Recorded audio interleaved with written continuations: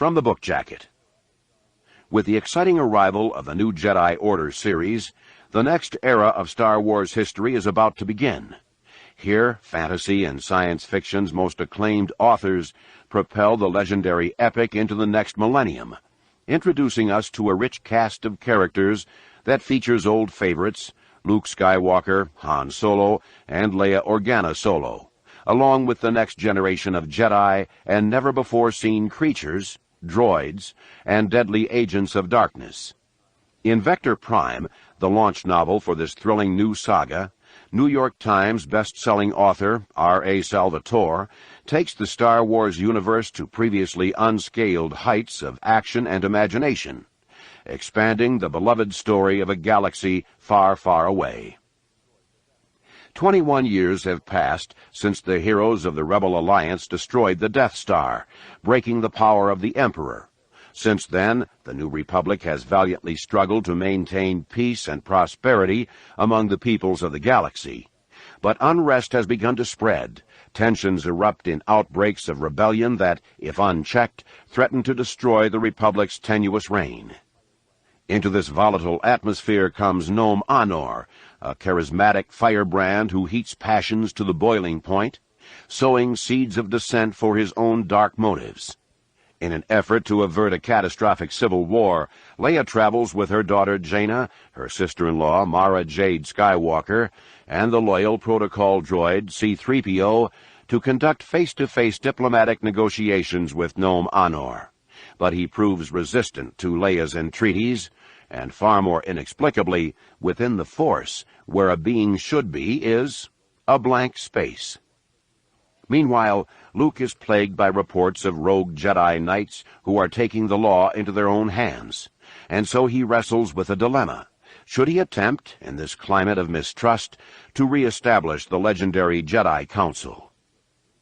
As the Jedi and the Republic focus on internal struggles, a new threat surfaces, unnoticed, beyond the farthest reaches of the Outer Rim. An enemy appears from outside known space, bearing weapons and technology unlike anything New Republic scientists have ever seen. Suddenly, Luke, Mara, Leia, Han Solo, and Chewbacca, along with the Solo children, are thrust again into battle to defend the freedoms so many have fought and died for. But this time, all their courage, sacrifice, and even the power of the Force itself may not be enough. 1.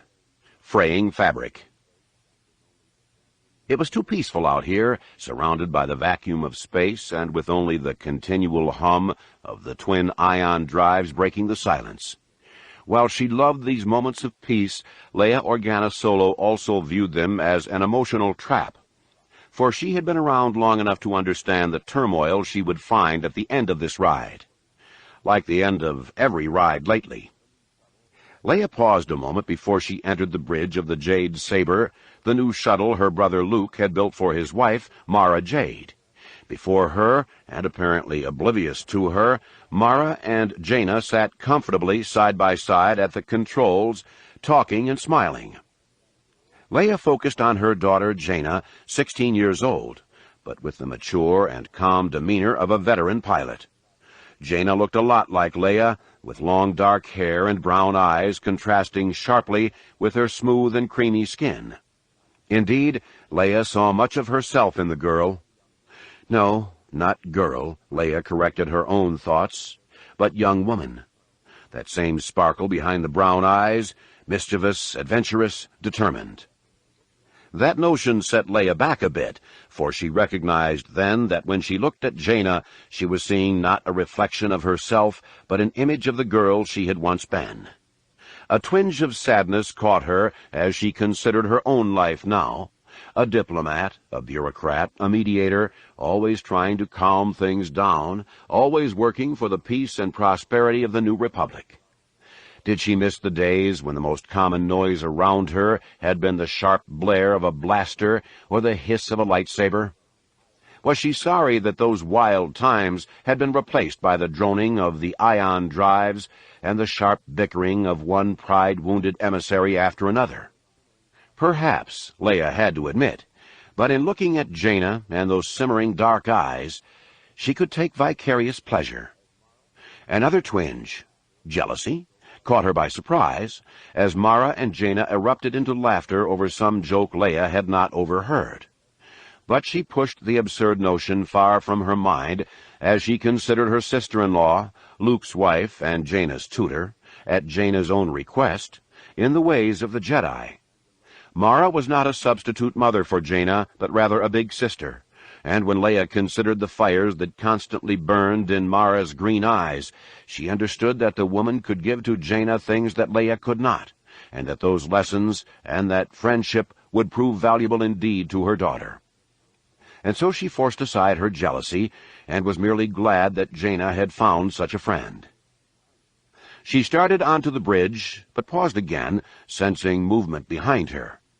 She knew before looking that it was Bolfer, her Nogri bodyguard, and barely gave him a glance as he glided to the side, moving so easily and gracefully that he reminded her of a lace curtain drifting lazily in a gentle breeze. She had accepted young Bolfer as her shadow for just that reason, for he was as unobtrusive as any bodyguard could be. Leia marveled at the young Nogri and how his grace and silence covered a perfectly deadly fighting ability. She held up her hand, indicating that Bolfer should remain out here, and though his usually emotionless face did flash Leia a quick expression of disappointment, she knew he would obey. Bolfer and all the Nogri would do anything Leia asked of them. He would jump off a cliff or dive into the hot end of an ion engine for her, and the only time she ever saw any sign of discontentment with her orders was when Bolfer thought she might be placing him in a difficult position to properly defend her. As he was thinking now, Leia understood, though why in the world Bolfer would fear for her safety on her sister-in-law's private shuttle was beyond her. Sometimes dedication could be taken a bit too far. With a nod to Bolfer, she turned back to the bridge and crossed through the open doorway. "How much longer?" she asked, and was amused to see both Jaina and Mara jump in surprise at her sudden appearance. In answer, Jaina increased the magnification on the forward screen, and instead of the unremarkable dots of light, there appeared an image of two planets, one mostly blue and white, the other reddish in hue, seemingly so close together that Leia wondered how it was that the blue and white one, the larger of the pair, had not grasped the other in its gravity and turned it into a moon. Parked halfway between them, perhaps 500,000 kilometers from either, deck lights glittering in the shadows of the blue and white planet, loomed a Mon Calamari battle cruiser, the Mediator, one of the newest ships in the New Republic fleet. "They're at their closest," Mara observed, referring to the planets. "I beg your indulgence," came a melodic voice from the doorway, and the protocol droid C-3PO walked into the room. "But I do not believe that is correct." "Close enough," Mara said. She turned to Jaina. "Both Romamul and Osarian are ground-based, technologically." "Romamul almost exclusively so," C-3PO quickly added, drawing a scowl from all three of the women. Oblivious, he rambled on. "Even Osarian's fleet must be considered marginal at best, unless, of course, one is using the Ponton scale of aerotechno advancement, which counts even a simple land speeder as highly as it would a Star Destroyer. Perfectly ridiculous scale." "Thank you, 3PO, Leia said, her tone indicating that she had heard more than enough. "They've both got missiles that can hit each other from this close distance, though," Mara continued. "Oh, yes," the droid exclaimed, "and given the proximity of their relative elliptical orbits—" "Thank you, 3PO, Leia said. "They will remain within striking distance for some time," C-3PO continued without missing a beat. "Months, at least. In fact, they will be even closer in 2 standard weeks, the closest they will be to each other for a decade to come." "Thank you, 3PO, Mara and Leia said together. "And the closest they have been for a decade previous." The droid had to slip in, as the women turned back to their conversation. Mara shook her head, trying to remember her original point to Jaina. "That's why your mother chose to come out now." "You're expecting a fight?" Jaina asked, and neither Leia nor Mara missed the sparkle in her eye. "The Mediator will keep them behaving," Leia said hopefully. Indeed, the battlecruiser was an impressive warship, an updated and more heavily armed and armored version of the Mon Calamari Star Cruiser. Mara looked back to the screen and shook her head, unconvinced. "It'll take more than a show of force to stop this catastrophe," she replied. "Indeed, it has been escalating by all reports," C-3PO piped up. "It started as a simple mining dispute over mineral rights, but now the rhetoric is more appropriate for some kind of a holy crusade." "It's the leader on Romamul," Mara remarked. "Nom Anor. He's reached down and grabbed his followers by their most basic instincts, weaving the dispute against Osirian into a more general matter of tyranny and oppression. Don't underestimate him." "I can't begin to give you a full list of tyrants like Nom Anor that I've dealt with," Leia said with a resigned shrug. "I had that very list available," C-3PO blurted. "Tonkus Rothba of—" "Thank you, 3PO, Leia said, too politely. "Why, of course, Princess Leia," the droid replied. "I do so like to be of service. Now, where was I? Oh, yes, Tonkus Rothba of—" "Not now, 3PO, Leia insisted. Then to Mara she added, "I've seen his type often." "Not like him," Mara replied somewhat softly, and the sudden weakness in her voice reminded Leia and Jaina that Mara, despite her nearly constant bravado and overabundance of energy, was seriously ill, with a strange and thankfully rare disease that had killed dozens of others and against which the best doctors in the New Republic had proven completely helpless. Of those who had contracted the molecular disorder, only Mara and one other remained alive, and that other person, being studied intently on Coruscant, was fast dying. "Daluba," C-3PO went on. "And, of course, there was Ichnya." Leia started to turn to the droid, hoping to politely but firmly shut him up, but Jaina's cry stopped her abruptly and swung her back to face the screen. "Incoming ships," Jaina announced, her voice full of surprise. The telltale blips had appeared on her sensor viewer as if from nowhere. "4 of them," Mara confirmed. Even as she spoke, the warning buzzers began to go off. "From Osirian." She turned her curious expression up to Leia. "They know who we are?" Leia nodded. "And they know why I've come." "Then they should know to leave us alone," Jaina reasoned. Leia nodded again, but understood better. She had come to the system not to meet with the Osirians, not at first, at least. But their principal rival, Nom Anor, the cult figure stirring up trouble on Romamul. "Tell them to back off," she instructed Mara. "Politely?" Mara asked, smiling, and with that dangerous twinkle in her eyes. "New Republic shuttle," a halting voice crackled over the comm. "This is Captain Grappa of Osirian First Force." With a flick of a switch, Mara put an image of the captain on the view screen, and Leia sighed as the green skin, spiny head ridge, and taper-like snout came into view. "Wonderful," she remarked sarcastically. "The Osirians have hired Rhodians?" Jaina asked. "Nothing like a few mercenaries to quiet things down," Leia replied dryly. "Oh, dear me," C-3PO remarked, and he shuffled aside nervously. "You come with us," Grappa insisted, his multifaceted eyes sparkling eagerly. "To Osa Prime." "Seems the Osirians want to talk with you first," Mara said. "They're afraid that my meeting with Nom Anor will only heighten his stature, both among the Romamulians and throughout the sector," Leia reasoned, a notion not without credence, and one that she had debated endlessly before making the decision to come here. "Whatever the reason, they're closing fast," Mara replied. Both she and Jaina looked to Leia for instructions, for while the Jade Saber was Mara's ship, this was Leia's mission. "Princess Leia?" an obviously alarmed C-3PO asked.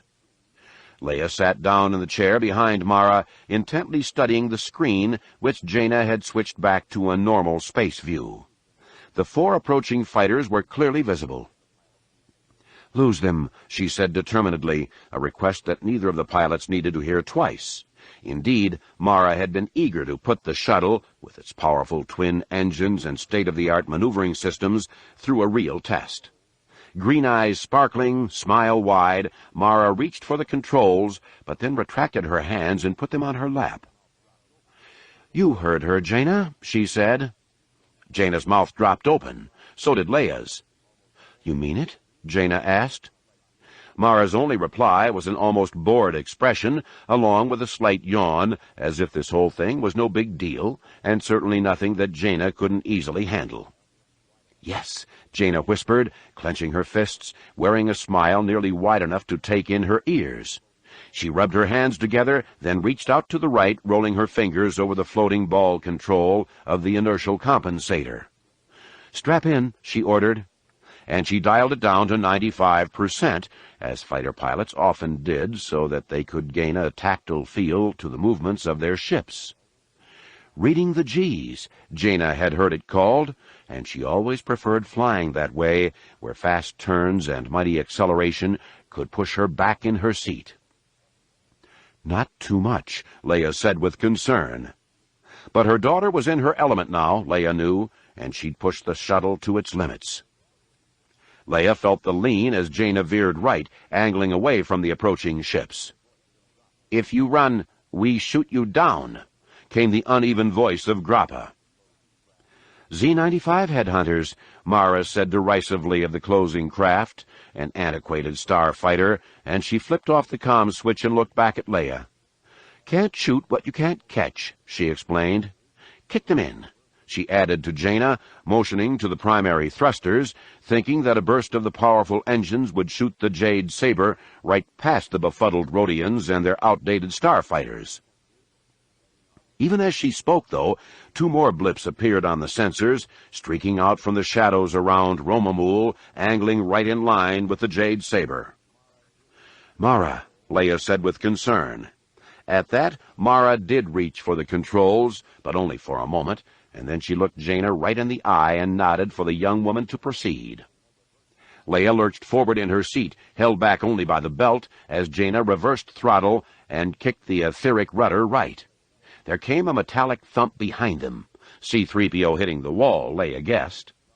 Even as the Jade Saber came to a sudden halt, nose turned starboard, Jaina pumped it out to full throttle and kicked the rudder back to the left, then hard right, fishtailing the ship about in a brutal 180, then working the rudder hard and somewhat choppy in straightening out her direct retreat.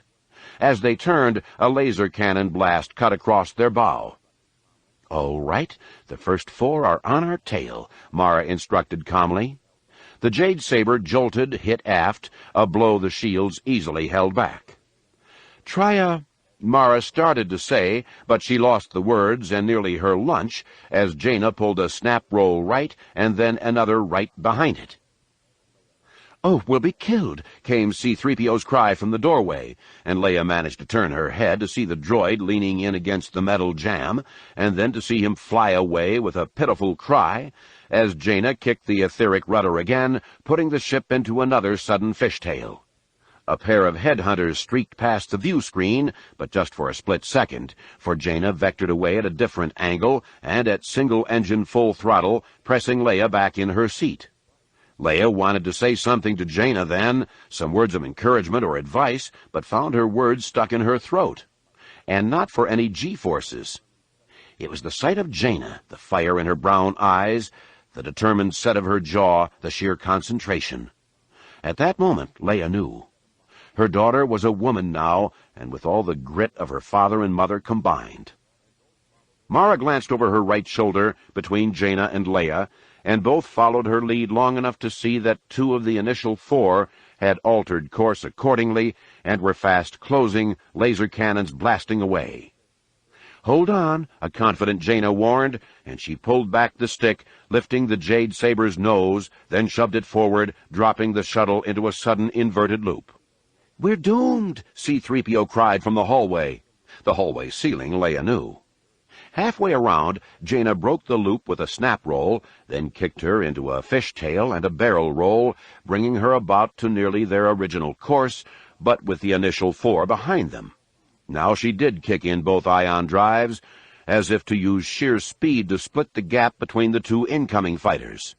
Both angled out suddenly, then turned back in, widening that escape route but giving them a longer shooting angle at the shuttle and an easier turn to pursue. "They're good," Mara warned, but like Leia, she found her words lost in her throat as Jaina, teeth gritted to fight back the G's, reversed throttle. "Princess!" The plaintive cry from the corridor ended abruptly in a loud crash. "Coming in hot," Mara cried, noting the fighter fast approaching to port. Jaina couldn't even hear her. She had turned inward now, was feeling the force coursing through her, was registering every movement of her enemies and reacting instinctively, playing the game 3 moves ahead. Before Mara had even begun to speak, Jaina had hit the forward attitude adjustment jets, lifting the nose. Then she pumped the throttle and kicked the rudder, lifting the Jade Saber and bringing her nose about to starboard to directly face the other incoming headhunter. And that eager Rodian did come in at them, and hard, and the Jade Saber's defensive array screeched and lit up, warning of a lock-on. "Jaina!" Leia cried. "He's got us," Mara added. But then the closer ship, coming from port, passed right under the Jade Saber, and Jaina fired the repulsor lifts, bouncing the Jade Saber up and sending the poor headhunter into a wild, spinning roll. The closing ship from starboard let fly its concussion missile, but it and the headhunter zipped right underneath the elevated Jade Saber. Before the 3 women could even begin to catch their breath, another ship streaked in, an X-Wing, the new XJ version of the Starfighter, its own laser cannons blasting away from its wingtips. Not at the Jade Saber, though, but at the headhunter that had just gone past. "Who is that?" Leia asked, and Jaina, equally curious, brought the Jade Saber about hard. The headhunter snap-rolled left and dived, but the far superior X-Wing stayed on her, lasers scoring hit after hit, depleting her shields, and then blasting her apart into a million pieces. "A Jedi," Mara and Jaina said together, and Leia, when she paused to collect the force sensations about her, concurred. "Fast to the mediator," Leia instructed her daughter, and Jaina swung the Jade Saber about yet again. "I didn't know there were any Jedi in the sector," Leia said to Mara, who could only shrug, equally at a loss. "Another one's out," Jaina informed them, watching the blips on her sensor screen, "and 2 others are vectoring away." "They want no part of a Jedi showing a willingness to shoot back," Mara remarked. "Maybe Rodians are smarter than I thought," Leia said dryly. "Smooth it out," she instructed her daughter, unbuckling and climbing unsteadily to her feet. Jaina reluctantly dialed the inertial compensator back to full. "Only 1 pursuing," Jaina informed them as Leia made her way to the door. "The X-Wing," Mara added, and Leia nodded. In the hallway outside the bridge, Leia found C-3PO inverted and against the wall, his feet sticking up in the air, his head crunched forward so that his chin was tight against his chest. "You have to learn to hold on," Leia said to him, helping him upright. She glanced across the way to Bolfer as she spoke to find the Nogri still standing calmly in the exact spot she had assigned him. Somehow, she wasn't amazed. Jaina took the Jade Saber at a swift but steady pace toward the distant mediator. She checked often for pursuit, but it quickly became obvious that the Rodians and their outdated headhunters wanted no part of this fight. Leia rejoined them a short while later to find Jaina in complete control and Mara resting back in her seat, eyes closed. Even when Jaina asked her aunt a question about docking procedures, the woman didn't respond, didn't even open her eyes. "They'll guide you in," Leia interjected, and sure enough, a voice from the mediator crackled over the opened comm, giving explicit directions for entry vector. Jaina took her in, and Jaina took her down easily, and after the display of flying she had just given them out with the headhunters, Leia wasn't the least bit surprised by her ability to so smoothly tight-dock a ship as large as the Jade Saber. That final shudder as Jaina eased off the repulsor lifts and settled the shuttle onto the docking bay floor stirred Mara from her rest. She opened her eyes and, seeing where they were, rose quickly. And then she swayed and seemed as if she would fall. Leia and Jaina were there in an instant, catching and steadying her. She regained her balance and took a deep breath. Maybe next time you can dial down the inertial compensator to 97 instead of 95, she said jokingly, straining a smile. Jaina laughed, but Leia's face showed her deep concern. "Are you all right?" she asked. Mara eyed her directly. "Perhaps we should find a place where you can rest," Leia said.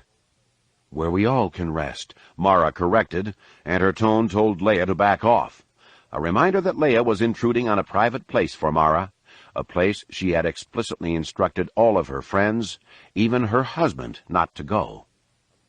This disease was Mara's fight alone, to Mara's thinking, a battle that had forced her to reconsider everything she thought about her life, past, present, and future, and everything she thought about death. Leia held her stare for a moment longer, but replaced her own concerned expression with one of acceptance. Mara did not want to be coddled or cuddled. She was determined to live on in an existence that did not name her disease as the most pressing and important facet of her entire life, to live on as she had before, with the illness being relegated to the position of nuisance and nothing more. Of course, Leia understood it to be much more than that, an internal churning that required Mara to spend hours and tremendous force energy merely holding it in check. But that was Mara's business. "I hope to meet with Gnome Honor tomorrow," Leia explained, as the three, with C-3PO and Bolfer in tow, headed for the lower hatch, then moved down to the landing bay. A contingent of New Republic honor guards stood waiting there, along with Commander Akdul, a Mon Calamarian with large, probing eyes, a fish-like face, and salmon-colored skin. "By all reports, we should all be rested before dealing with him." "Believe those reports," Mara said.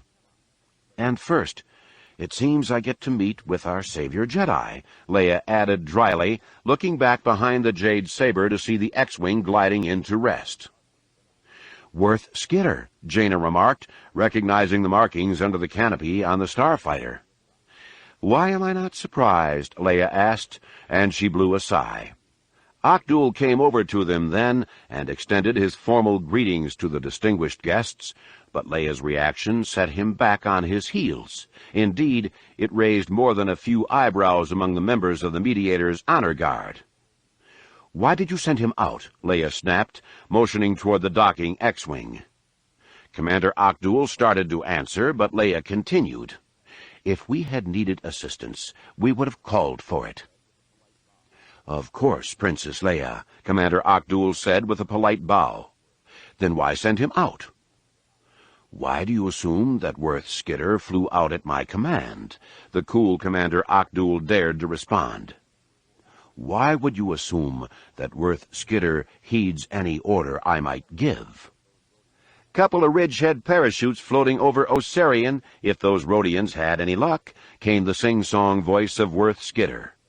The cocky young man was fast approaching, pulling off his helmet and giving his shock of blonde hair a tousle as he walked. Leia stepped out to intercept him, and took another quick step for no better reason than to make the Jedi stop short. "Worth Skidder," she said. "Princess," the man replied with a bow. "Did you have a little fun out there?" "More than a little," the Jedi said, with a wide grin and a sniffle. And he always seemed to be sniffling. And his hair always looked as if he had just walked in from a Tatooine sandstorm. "Fun for me, I mean, and not for the Rhodians." "And the cost of your fun?" Leia asked. That took the smile from Worth Skidder's face, and he looked at Leia curiously, obviously not understanding. "The cost," Leia explained. "What did your little excursion cost?" "A couple of proton torpedoes," Worth replied with a shrug. "A little fuel." "And a year of diplomatic missions to calm down the Osarians," Leia retorted. "But they shot first," Worth protested. "Do you even understand that your stupidity likely escalated an already impossible situation?" Leia's voice was as firm and cold as anyone present had ever heard it. So cold, in fact, that the always overprotective Bolfer, fearing trouble, glided closer to her, hanging back just behind her left shoulder, within fast striking distance of the Jedi. "They were attacking you," Worth Skidder retorted. "6 of them." "They were trying to bring us down to Osirian," Leia harshly explained. "A not-so-unexpected response, given my announced intentions here. And so we planned to avoid them. Avoid. Do you understand that word?" Worth Skidder said nothing. "Avoid them and thus cause no further problems or hard feelings," Leia went on. "And so we would have, as we would have asked for no explanations from Shunta Osirian Darg, all of us pretending that nothing had ever happened. But, and our graciousness in not mentioning this unfortunate incident would have brought me the bargaining capital I need to bring some kind of conciliation from Osirian toward Romamul." Leia continued, anger creeping in thicker with each word. "But now we can't do that, can we? Now, so that Worth Skidder could paint another skull on the side of his X-Wing, I'll have to deal with an incident." "They shot first," Worth Skidder reiterated when it became apparent that Leia was done. "And better that they had shot last," Leia replied. "And if Shunta Osirian Darg demands reparations, we'll agree with all apologies, and any monies to be paid will come from Worth Skidder's private funds." The Jedi squared his shoulders at the suggestion, but then Leia hit him with a sudden and devastating shot. "My brother will see to it." Worth Skidder bowed again, glared at Leia and all around, then turned on his heel and walked briskly away. "My apologies, Princess Leia," Akdul said, "but I have no real authority over Jedi Skidder. I had thought it a blessing when he arrived 2 weeks ago. His Jedi skills should certainly come in handy against any terrorist attempts, and we have heard rumors of many against the Mediator." "And you are indeed within striking distance of surface missiles," C-3PO added, but he stopped short, this time catching on to the many disapproving looks that came his way. "I did not know that Jedi Skidder would prove so—" Akdul paused, searching for the right word. "Intractable." "Stubborn, you mean," Leia said. As they all started away, Leia did manage a bit of a smile when she heard Mara behind her tell Jaina, "Maybe Gnome Anor has met his match." C-9PO, a protocol droid, its copper coloring tinged red from the constantly blowing dusts of Romamul, skittered down an alley to the side of the main avenue of Red Haven and peeked out cautiously at the tumult beyond. The fanatical followers of Gnome Anor, the Red Knights of Life, had gone on the rampage again, riding throughout the city in an apparent purge of land speeders on their Tutakans, 8-legged lizards with enormous tusks that climbed right up past their black eyes and curled in like white eyebrows. "Ride the beasts given by life," one Red Knight screamed at a poor civilian as the wrinkled Dracelian merchant was dragged from the cockpit and punched and pushed to the ground. "Perversion," several other Red Knights cried in unison. "Life pretender." And they set upon the land speeder with their tubal iron pommel staves, smashing the windshield, bashing in the side moldings, crushing the steering wheel and other controls, even knocking out the rear drive's cylindrical engines from its mounts. Satisfied that the craft was wrecked beyond repair, they pulled the Dracelian to his feet and shoved him to and fro, warning him to ride creatures, not machines, or better still, to use the legs that nature had provided and walk. Then they beat him back down to the ground and moved on, some climbing back atop the Tutakans, others running beside. The land speeder continued to hover, though it had only a couple of repulsors still firing. It looked more like a twisted lump of beaten metal than a vehicle, tilting to one side because of the unequal weight distribution and the weakened lift capacity. "Oh, dear me," the protocol droid said, ducking low as the contingent stormed past. Tap, tap, tap came the ringing of metal on metal against the top of the droid's head. C-9PO slowly turned about and saw the fringe of the telltale black capes and the red-dyed hides. With a screech, the droid stood up and tried to run away, but a pommel stave smashed into the side of his leg and he went face down in the red dust. He lifted his head, but rising up on his arms only gave the 2 Red Knights a better handhold as they walked past, each scooping the droid under one shoulder and dragging him along. "Got a 9 P.O., one of the pair called out to his lizard-riding buddies, and a cheer went up. The doomed droid knew the destination, the square of hopeful redemption. C9PO was glad that he wasn't programmed to experience pain. "It was a stupid thing to do," Leia said firmly. "Worth thought he was helping us," Jaina reminded, but Leia wasn't buying that argument. "Worth was trying to find his own thrills," she corrected. "And that hotshot attitude of his will reinforce the Ring of Truth to Nome Anor's diatribes against the Jedi," Mara said. "He's not without followers on Osarian." As she finished, she looked down at the table, at the pile of leaflets Commander Ocdul had given them, colorful propaganda railing against the New Republic, against the Jedi, and against anything mechanical and technological, and somehow tying all of these supposed ills to the cultural disease that engulfed the society of the planet Osarian. "Why does Nome Anor hate the Jedi?" Jaina asked. "What do we have to do with the struggle between Osarian and Romamul? I never even heard of these planets until you mentioned that we'd be coming here." "The Jedi have nothing to do with this struggle," Leia replied. "Or at least they didn't until Worth Skitter's antics." "Nome Anor hates the New Republic," Mara added, "and he hates the Jedi as symbols of the New Republic." "Is there anything Nome Anor doesn't hate?" Leia asked dryly. "Don't take him lightly," Mara warned yet again. "His religious cry to abandon technology and machines, to look for truth in the natural elements and life of the universe, and to resist the joining of planets in false confederations, resonates deeply in many people, particularly those who have been the victims of such planetary alliances, like the miners of Romamul." Leia didn't disagree. She had spent many hours before and during the journey here reading the history of the two planets, and she knew that the situation on Romamul was much more complicated than that. While many of the miners had traveled to the inhospitable Red Planet voluntarily, there were quite a number who were the descendants of the original colonists, involuntary immigrants sent there to work the mines because of high crimes they had committed.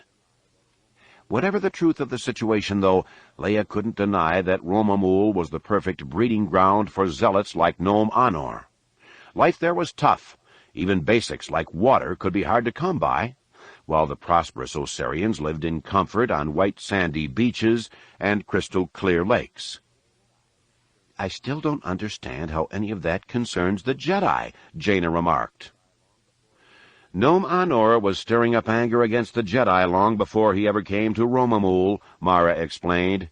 "Here he's just found a convenient receptacle for his wrath." And with the Jedi Knights scattered throughout the galaxy, and so many of them following their own agendas, Nome Anor might just find plenty of ammunition to add to his arguments, Leia added grimly. "I'm glad that my brother is thinking of reestablishing the Jedi Council." Mara nodded, but Jaina seemed less convinced. "Jason doesn't think that's such a good idea," she reminded her mother. Leia shrugged. Her oldest son, Jaina's twin, had indeed expressed serious doubts about the course of the Jedi Knights. "If we can't bring some sense of order to the galaxy, particularly to isolated planets like Osarian and Romamul, then we're no better than the Empire," Mara remarked. "We're better than the Empire," Leia insisted. "Not in Nome Anor's eyes," Jaina said. And Mara reiterated her warning to Leia not to take the man lightly. "He's the strangest man I ever met," she explained, and given her past exploits with notorious sorts like Jabba the Hutt and Talon Card, that was quite a statement. "Even when I tried to use the Force to gain a better perspective on him, I drew—" Mara paused, as if looking for some way to properly express the feeling. "A blank," she decided, as if the Force had nothing to do with him. Leia and Jaina looked at her curiously. "No," Mara corrected. "More like he had nothing to do with the Force." The perfect disconnected ideologue, Leia thought, and she expressed her feelings with a single sarcastic word. Wonderful. He stood on the platform surrounded by his fanatical red knights. Before him, 10,000 Romamulians crowded into every open space of the great public square of Red Haven, once the primary trading spaceport of the planet. But those facilities had been leveled in the early days of the uprising, with the Romamulians declaring their independence from Osirian. And more recently, since the coming of Nom Anor as spearhead of the revolution, the place had been renamed the Square of Hopeful Redemption. Here, the citizens came to declare freedom from Osirian. Here, the followers came to renounce the new republic. Here, the believers came to renounce the Jedi. And here, the fanatics came to discredit progress and technology, to cry out for a simpler time, when the strength of a being's legs, and not the weight of his purse, determined how far he could travel, and the strength of his hands, and not the weight of his purse, allowed him to harvest the gifts of nature. Nom Anor loved it all, the adulation and the fanatical, bordering on suicidal devotion. He cared nothing for Romamul or its inhabitants, cared nothing for the foolish cries for some ridiculous, simpler time. But how he loved the chaos his words and followers inflicted upon the order of the galaxy. How he loved the brooding undercurrent of resentment toward the new republic, and the simmering anger aimed at the Jedi Knights, these super creatures of the galaxy. Wouldn't his superiors be pleased? Nom Anor flipped his shiny black cape back from his shoulder and held his fist upraised into the air, drawing shrieks of appreciation. In the center of the square, where once had stood the portmaster's pavilion, now was a huge pit, 30 meters in diameter and 10 deep. Whistles and whines emanated from that pit, along with cries for mercy and pitifully polite words of protest. The voices of droids collected by the folk of Romamul and dropped into the hole. Great cheers erupted from all corners of the square as a pair of the Red Knights entered from one avenue, dragging a 9PO protocol droid between them. They went to the edge of the pit, took up the poor 9PO by the arms and the legs, and on a 3 count launched him onto the pile of metal consisting of the astromech and mine-sniffer droids, the Red Haven street cleaner droids, and the personal butler droids of the wealthier Romamulian citizens. When the hooting and cheering died down, Nom Anor opened his hands, revealing a single small stone. Then he clenched his fist again, squeezing with tremendous power, crushing the stone in his grasp so that dust and flecks of rock splinters slipped out the sides. The signal to begin. As one, the crowd surged forward, lifting great chunks of stone, the debris from the wreckage of the pavilion. They came to the edge of the pit one after another and hurled their heavy missiles at the pile of droids. The stoning went on for the rest of the afternoon, until the red glare of the sun thinned to a brilliant crimson line along the horizon, until the dozens and dozens of droids were no more than scrap metal and sparking wires. And Nom Anor, silent and dignified, watched it all somberly, accepting this great tribute his followers had paid to him, this public execution of the hated droids. 2. Intergalactic Eyes. Danny Quee looked out from the western Terra Tower of Exgal 4, a solitary outpost on the outer rim planet of Belkadon in the Dalanbian sector. Danny came here often at this time of day, late afternoon, to watch the Belkadon sunset filtering through the 30-meter Dalarala trees. Of late, those sunsets had been more spectacular for some reason, with tinges of orange and green edging the typical pinks and crimsons. She had been on Belkadon for 3 years, an original member of Exgal 4, and traced her roots to the always underfunded Exgal Society back another 3 years before that, to when she was only 15. Her homeworld, a core planet, was badly overcrowded, and for independent Danny, even trips to other nearby worlds didn't seem to alleviate the feeling of being squeezed by too many people. She wasn't a fan of the government, be it the Empire or the New Republic. She wasn't a fan of anything bureaucratic. In fact, she considered the ordering of the galaxy a terrible thing, robbing people of excitement and adventures, burying cultures beneath the blanket of common civilization. Thus the notion that there might be life beyond the galaxy, the thought of something undiscovered, excited the young woman. Or once had. Now standing there, staring at the same landscape of towering trees and unbroken green canopy, the young woman wondered again if she had chosen her life's path correctly. At 21, she was one of the youngest members of the 15 stationed on X-Gal 4, and one of only 4 women. She had developed into a very attractive young woman, small of frame, with long curly blonde hair and green eyes that always seemed to be asking questions of everything they surveyed, and of late it seemed as if she had spent more time resisting the advances of several young men than in staring out at the galactic rim. In truth, Danny didn't blame the young men, though.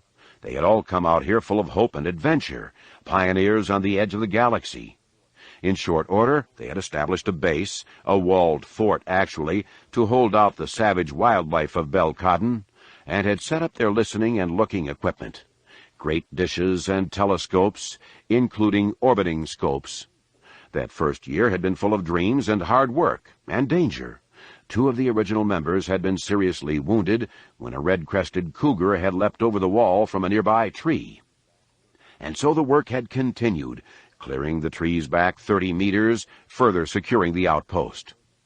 All that work was done now, with X-Gal 4 secured and self-contained, with an abundant clear-water well right below them and multiple gardens, a smoothly functioning scientific outpost. Danny missed the old days. Even the faces of those around her had become stale, though half the members were not original colonists, but had rotated in from other X-Gal satellite stations or from the independent X-Gal Society's home base. The bottom rim of the sun dipped below the distant horizon, and the orange and green tints spread wide from north to south. Somewhere unseen in the jungle, a red-crested cougar gave a long and low growl, heralding the onset of twilight. Danny took it all in and tried to dream, but given the reality of her current tedium, the endless listening for signals that never came, the endless staring at the same intergalactic haze, she wasn't quite sure of what she should dream about. Behind her, from one of the windows of the station's center structure, Yeoman Carr watched the young woman's every move. He was new to the station, the most recent to join the crew, and it hadn't taken him long to recognize that many of the others looked up to Danny Quee, and that many of the men were obviously attracted to her. Yeoman Carr didn't understand that sentiment at all. He found Danny, as he did all humans, quite repulsive. For while Yeoman Carr's people, the Yuuzhan Vong, resembled humans in form, though they were on average a dozen or so centimeters taller and quite a bit heavier, and had less hair on their heads, both face and scalp, their ways were hardly similar. Even if Yeoman Carr might admit that Danny was somewhat attractive physically, though how could she be, with not a single scar or tattoo to mark her rise toward godhood, those tenet differences, attitude differences, made him consider any union with her with disgust. He was Yuuzhan Vong, not human, and a Yuuzhan Vong warrior. How ironic, then, that the pitiful humans thought him one of them. Despite his revulsion, he did watch Danny, and often, for she above all others was the leader of this democratic group. According to the others, she had been the one to kill the cougar that had slipped into the compound that first year. She had been the one to take the creaking old Space Caster shuttle into orbit to repair the damaged orbiting telescope only a couple of months earlier, and she had been the one to figure out how that scope might be repaired in the first place. They all looked up to her. She was the one Yeoman Carr could not ignore. Early again came a voice behind Yeoman Carr. He turned to regard the speaker, though he knew from the voice, particularly the teasing tone, that it was Benson Tomry. "Or is it that you're still here from last night?" Tomry went on, and he gave a chuckle. Yeoman Carr smiled, but did not reply. No answer was needed, he understood, for these people often wasted words merely to hear the sound of their own voice. Besides, there was more truth to the words than Benson Tomry could ever guess. Yeoman Carr had not been in here straight through since his shift the previous night, but he had been present more often than not. The others of the station thought it was simply newbie excitement, the feeling they had all shared when they had first arrived, that the elusive extragalactic signal could happen at any time. In their eyes, Yeoman Carr had taken that excitement to the extreme, perhaps, but he had done nothing, he was confident, to arouse any real suspicion. "He'll get bored with it soon enough," Garth Bryce said, another of the night shift controllers, sitting up on the wide room's higher level, where the comfortable chairs, the gaming table, and the food could be found. The room was elliptical, with a wide view screen on the front wall, 7 control pods in a 3-1-3 pattern before it, and the raised galley area taking up the rear quarter. Yeoman Carr forced another smile at the remark and made his way down toward the front of the room, to his usual position at Pod 3, the left-hand one of the first row. He heard Garth and Benson whispering some remarks about him from above, but he ignored them, taking the attack on his pride, normally a call for a death duel, in stride with the knowledge that soon enough they would know better. Danny Quee entered next, moving down to Pod 4, the central pod, the one whose viewing scan overlapped the quadrant scanned by all 6 of the others. Then came the last member of the night shift, Tiubo Dool, the Twi'lek woman, the only non-human, as far as the others knew, among the 15 at the station. Tiubo gave Yeoman Carr a sly look, almost a wink, and stretched languidly and shifted her leku, the twin tentacles that grew out of the back of a Twi'lek's head. She had made no secret of her interest in the newcomer, which amused Yeoman Carr greatly, for he was coming to understand these people and their constant insecurities. Normally, a Twi'lek woman, with her exotic leku and greenish skin and typically scarce clothing, would be the center of male attention anywhere outside her home planet of Ryloth, and Twi'lek women were known to enjoy such attention greatly, but Tiubo had found more than her match in Danny. Still looking at Yeoman Carr, the Twi'lek held up a small vial and gave it a shake. Rill, Yeoman Carr knew, a recreational intoxicant that several of the compound members used to alleviate the boredom. He noted, too, that Danny crinkled her nose in disgust at the sight and even shook her head in disapproval. For a long while, Danny had forbidden Tiubo from bringing the stuff anywhere near the control room, but even the resolute Danny had relented, though her motion to Tiubo made it clear that she wanted the intoxicant off the main floor. Both Benson and Garth were more than happy with that request. Tiubo was running low of the rill now and had become stingy about handing any out. They weren't expecting any cargo shuttles for several months, and despite the Twi'lek's best efforts, there was no guarantee that any of the illicit drug would even make it aboard the next shuttle. They settled in then to their usual positions.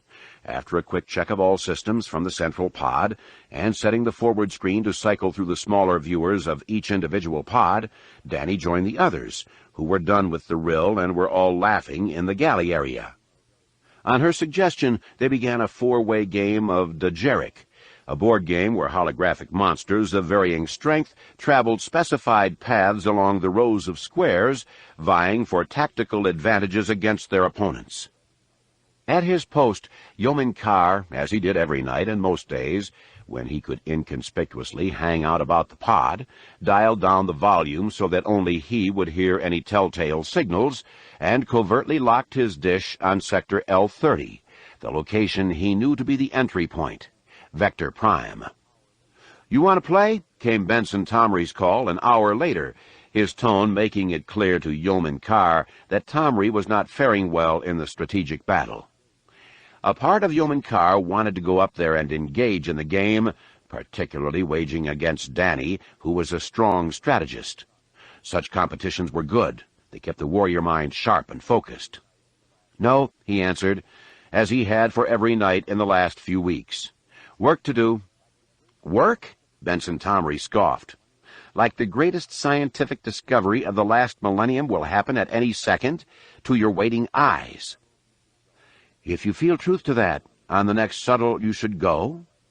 Yeoman Carr politely returned, and he saw by their curious expressions that he had mixed up his sentence structure again. He made a mental note to review with his teasel worms later on. "Newbie," Benson muttered sarcastically under his breath. "He's got a point," Danny said, and Benson threw up his hands and turned away from the table. "Are you sure?" Danny asked Yeoman Carr. "I enjoy this," he replied haltingly, paying careful attention to every word, then settling comfortably into the pod's chair. Danny didn't argue. In fact, Yeoman Carr understood that she respected his dedication, that she wished some of the others would follow his example.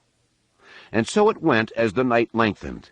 Benson Tomry was soon snoring contentedly, while Tiubo and Garth Bryce argued and tittered about everything and nothing at all, and Danny continued to play Dejeric, but against 3 computer opponents. Then it happened. Yeoman Carr caught the slight blip on the very edge of the pod's view screen out of the corner of his eye. He froze, staring intently, and dialed up the volume just a bit. It came again, accompanied by the rhythmic signal that could only emanate from a ship. Yeoman Carr could hardly find his breath after all the years of preparation. The Yuuzhan Vong warrior shook such distracting thoughts from his head. He waited a moment longer to confirm the positioning, Vector Prime, the predetermined entry point into the galaxy. Then he quickly shifted his dish all the way over to Sector L1.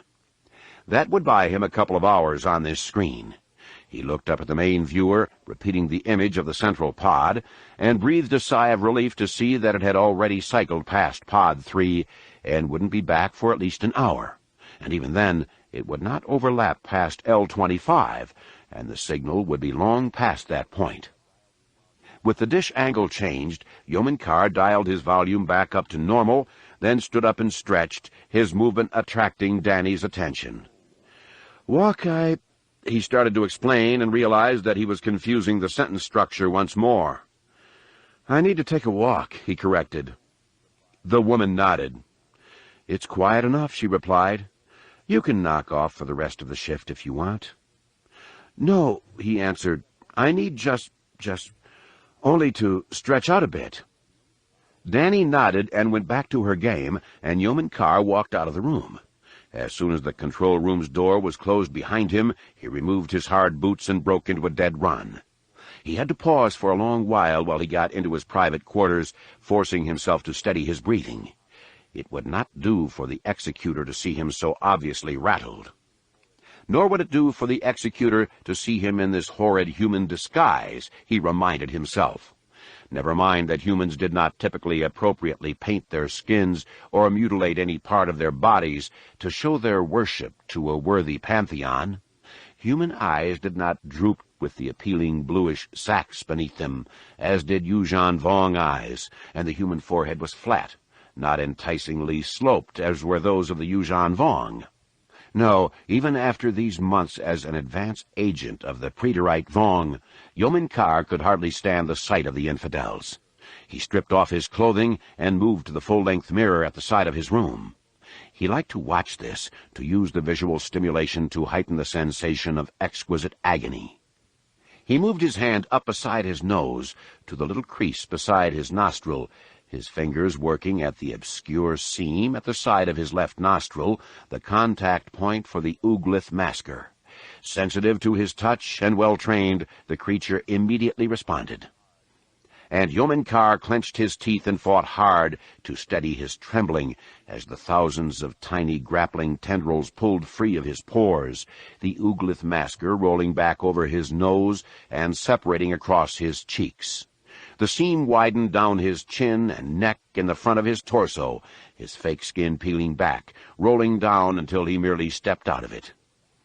The Ooglith masker shuffled across the floor toward the dark closet, making slurping, sucking sounds as it moved, and Yeoman Carr stood at the mirror, regarding his true form admiringly, his taut, strong muscles, his tattoo pattern, nearly complete upon his body, a sign of high rank in the warrior class, and mostly his intentional disfigurements, the oft-broken nose, the extended tear to his lip, the split eyelid. And now, showing his ornamental disfigurements and tattoos, he was ready to address the executor on this most important matter. He moved to the side of the room, to his locker, and he was trembling so badly that he could hardly work the combination. He finally did manage to open it, though, and as the top rolled back, the platform inside raised up, showing a brown cloth covering a pair of ball-like lumps. Gently, Yeoman Carr removed the cloth and considered the lumps, his villips. He almost went to the one on the left, the one joined with Prefect Dagara's villip, but he knew the protocol and wouldn't dare disobey. So he went to the one on the right and gently stroked its ridged top until the single break in the membranous tissue, a hole that resembled an eye socket, puckered to life. Yeoman Carr continued to stroke the creature to awaken the consciousness-joined villip more than halfway across the galaxy. He felt the pull of that creature a moment later and knew the sensation to mean that the executor had heard his call and was likewise awakening his own villip. Yeoman Carr moved his hand back fast as that central hole puckered and then opened wide and then rolled back over itself, the villip inverting to assume the appearance of the head of the executor. Yeoman Carr bowed respectfully. "It is time," he said, glad to be using his native language once more. "You have silenced the station?" the executor asked. "I go now," Yeoman Carr explained. "Then go," the executor said, and with typical discipline, not even inquiring about the details of the incoming signal, he broke communication. In response, Yeoman Carr's villip rolled back in on itself to once again appear as a nondescript, ridged, membranous ball. Again, the warrior resisted the urge to utilize the other villip, reminding himself that he had to move fast, that the executor would not tolerate any failure from him at this critical juncture. He rushed across the room, back to his closet, and took out a small coffer. He kissed it twice and muttered a swift prayer before opening it. Inside sat a small statue of a creature, the most beautiful creature of all to Yeoman Carr and to all the warriors of the Yuuzhan Vong. Its mass resembled a brain, with a single huge eye and a puckered maw. Many tentacles extended from that bulk, some thick and short, others fine and long. This was Yun Yamka, the Slayer, the Yuuzhan Vong god of war. Yeoman Carr prayed again, the entire litany of Yun Yamka, then kissed the statue gently and replaced the coffer in his closet. He wore only a skin loincloth, as it had been in the purer days of his warrior people's dawn, showing all of his remarkable tattoos and his rippling muscles, and he carried only his kalfi, a crude but ultimately effective large double-edged knife, again a ceremonial throwback to the early days of the warrior Yuuzhan Vong. Yeoman Carr thought all ceremony appropriate for this particular mission, the linking salvo between the advance force and the actual invasion. He poked his head out into the hall, then moved through the complex, his bare feet making not a whisper of sound. He knew that getting out of the place without his human disguise might be difficult, but realized also that if he was discovered without the masker, no one would recognize him as their associate. Besides, he figured, if he was discovered, that would only be an excuse to kill someone, an appropriate sacrifice to Yun Yamka on this momentous night. The night was chill, but that only invigorated Yeoman Carr. His blood pumped furiously from the excitement, from the danger of this mission, to the understanding that the great doctrine was at last underway. He ran to the wall and sprinted up a ladder, scrambling over the top and dropping, with hardly a thought, to the cleared ground outside. The distant roar of a red-crested cougar gave him no pause. He was in that creature's element now, but he too was a hunter. Perhaps one of those 140-kilogram animals with 10-centimeter fangs, huge claws, and a tail that ended in a lump of bone as solid as any crafted cudgel, would provide him good sport this night. And Yeoman Carr was ready for such a challenge. His blood pounding, his strong heart racing, a terrific fight would be a wonderful release. But not now, he reminded himself, for he was indeed drifting toward the thick jungle canopy in anticipation of meeting a red-crested cougar. He straightened his line and ran flat out to the tall girder work tower, the only structure outside the compound. He considered the thick cable that crawled out from the compound to the base of the metalwork, and almost started for it with his kalfi. Too easy to repair, he realized, and his gaze drifted up, up. Fortunately, the gridwork pattern of the girders was not wide-spaced, so up Yeoman Carr went, hand over hand, his strong, toned muscles working furiously, propelling him fast to the top of the 100-meter tower. He didn't look down, was not afraid, was never afraid, and focused solely on the junction box and the cable. Chill winds buffeted him, giving him an idea, so he went to work on the connection between cable and box gently, easing out one rivet, turning open one screw. The others, if they ever managed to get this far along in their repairs, would think this damage to be the result of the constant wind and the often harsh Belcodden weather. Secure that the connection was broken, Yeoman Carr started down the tall tower, again working fast, reminding himself that the incoming signal was likely nearing L10, and that he had a long way yet to go. He dropped the last few meters, landing in a roll and coming up right beside the cable. This time he couldn't resist. He knew that these were just communication wires and nothing carrying substantial power. He brought the cable to his mouth and chewed it viciously, taking perverted pleasure in the tingle of pain as he got through the insulation and sparks erupted all about his mouth and face. Let them find this break and repair it, he thought, and then return inside to learn that the system still would not function. Mouth, cheeks, and chin bloody, his nose, already permanently misshapen and flattened to one side, torn along both nostrils, the warrior started back for the compound, but he stopped fast, noting a movement along the ground not far away. He hustled over and fell to his knees, and then smiled widely as he held up a reddish-brown beetle with hooked mandibles and a single protruding tubular tongue. "My pet," he whispered, for he had not seen any of the beetles since coming to Belcodden, since bringing them to Belcodden, and he was glad to learn that they had already traveled this far across the planet's surface. Danny Quee would soon learn the reason that her precious sunsets were becoming somewhat tinted. Yeoman Carr set the dweebit down again, and, reminding himself of the dangers of delay, sprinted back for the compound, catching the top of the 3-meter wall in one great leap, then running on, back into the main structure, padding quietly along darkened, silent halls. In his own room, he went to the closet, bidding the Ooglith masker back to him. The pain as the creature enveloped him, thousands of tiny tendrils boring into his skin, was perfectly exquisite, bringing shudder after shudder of edgy pleasure to Yeoman Carr. A quick trip to the mirror showed him that the disguise was complete. Then he took out another small coffer and carefully removed the top. Inside was a single wriggling creature, a small worm. Yeoman Carr eased the coffer up near to his ear and tilted it, and the worm responded, crawling forth and burrowing right into the Yuuzhan Vong's ear cavity. Yeoman Carr put his finger up there a moment later to ensure that the Tizo worm had crawled all the way in, and also to signal the creature to begin its work. He felt the low vibrations a moment later.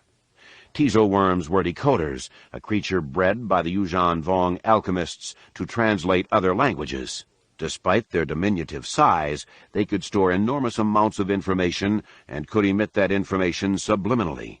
Thus, as Yeoman Carr left his room, he was getting yet another lesson in the language most commonly used in this galaxy. A few minutes later, he was back in the control room to find T-Ubo and a very unsteady Garth huddled about Pod 3, with Danny working to reposition Pod 4 to the same alignment. "Yeoman," Danny called, noting his return. "Come here quick. I can't believe you missed this." "Missed?" Yeoman Carr echoed. "A signal," Danny explained breathlessly. "Static," Yeoman Carr offered, running to her side. And there it was, on the screen and through the audio lead, the clear signal of something very large, crossing through the galactic rim into the galaxy. "Extragalactic," Danny said seriously. Yeoman Carr bent low over the instruments, studying the data, calculating the vector, though he knew, of course, that Danny's description had been accurate. He looked up at her solemnly and nodded.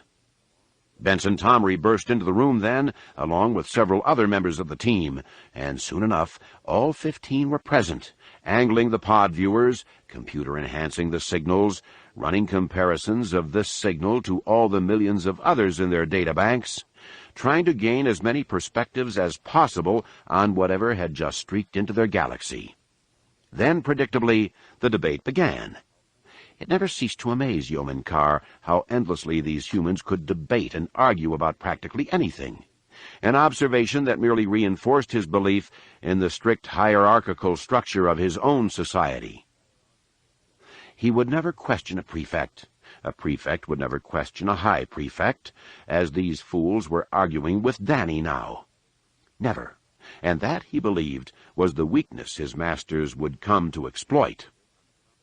At first, the debate centered on the composition of the incoming asteroid. As it was transmitting no apparent technological signals, there was little argument for its being a vessel. An asteroid, then, somehow finding its way through the great emptiness between galaxies, somehow penetrating the turbulence some scientists theorized existed beyond the small band of empty space surrounding the galaxy, and obviously getting some sort of a boost in speed, perhaps from crossing too near a tremendous gravity field in the process. That belief that this was merely an extragalactic lump of rock, perhaps even a lump of rock from their own galaxy that had somehow escaped and then got pulled back in, did little to temper the excitement, though. Before this moment, no one had ever witnessed evidence of, let alone the actual event of, an extragalactic breach. Many scientists argued that such a breach could not even be accomplished.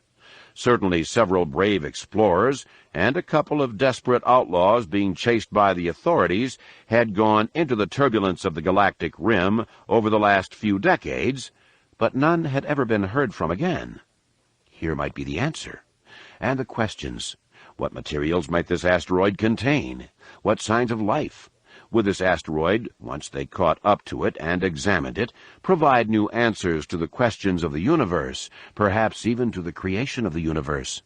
Or would it simply raise many, many more questions, perhaps some that went to the very root of their understanding of physics? And then the debate shifted to a less profound, though certainly no less contested matter. It started when Benson Tomry remarked that he would put together the announcement to be broadcast back to X-Gal Command. Not yet, another of the scientists strongly argued. We have to tell them, Benson replied. We have to get some ships out here fast enough to catch the thing for study. Where's it going? The other man came back sarcastically. It's in our galaxy now, and we can track it to the other rim if necessary, another added. We're not an autonomous unit, a woman, Lysira reminded. Aren't we? Another argued. But do we really know what we're tracking? Yeoman Carr asked, and all eyes turned toward him, most expressions incredulous. Do we? He asked again, in all seriousness. Something extragalactic, another answered. Never did I agree to that, Yeoman Carr said, and again the curious expressions turned his way. We don't know that, Danny put in, apparently taking Yeoman Carr's side. We've already agreed that it's just as likely an asteroid from our own galaxy that escaped, or nearly escaped, and was pulled back in. It could indeed be something from our own galaxy, Yeoman Carr went on, smiling inwardly at the irony of that statement, at the secret double meaning of our own galaxy. In fact, I think it very likely that it is just that. Then what's your point? Benson Tomry asked rather indignantly. My point? Yeoman Carr echoed, mostly because it bought him the time to figure out the meaning, with help from the Tizo-worm, of that curious expression. My point is that we do not even know if it was ever extragalactic, Yeoman Carr answered. You saw the vector, Benson argued. I did indeed, Yeoman Carr said. A vector that could reflect a rebound. That's absurd, Benson retorted. How come we didn't track it out there then? Another asked. We do not know that we didn't, Yeoman Carr said. He held up his hands to deflate any further attacks. All that I am saying is that we should be absolutely certain before alerting the rest of the galaxy.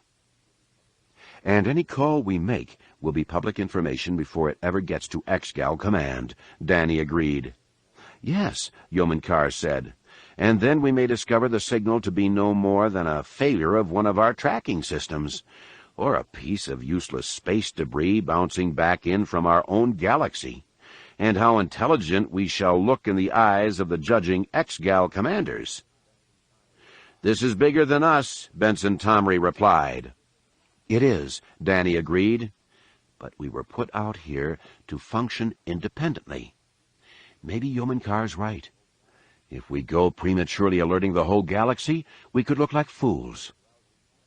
And any such error, rousing half the fleet, could hurt the funding of X-Gal," T. Ubo added with a nod. "Even if we are correct, if this is something that escaped and returned, or even something from another galaxy, or from the supposed emptiness between galaxies, are you ready to announce it?" Yeoman Carr asked Benson directly. Benson looked at him as if he did not understand. "Do you want a host of New Republic scientists, and perhaps even a couple of Jedi Knights to show up?" Yeoman Carr asked sarcastically. Some of the expressions coming back at him showed that others hardly saw any connection between this and the Jedi, but Yeoman Carr didn't let that slow him. "This is our moment. This is what we have earned from our sacrifice of months, for most of you even years, of our lives, toiling in this wretched place. At the very least, we owe it to ourselves to prevent embarrassment, or to ensure our proper credit if it does show to be extragalactic. To begin the first formal study, to chart where it came from, to make sure it's not a rebound, to chart its current path, and to try to gain as many insights as possible." "Way to go, newbie," Garth Bryce remarked with a grin. The debate ended as abruptly as it had begun. Danny backed Yeoman's argument completely, and even Benson didn't disagree. Yeoman Carr smiled inwardly once again. If practical arguments didn't work against these often stubborn, inferior heretics, then appealing to their overblown sense of pride always did. He looked about at the working scientists, at their excitement and sense of relief and accomplishment. If only they knew. More than halfway across the galaxy, Gnome Anor sat quietly in front of his Villip, considering the words of his agent, Yeoman Carr. It had begun. 3. The Role of Politics. With a hesitation in his step that betrayed his uncomfortable feelings, Jacen Solo followed his uncle Luke into the council chamber. Jacen knew the new chief of state and his 6 counselors, of course, but his dealings with them had been primarily restricted to social events. This was business, serious business, judging from the tense nature of Luke Skywalker's stride. They had come to Coruscant so that Luke could accept an invitation to address the New Republic Advisory Council concerning his plans to re-establish the Jedi Council, but there was no doubt in Luke's mind that he would face some tough opposition on that matter, even from some counselors he considered his friends.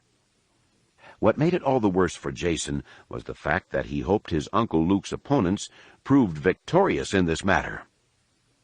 The 6 counselors, Chief of State Borsk Thalia in the middle, sat at a semicircular table facing the doorway. 2 chairs had been set before the long table. Down lower, Jacen noted, and it seemed to him a rather thinly veiled attempt to elevate the stature of the counselors above their invited guests. In this particular instance, that seemed utterly ridiculous, especially in the case of Borsk Thalia. Jacen had been with his Uncle Luke and his mother, Leia, when the news had come through that Borsk, as the longest-serving member of the Council, the elder statesman of the New Republic, had been elected Chief of State, a position the conniving Bothan no doubt relished.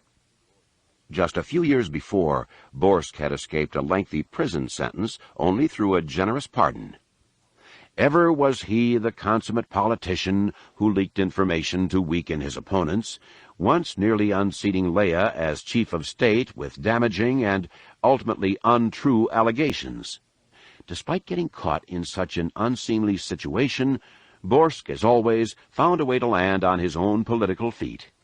He had climbed within a handbreadth of the top, serving the council as Chief of State Mon Mothma's trusted adviser, and then he had crashed to the bottom, facing charges that could have landed him in prison, or even, if the charge of treason had been pushed, a sentence of permanent exile. And yet here he was again, lingering on like the Findrus flu, seated between a new generation of counselors who looked upon him as an age-wizened statesman and hero of the new republic. On the day when the news of his latest ascension had come down, Jason's mother had honestly wondered if she had done right in resigning as chief of state. Leia had even openly remarked she might go back into politics. It was Luke who had dissuaded her, reminding her that more than the mood of the government had changed greatly in the years since she had resigned, that familiar and friendly faces had walked away. Even respected and dutiful Admirals Drayson and Akbar had taken the apparent firming of the new republic as their signal to retire, and neither had shown any inclination to remain politically active. As Borsk called the meeting to order, offering a polite recitation of the agenda and a welcome to their guests, Jason looked around at the members, viewing their respective expressions in light of the information his Uncle Luke had given him regarding their positions toward Luke and the proposed Jedi Council. At the far end, to Jason's right, sat Niuk Niuv of Sullust. With his Sullustan features, the oversized rounded ears and ample jowls, Niuk Niuv appeared more like a child's cuddle toy than a counselor, but Jason knew Sullustans better than that, knew that they could be steadfast allies and dangerous foes. Niuk Niuv, according to Luke, would be among his most vocal detractors. Next to Niuk Niuv sat Cal Omus of Alderaan, a man sympathetic to Luke's plans, possibly Luke's strongest ally on the council. After his homeworld had been destroyed by the Empire, Cal Omus had fought with the Rebel Alliance through all the trials, and he knew well the value of the Jedi. The Wookiee Trebok, another potential ally for Luke, sat between Cal and Borsk, but the squid-headed creature on Borsk's other side, the Quarren, Pwo, was perhaps Luke's greatest enemy of the group. Dour, like most of his water-dwelling brethren of Mon Calamari, Pwo was the first Quarren ever to serve on the Advisory Council, and certainly an unexpected choice. The planet of Mon Calamari would, of course, always hold a seat, since their star cruisers and their support had proven so valuable in overthrowing the Empire and establishing the new Republic, but always before, and it was commonly assumed that the tradition would continue in perpetuity, it had been a Mon Calamarian and not a Quarren to serve on the council. Indeed, Admiral Akbar had seen the logical choice to represent Mon Calamari on the Advisory Council, as he had done back when the first Provisional Council was formed. But when the push for Pwo, a push Luke suspected orchestrated by Borsk, had become serious, Akbar had waved away all thoughts of rejoining the council and had retired. The remaining two members were both human, Fjor Rodan of Commenor and Chelch Dravid of Corellia. It was Fjor Rodan who had requested Luke at council, Jason knew, and according to his uncle, Rodan was no friend and not to be trusted. With all of that in mind, with all the insights Luke had given him about these counselors, Jason sat back and observed very carefully. After the somewhat hypocritical pleasantries and formalities that seemed to Jason to go on and on, Borsk Felia looked Luke right in the eye and asked in the gravest of tones, "You have heard the initial reports from the mediator?" "Leia will be meeting with Nom Anor soon, I am told," Luke replied, avoiding the obvious. "A meeting complicated already," Borsk said. "Would all counselors who are surprised please raise their hands?" Fjor Rodan put in. And even to 16-year-old Jason, his sarcasm seemed rather juvenile and certainly out of place in the somber hall. "I heard of the intervention," Luke admitted. "The Osarians were wrong to try to intercept a New Republic envoy," Cal Omus remarked. "A convenient excuse for our Jedi hero to rush to the rescue," Fjor Rodan shot back. "Quick to the trigger they are," Pwo said, his accusing stare falling over Luke. Jason could hardly believe the lack of respect and the obvious thinly masked intentions behind it all. The New Republic was having growing pains, with minor squabbles erupting throughout the galaxy, many of them age-old conflicts that had been buried under the blanket of the Empire for years and years, but now, with the new freedoms afforded to individual planets and species, rising up once again. So, of course, the New Republic and its counselors and representatives had been taking many verbal hits of late, as had the Jedi Knights, and thus the finger-pointing between the two groups had escalated. On it went, one recounting after another of a civil war here, a vendetta there, grievances from one agriculture planet, and a workers' strike that had spread to several mining planets, with even the Wookiee Trebok howling out some complaints at Poe about a failure in one of the nav systems on the newest Mon Calamari battlecruisers.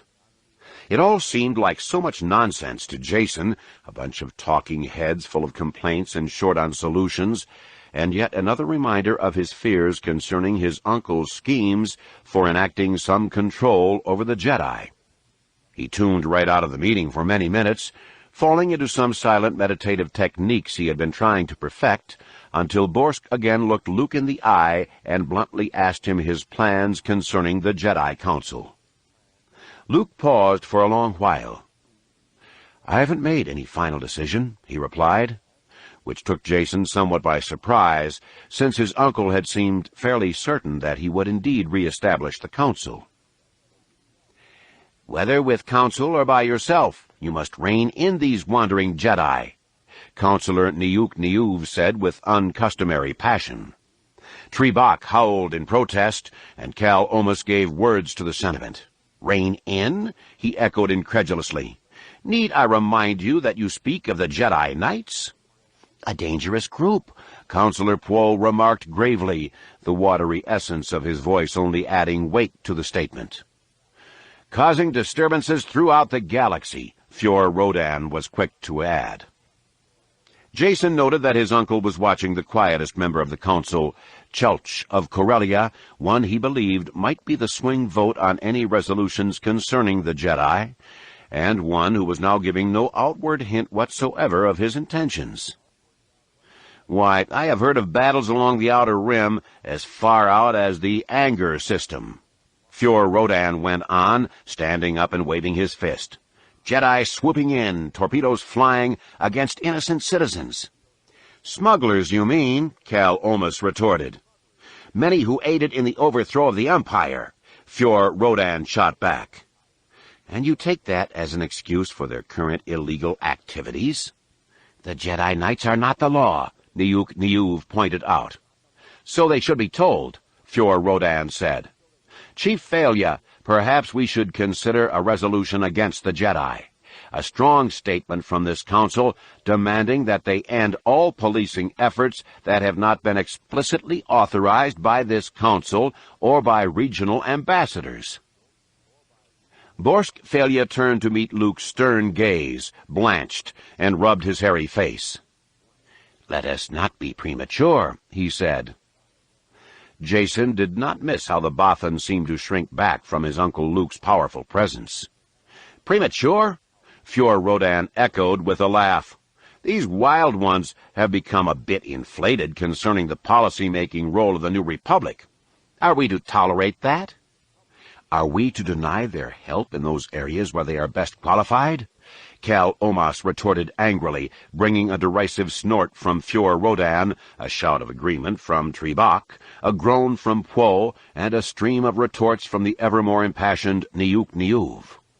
And so the shouting began again at new heights, and Jason quickly backed away from it all.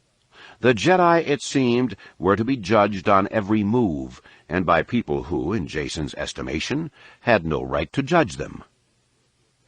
He and Luke left the council chamber a short while later, the war of words about nothing and everything all at once raging behind them.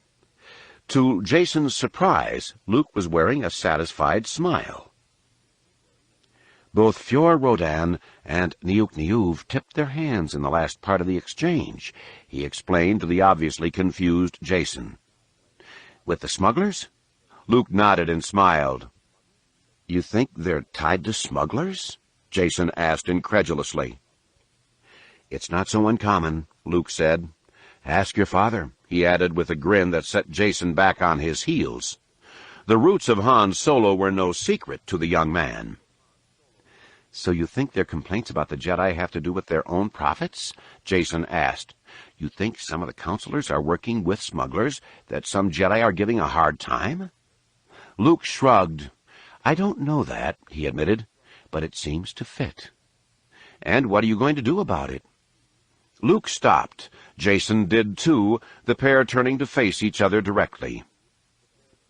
We have 100 Jedi Knights setting their own agendas throughout the galaxy, Luke explained. That is the problem. You don't think these Jedi at the Outer Rim are justified in going after smugglers? Jason asked. That's not the point, Luke replied. Not at all. The point is that the scattering of Jedi Knights prevents any cohesive movements. Jason's gaze seemed distant, as if Luke had just lost him.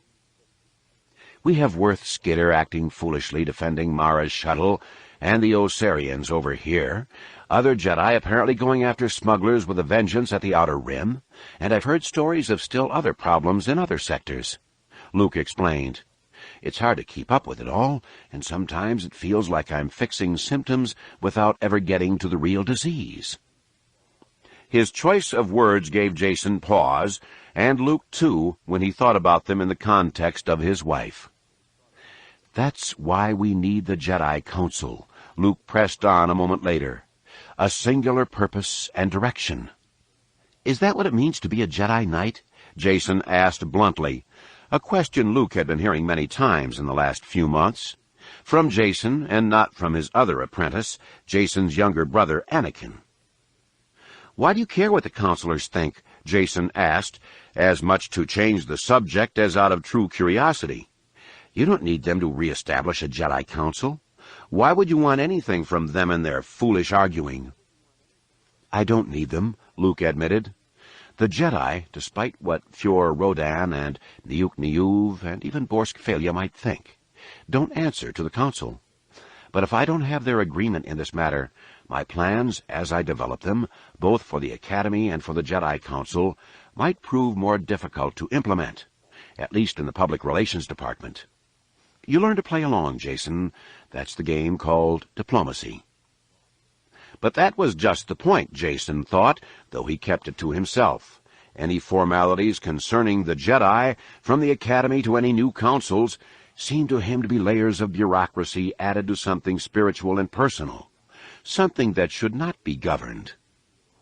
In Jason's idealistic 16-year-old eyes, the individual Jedi Knights, by their mere acceptance of the philosophy necessary to sustain their force powers, should be self-governing. A properly trained Jedi Knight, who had been taught to avoid the dark side, who proved he could resist the temptations associated with such power, needed no bureaucrats to guide his actions, and putting that governing layer there, he feared, would steal the mystery. We know that Rodan and Niuk Niyuv are against us, Luke went on, walking again as he spoke. I doubt that Poe will be receptive to anything that he feels will threaten the power of his position. The Quarrens have waited a long time for a seat on the Council. Trebok will be with me on whatever I decide, as will Cal Omis, who learned long ago to trust me and the Jedi. That makes Chelch Dravid the key vote, and I think I'll have him if I can answer the concerns of some of these problems that Rodan and Niuk Niyuv are pushing. What about Counselor Failure? Jason asked. Luke waved his hand as if the Bothan was irrelevant. Borsk wants whatever is best for Borsk, he explained. If Chelch goes over to side with Rodan and his group, making it 4-2 against me, then Borsk will back them. But if the others are split 3-3, Borsk will lead them either to inaction, not wanting to risk a fight with me and Leia, or he'll back us, hoping we'll return the favor. Mom would never back Borsk for anything, Jason said dryly, and Luke didn't disagree. Borsk Failure would be a fool to think that she would.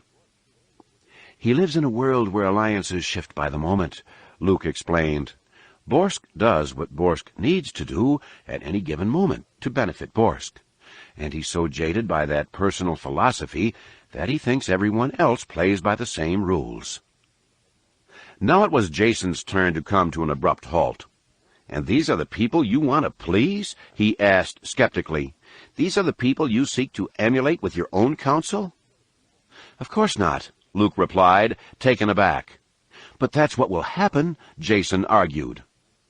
Luke stared at him long and hard, and Jason more than met that stare. They had been around this route so many times of late, without resolution. The paradoxes within Jason's own mind kept him somewhat impotent against his uncle. Jason had been trained as a Jedi Knight at the Academy, yet he had become convinced that the Academy was not a good thing, that it was too formal and structured, and that growth within the Force was a much more personal experience. Actually, though the Academy remained, Luke had come to somewhat agree with that perspective. He felt that the Academy had been a necessary stepping stone back to the old ways, where Jedi Knights in training worked with masters one-on-one, as Jaina was with Mara, and Jason and Anakin were with him. This arrangement would not have been possible before now, for Luke had long been the only Jedi close to attaining the status of master. Now there were others, and the old ways were being rediscovered, a process that Luke understood would take some time. Still, Jason had begged his uncle to go further and faster, to bring the Jedi back to the one master, one student model of old, but to improve even upon that model. Instead of finding Force-strong youngsters to train in the ways of the Jedi, Jason wanted such promising students to find their way to the Jedi. Luke thought his arguments a play of semantics, but to Jason they went much deeper. They went to the core of what it was to be a Jedi Knight. "I have not even put my ideas on solid footing yet," Luke said. And Jason knew that to be as polite a reply, and as much a concession, as he would ever get. He knew what it was that his uncle feared. The Force-strong potential Jedi Knights might be ensnared by the dark side before they ever found their way to the Jedi Masters. But still, to Jason, this internal strength in the Force remained a personal thing, and, ultimately, a personal choice. They said no more as they left the Senate building, making their way down to the docks where Han, Anakin, and Chewbacca were working on the Millennium Falcon. 4. Seeds planted. "The Jade Saber has made orbit," Shock Tenoctin informed Nome Honor that night.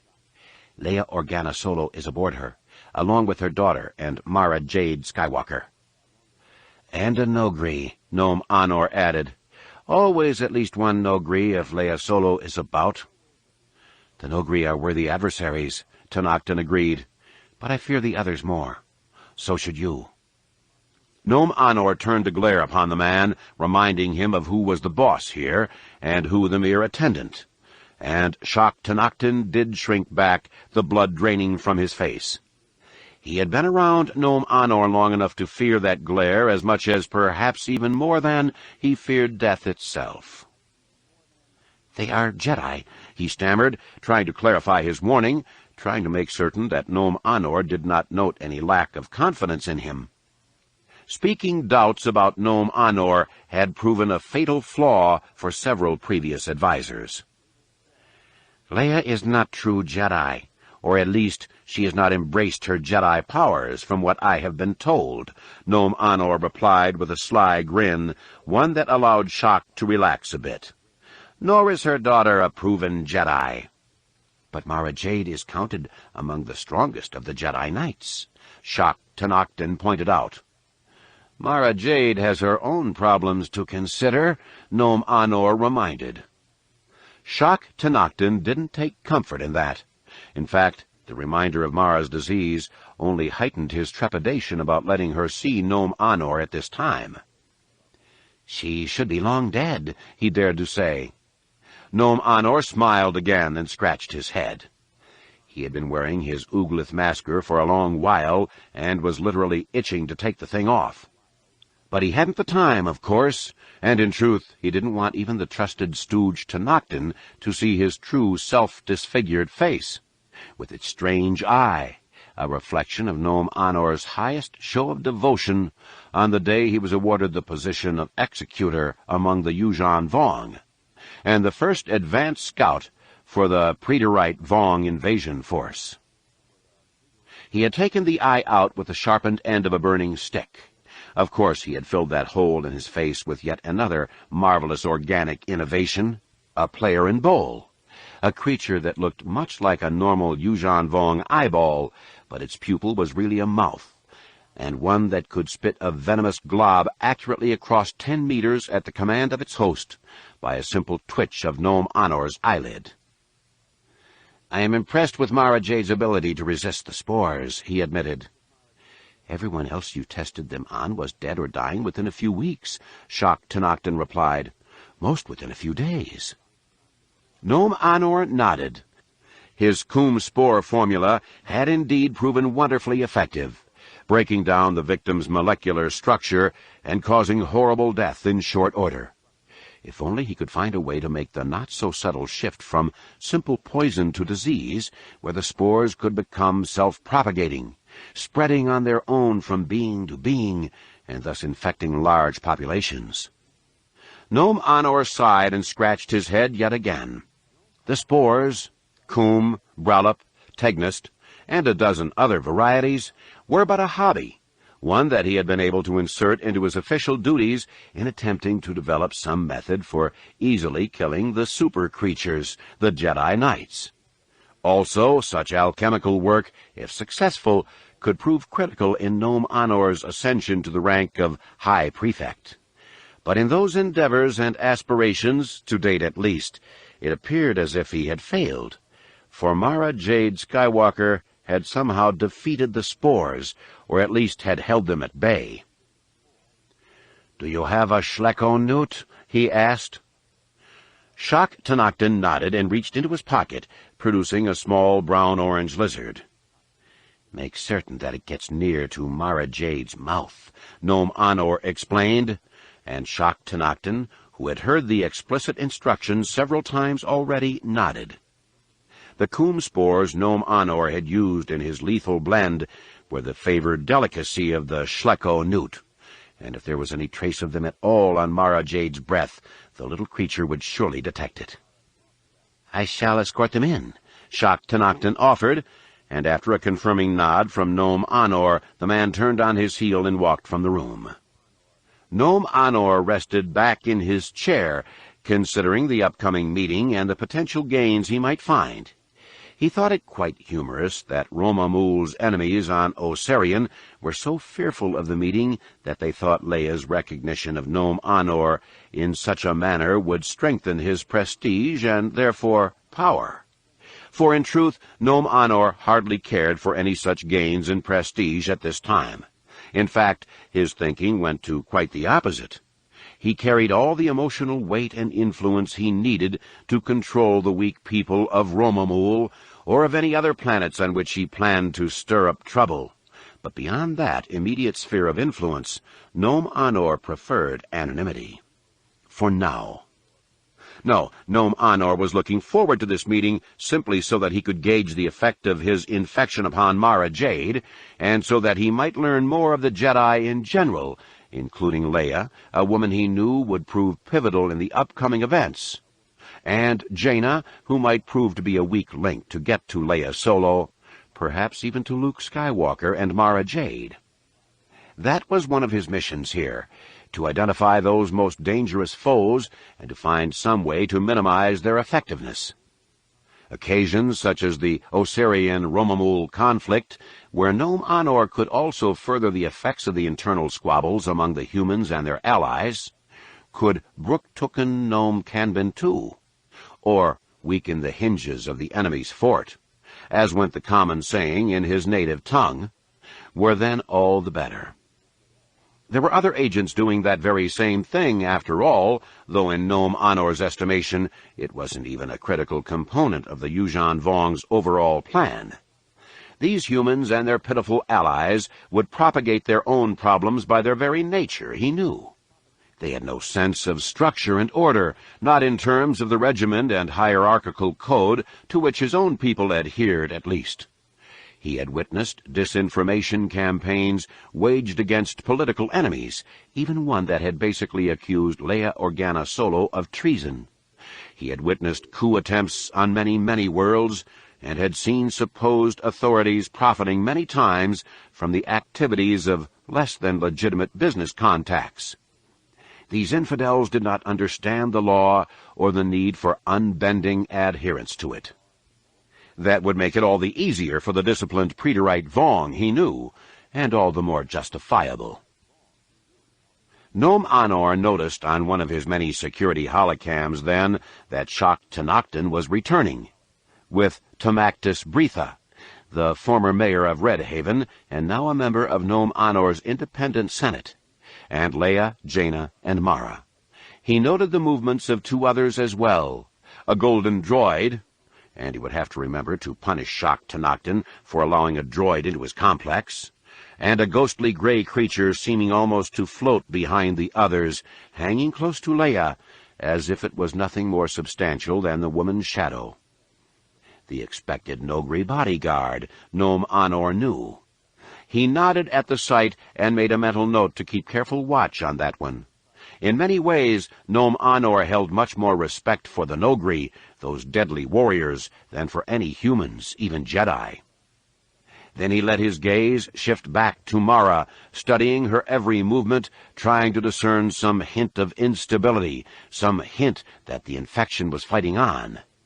He did see Shak Tenoctin's Schlecko-newt on the man's shoulder, eyeing Mara directly, its eyes wide, its tongue darting, and its head a brilliant shade of crimson, a clear sign of excitement. So, he mused, the Coom spores, at least, continued their assault on the woman, and Nom Anor's respect for Mara heightened even more. He went to his closet then, and took out his great black cape, throwing it about his shoulders, pulling the hood up over his head, cowl low and concealing, then reaching in and lifting the black screen he used to completely cover his already masked face. Though this was his usual public dress, Nom Anor chuckled as he completed the outfit. He knew the history of his guests, and understood that the sight of him dressed like this might play interestingly upon them, particularly upon Leia, for it was hard to miss the likeness of Nom Anor to another foe Leia had once battled. In a box on a shelf hidden deep in that closet, Nom Anor kept his remaining infectious agents, and it occurred to him, though only briefly, that he might use this opportunity to infect the other two as well. How crippled might the New Republic become if Leia Organa Solo suddenly succumbed to the same disease Mara Jade Skywalker was fighting? How debilitated might Leia and Luke, Mara, and the always dangerous Han Solo become if Jaina Solo fell ill and died? Pleasant thoughts, no doubt, but Nom Anor couldn't take the chance of linking himself so obviously to the deadly infection. Along that same line of thinking, particularly given the sensory powers of the Jedi and the evasive nature of Nogri, Nom Anor realized that it would be a mistake to allow Leia and the others into these private quarters. He hustled to his door and pushed out into the hall, arriving just as Shak Tenoctin led the group around a bend in the corridor. He saw the spark of recognition on Mara's face, and he knew as she turned quickly to Leia that she was informing the other woman of his identity. In the back, Tomactus Bretha bowed and held his position. Nom Anor nodded to Shak Tenoctin, and the man moved out of the way, allowing Leia a clear path to Nom Anor. She sucked in her breath. Nom Anor saw the recognition, the surprise, even horror upon her face. He looked like Darth Vader. "I bring greetings from the Council of the New Republic," Leia said in formal greeting, and the fact that she spoke so quickly and with her voice controlled and even offered Nom Anor a bit of insight into the strength of this woman. She was one to respect. "You bring interference where it is not wanted," he countered. Tomactus Bretha gasped, and even Shak Tenoctin was a bit taken aback at Nom Anor's sudden surliness and brusque attitude. "We have come as arranged," Leia said. "An agreement between you and Borsk Failya, I believe." "I agreed that an emissary could come," Nom Anor admitted. "To what end I do not know. What can you contribute, Leia Organa Solo, to the dispute between Romamul and Osirian? What flame of hope can you light within the Romamulians that their desperate cry for independence shall not be ignored by the new republic, who speak of freedom as the greatest of all virtues? Perhaps we should retire to more private chambers, Leia suggested. Tamactus Bretha seemed about to agree, but a look from Nome Anor cured him of that suicidal urge. "What have you to hide?" Nome Anor mocked her. "More comfortable quarters, then," the woman persisted. "Will a chair make you more comfortable?" Nome Anor asked. "Physically, perhaps, but will it make you more comfortable with the truth?" Leia looked at him incredulously. "For that is all that I have to offer you," Nome Anor rolled on. "The truth that Osirian has no claim over the people of Romamul. The truth of the frailties and failings of your new republic. The truth of the false heroes, the Jedi Knights." "Your truth," Mara interjected, and Leia glanced back at her. Glad of the confirmation that his little tirade was wearing thin on them, Nome Anor didn't even try to hide his smile, though it was hardly visible through the black-face screen. "There is only one truth," he said calmly. "It is when one does not like to hear it that one concocts other, more palatable versions." "If I may, Princess Leia," C-3PO began, moving forward, "there is ample history of the Jedi Knights to show them as true—" "Silence!" Nome Anor growled at the droid, and the powerful being trembled visibly, as if he was about to explode into murderous action against poor C-3PO, who was also trembling, though hardly in a threatening manner. "Are we to discuss the situation between Osirian and Romamul?" Leia asked, her tone diplomatic and soothing. She moved, as she spoke, to gently push C-3PO back, and nodded to Jaina to collect the droid and to keep him quiet. "I thought we were doing just that," Nome Anor said, under complete control once more, as Leia turned back to him. "This is not a meeting," Leia countered. "It is a lecture in a hallway." "And even that is more than Borsk Felia deserves," Nome Anor was quick to answer. "Would you not agree, former Counselor Solo?" "This is not about Borsk Felia," Leia retorted, keeping her calm, though Nome Anor saw the fringes at the edge of that calm beginning to unravel. "This is about the fate of two worlds." "Who need nothing from the hypocritical New Republic," Nome Anor added. "The New Republic that speaks of peace and prosperity, when it means peace in terms of the lower classes having no power to gain wealth or power, and prosperity only for elite friends of the New Republic." Leia shook her head and sputtered a few undecipherable words. "Order your battle cruiser to destroy the Osirians' ability to attack Romamul," Nome Anor said in all seriousness. "Shoot down their star fighters and cripple their missile pads, and forbid them to rebuild such offensive weapons." Leia stared at him hard, and the depth of her expression, he knew, carried more than the frustration of the immediate circumstances, carried in it the remembered weight of long-ago enemies. "And when they leave us alone, the conflict will be at its end," Nome Anor went on. "Peace will prevail, and so will prosperity." He paused and brought a hand up to his black masked face and struck a pensive pose. "Ah, yes, then prosperity will prevail, but it will be prosperity for Romamul and not Osirian, not the favored elite of the New Republic." "You can't believe what you're saying," Leia returned dryly. "Can't I?" Nome Anor asked, his voice dripping sarcasm. "A plausible read of the situation. Go out yourself among the streets of Red Haven and ask." "If you cared for the people of Romamul, you'd sit down and negotiate away this budding war," Leia said bluntly. "I thought that was what we just did," Nome Anor said. Leia's expression again turned incredulous. "I told you how to stop it," Nome Anor went on. "A simple call to the commander of your intervening terror weapon." Leia looked back at Mara and Jaina and shook her head. "Not what you expected," came Nome Anor's sarcastic, taunting reply. "But more than you or the New Republic deserved. I think our positions are clear, and so I bid you turn about, back to your silly little flying box and away from Romamul. I am afraid that I have lost patience with your foolishness." Leia stared at him long and hard, then turned on her heel and stormed away, sweeping up Jaina and Mara in her wake. Bolfer, too, turned about, but not until he had given a long and threatening stare at Nome Anor, who merely smiled widely in reply.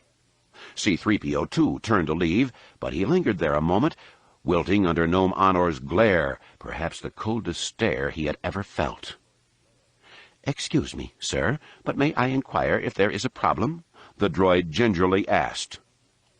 "One I could easily rectify," Nome Anor answered ominously, coming forward a step, his stance threatening. "Have I somehow offended you?" the droid politely asked, although he was quaking with fear. "Your mere existence offends me," Nome Anor growled, and C-3PO, having heard enough, too much actually, wheeled about and hustled away, calling for Princess Leia. "I did not expect such an encounter," Tamactus Bretha dared to say, moving to stand beside Nome Anor. "Nor did I," Nome Anor replied. "I had thought the meeting would be boring and hardly that much fun." He looked at his former mayor and recognized the doubts on the man's face. "Speak your mind," Nome Anor bade him. "Your questions will only strengthen me." "Romamul will indeed need the help of the New Republic," Tamactus Bretha said after a long pause. Nome Anor chuckled. The man didn't understand. This wasn't about Romamul. Nome Anor would hardly care if he left the place and then later learned that Osarian had completely obliterated it.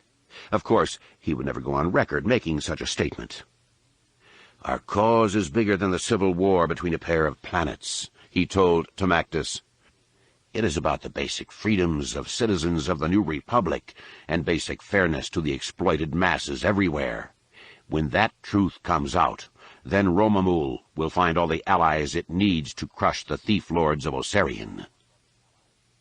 The former mayor squared his shoulders as Nome Anor spoke, taking pride in the cause, the greater, if impractical, cause. "I will see that our guests depart promptly," he said, dipping a bow, and after Nome Anor motioned for him to proceed, starting away. Nome Anor went to Shak Tenakton and gently patted the head of the still excited Schlecko-Newt. "The scent of the coom spore was strong in her breath," Shak Tenakton remarked. "And she wasn't as strong," Nome Anor added. "I could see it in the way she walked and held herself." Supremely pleased with himself, the executor headed for his private quarters, Shak Tenakton moving to follow. "Make sure that their course away leads them past the square," Nome Anor said to him on sudden insight. "I want them to witness the devotion." Shak Tenakton bowed and turned away. Nome Anor went into his room. He started for the 2 villips he had concealed in his closet, but changed his mind and went to his view-screen instead, staring up at the images of the stars that were just beginning to peek out as the sun disappeared. Had they made contact, he wondered? Had the Yamsk set up the controlling base? "He looked like Darth," Jaina started to say. "Don't even talk about it," Leia cut her off, her tone leaving no room for debate. "Try to keep up, 3PO, she said, more sharply than she had intended, when the droid came bounding around a rounded corner in full flight, nearly crashing into one of the metal support girders that lined the hallway like a giant rib cage. "And try not to get lost." "Oh, never that, Princess Leia," C-3PO said, as sincere as he had ever been, and he glued himself to Leia's side. They continued along the winding maze of corridors, up stairwells and through heavy doors, and it occurred to all of them how defensible this place truly was, a bunker more than a statehouse. Also, given the number of stairs they climbed, and where they eventually came out, they realized that Nome Anor's private chambers were quite far below ground, something that had been lost on them in their trip down, a journey that had followed a more meandering route, along corridors they now understood to be gently, almost imperceptibly, sloping. They arrived at the Jade Saber without incident, and the guard standing before the shuttle's hatch briskly stepped aside. "I wish that it could have gone better," Tamactus Bretha remarked to Leia after Jaina, Mara, and C-3PO went aboard to begin departure preparations. "Perhaps you should tell that to Nom Anor," Leia replied, and the gentle-eyed old man bowed. "You must understand that Osarian has been ruling us as a virtual slave colony for decades," Tamactus began. "I know the history and the current standing," Leia replied. "Your intractable leader does not help the situation." Tamactus, obviously unconvinced, didn't respond. Leia shook her head and moved into the ship, Bolfer gliding in behind her, the Nogri never taking his wary gaze from Tamactus or the two sentries. "We've got a course change," Mara informed Leia as soon as she joined the others on the bridge, taking her customary seat behind Jaina. "They want us to fly low across the city, then vector out from the west," Jaina explained. "A trap?" the wary Leia asked. "I don't see the point," Mara said. "They could have taken out the shuttle while we were with Nom Anor, and could have easily captured us inside the complex." "Unless they're trying to make it look like an accident," Jaina put in. Leia nodded, reflecting her similar concerns. "They haven't got a thing that will take us out of the air once we're up and fully powered," Mara said firmly. "Nothing that we know about," Leia added, and that truth gave Mara pause. "We could signal the mediator for an escort," Jaina offered. Leia shook her head. "Just follow their course," she offered. "But be ready to blast out of here at the slightest sign of trouble." They heard Bolfer give a low hiss in the hallway, apparently not pleased with that choice. "Maybe your Nogri noticed Nom Anor's resemblance to Darth Vader as well," Mara said, with a tension-breaking grin. But Leia shuddered visibly at the awful thought. The Jade Saber lifted off and skimmed across the city, barely above the rooftops, as the departure controller ordered. A few moments later, Leia understood the design of this course change as the great square of Red Haven came into view, where a celebration was in full swing, great bonfires burning. "What is that?" Jaina asked, pointing down at the huge pit, and Mara, equally curious, brought the Jade Saber in for a low flyby. C-3PO wailed, and the three women crinkled their faces when the truth of that pit became apparent.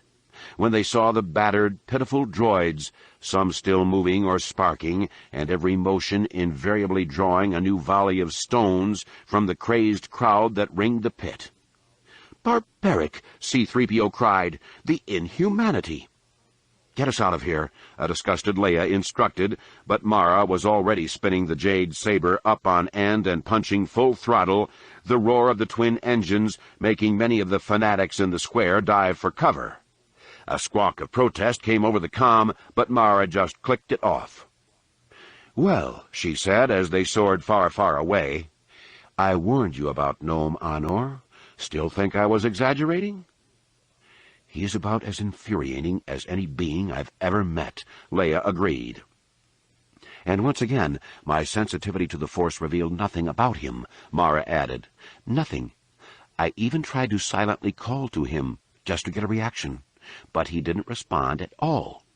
I don't even know that he heard it, and so completely did he ignore me that there was little I could learn about him." "Same with me," Jaina admitted. "It's like he was totally devoid of the Force. I didn't like the feel of that other one, Shock Tenoctin, either." Mara nodded. "But I don't have the feeling that there was any hint of a bluff in Nom Anor's rebuttal," she said.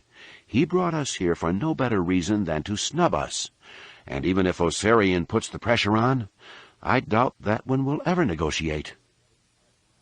Leia got up and rubbed her eyes, shook her head in utter frustration, and gave a helpless sigh.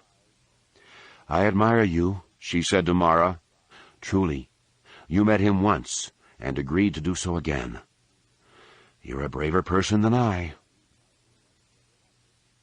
Luke and Jason found the Millennium Falcon right where they left it, docking bay 3733, and judging from the sounds coming from the bay, the clank of metal wrenches, the hum of turbo drivers, and the stream of muttered curses, they figured that Han and Chewie were still trying to figure out how to fix the thing.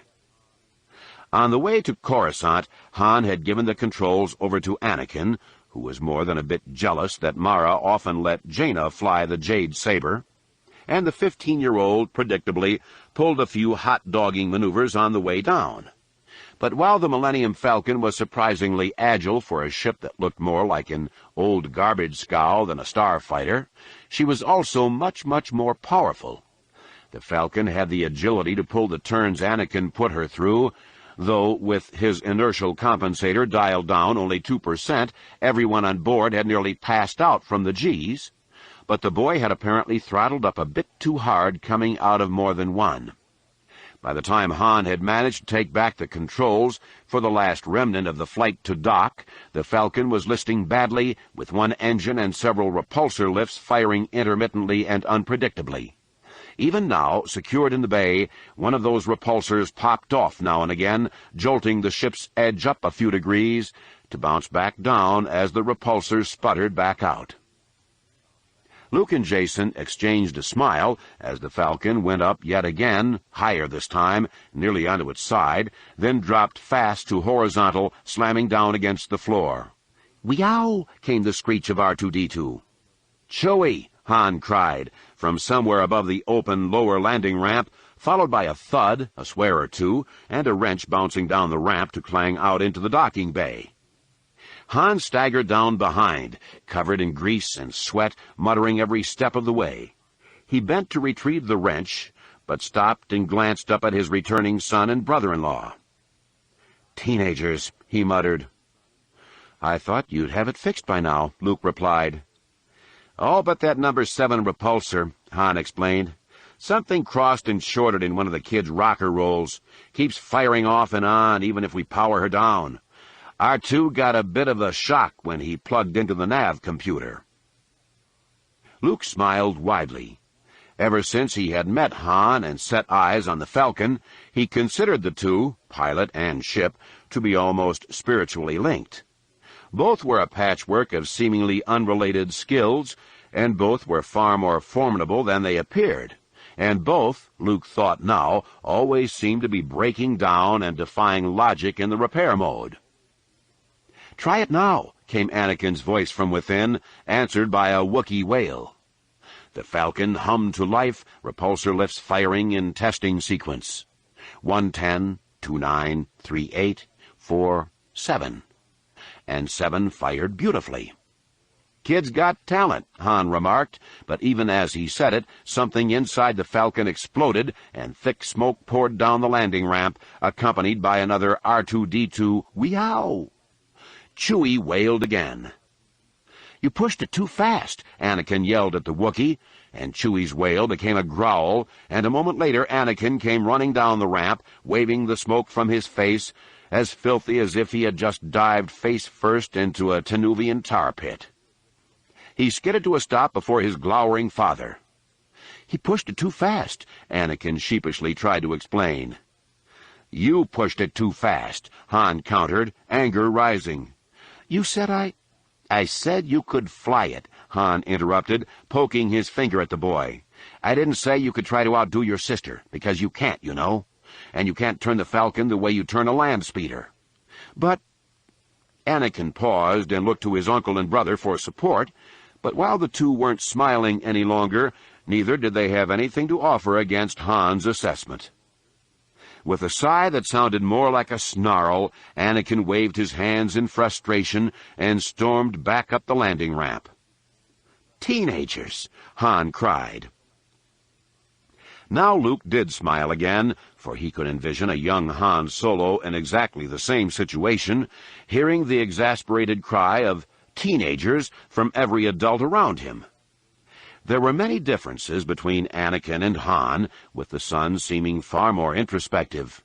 But concerning many matters, like flying the Falcon apparently, Anakin Solo had his father's unbridled spirit. In cases like this, it almost scared Luke how much Anakin was like Han, in appearance and in temperament. Chewie greeted the returning Anakin with a disapproving growl. "We'll fix it," the boy replied with a sigh. "It's just a stupid ship." Even before those last words had left his mouth, Anakin found himself up in the air, his head uncomfortably close to the myriad of wires in the Falcon's main power grid. The powerful Wookiee held him there easily, with just one hand, while his other hand reached down to Anakin's belt and pulled free his lightsaber. "What?" Anakin started to ask, but then his surprise multiplied many times over, and he yelled out, "Hey!" as Chewie brought the lightsaber into his mouth and made a move as if he meant to bite the thing. Aside from the risk of blowing his head off if he released the energy within that hilt, Chewie's threats to scratch or damage Anakin's precious instrument unsettled the boy profoundly. He yelled at Chewie again and reached up for the lightsaber, but the Wookiee elbowed his hand away and scolded him profoundly. "Okay, I get it," Anakin replied, head down, for the Wookiee's comparisons between Anakin's feelings for the lightsaber and Chewie's own for the Falcon certainly hit the point. "I get it," he said again. Chewie howled, hardly seeming satisfied. "We'll fix it," an exasperated Anakin assured him. For a few moments, Luke continued to envision the problems a younger Han might have caused to those adults around him. Han cocked his head at Luke, apparently noting his expression, and smirked. "How'd your meeting go?" "Wonderful," Luke answered sarcastically. "How else could any meeting chaired by Borsk Failure go?" "They've got their problems," Han said. "Borsk and his friends are finding that managing a galaxy isn't as easy as they believed." "So they find scapegoats," Luke said. "Such as?" Han prompted. "A problem along the Outer Rim," Luke explained. "Someone's banging blasters with smugglers. Jedi, they believe, and that's not to the liking of Fjord Rodan or Nyuk Nyuv." "Probably costing them a fortune," Han reasoned with a wry grin. "Whatever the reason, the Council's not happy about it." "Which means they're laying it on you," Han said. "Well, what are we to do about it?" Han's tone made it pretty clear that he didn't think highly of intervening. "Didn't you tell me that Lando was out there, mining asteroids or something?" Luke asked, and Han's expression soured. "He's out there," Han replied. "Pair of planets called Dubrillion and Destrillion, near an asteroid system he modestly named Lando's Folly." "I need a thread to hang on to," Luke explained. "Maybe a little insider information." "That'd be Lando," Han agreed. He didn't sound particularly enamored of the idea. Luke understood the man's apparent reticence and recognized it for pure bluster. Han and Lando were friends, dear friends, but there always seemed to be a reluctance from both to publicly admit it. "Maybe," Luke said. "Lando always seems to know what's going on, and if I find out the inside story, I might be able to use it to persuade a couple of counselors to see things my way." Han started to nod, then blinked and stared at Luke curiously. "You've been hanging around me too long," he remarked. "What are you smiling at?" he asked Jason, who was beaming at Luke's side. "The belt," Jason said. "Jane is going to be pretty happy about this." "The belt?" Luke asked. "Running the belt," Jason explained, but Luke's expression remained curious. "Lando's got an operation going on the side," Han explained. "Calls it Running the Belt. It's a game, and there's probably more than a little betting going on around it, where pilots test their skills by zipping around the asteroids, seeing how long they can stay in the place before getting bumped away." "Blasted away, you mean," Luke said, "into little pieces. Doesn't sound like a promising career." "Only one pilot's been hurt," Jason interjected, drawing a surprised look from Luke. "Jaina told me," he explained. "Lando modified some TIE fighters with walls of repulsor shields so that they can take a hit or 2 or 10 and just bounce away." "It's supposed to be one of the highlights of the galaxy," Han replied, "but I'm betting there's more to it than just a game." Luke nodded and didn't have to ask for clarification. He had heard a couple of reports of smugglers diving into asteroid belts to evade pursuit. Perhaps Lando's game was providing some interesting training. "You want to go and visit him?" Han asked. "He's not on especially good terms with the New Republic these days." "Is he ever?" "He's likely running a few side businesses the New Republic would see as less than legitimate," Han added. "Isn't he always?" That brought a chuckle from Han, but just for a moment. "What about Mara?" he asked seriously. "They'll be back soon, and from what I hear, things didn't go very well." That hit home to Luke, a reminder, as everything seemed to be a reminder, that his beloved wife was not well. The best doctors in the galaxy were shaking their heads helplessly, able to do nothing but watch as something inside Mara continually altered her molecular structure. No medicine, no therapy had come close to treating the rare disease, and only her own internal strength, her use of the Force, was somewhat keeping it in check. Those others who had contracted the disease had not been so fortunate. So what would a trek across the galaxy do to her? Luke had to wonder, would it be too much? Would it put her in a dangerous position? "Aunt Mara just went to Romamul," Jason reminded. "That's 3 days' travel, and she didn't find any vacation once she got there." "True enough," Han said. "Maybe a run to the Outer Rim, far away from the Council, will do her, and my wife, good." Luke shrugged and nodded, and so it seemed settled. They heard R2-D2 beeping wildly, then Chewie wailed, and the No. 7 repulsor lift coil fired to life. And then there came another explosion from inside the Falcon, and the lift coil sputtered out. Anakin came storming down the landing ramp. "That's it," he grumbled. "I'm done."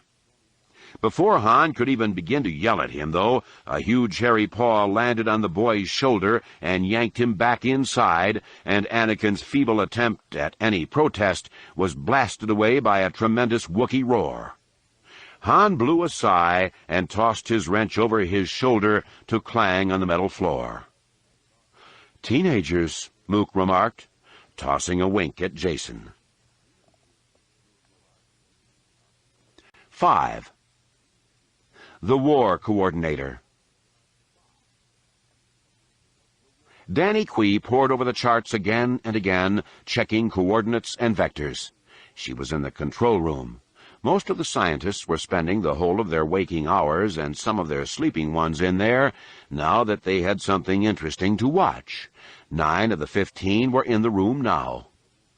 "In the Helska system," Garth Bryce said to her. "The 4th planet." Danny nodded. It did indeed seem as if their incoming asteroid, racing along faster than any natural object they had ever witnessed, would soon enough sail into the Helska system. There, given its present course and speed, and there seemed to be no reason to expect either to change, it would collide with the 4th planet. "What do we know of that planet?" Danny asked. Garth Bryce shrugged.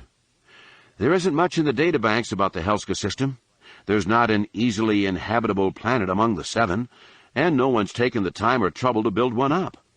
None of them even have names. Just Helska 1 to 7. "Point the orbiting scopes toward that 4th planet, then," Danny instructed. "Let's find out what it's made of." "Ice," Yeoman Carr said from Pod 7, the one now showing the clearest tracking of the asteroid. The other scientists in the room turned to regard him.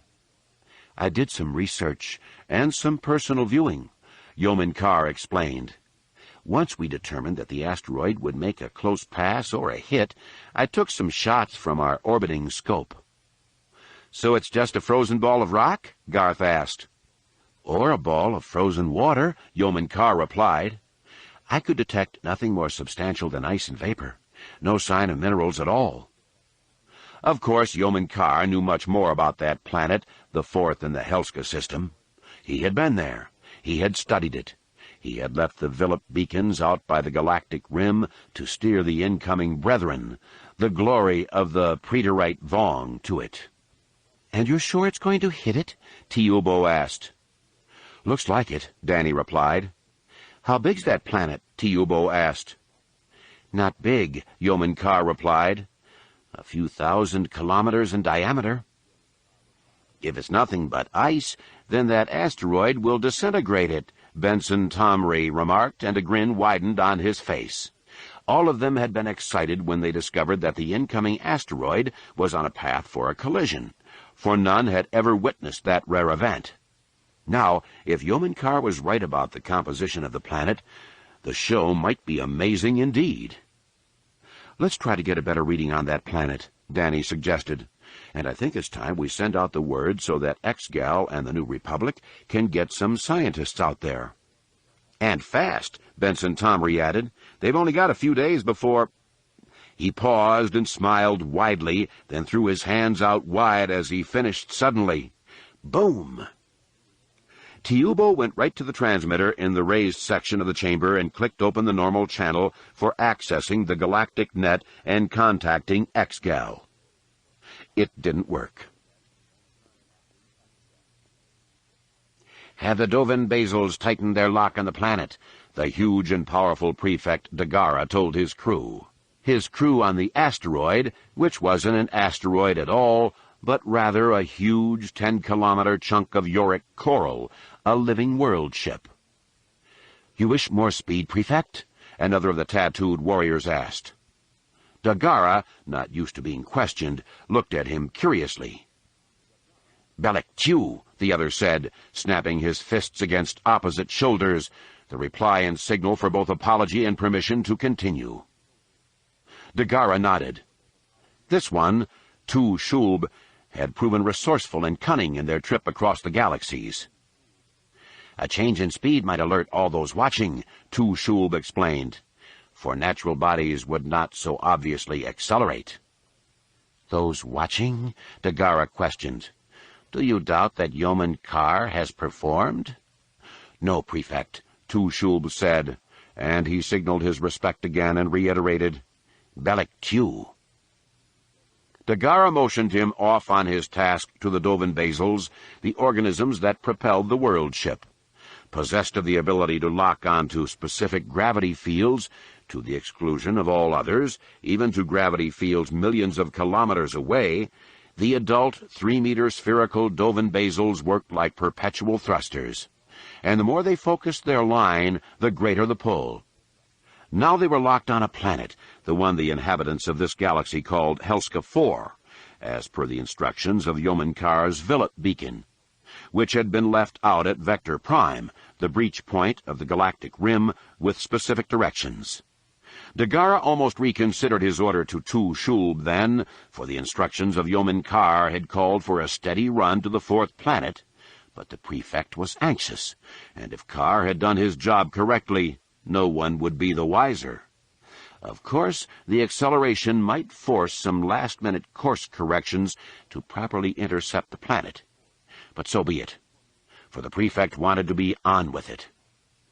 He had been back to the main holding compartment to communicate with the great Yamsk, the war coordinator.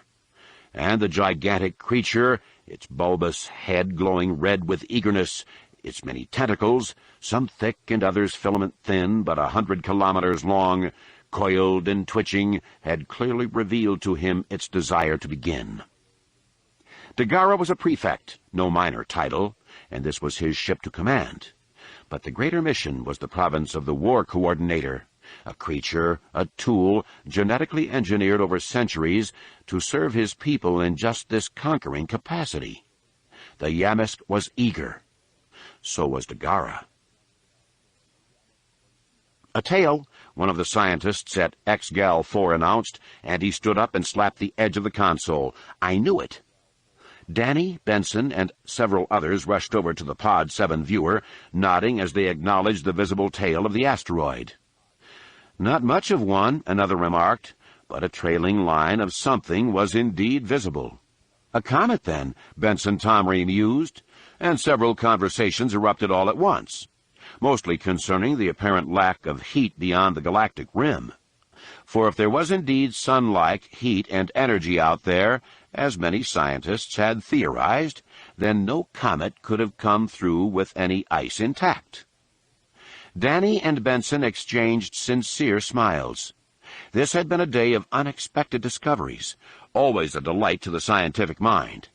First, they had noted that the streaking asteroid was significantly accelerating, though they hadn't yet determined whether that was due to some galactic rim rebound or some gravitational force they had not yet discerned. And now they learned that it wasn't an asteroid at all, but a comet, trailing a small but undeniable tail. "Has Garth got that comm system fixed yet?" Danny asked. "He's working on it," Benson Tomry replied. "Something chewed right through the cables, and he's got to build a connector big enough to sort them all." Across the room, Yeoman Carr watched it all with amusement. That was no comet coming in, and no tail behind it. The trailing tendrils of the world ship were huge membranous creatures anchored at the end by piloted coral skippers, smaller starfighter versions of Yorick coral. At times of weak gravitational pull fields, those membranes would be extended wide as cosmic sails, riding interstellar winds. Garth Bryce entered the room then, lugging a large metal box. 2 days, he said to Danny. "Make it tomorrow," she answered. "We want to give them time to get on the spot." Garth sighed, but nodded and hustled away.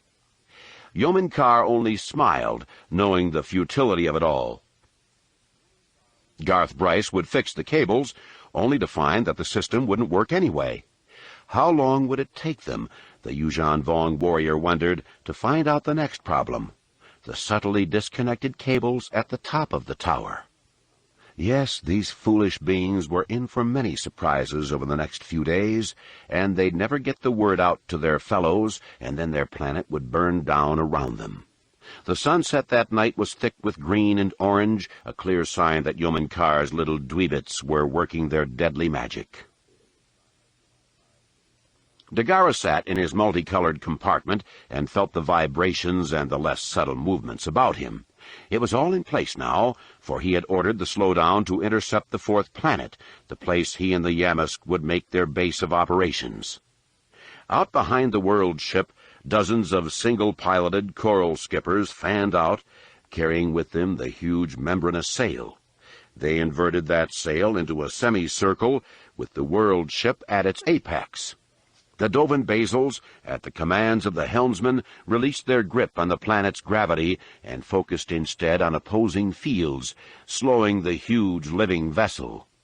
The coral skippers brought it in, and it contacted with the planet, not with the great explosion those watching from afar had expected, but with a dull splat, the membranes shielding and buffeting the impact like a giant mattress.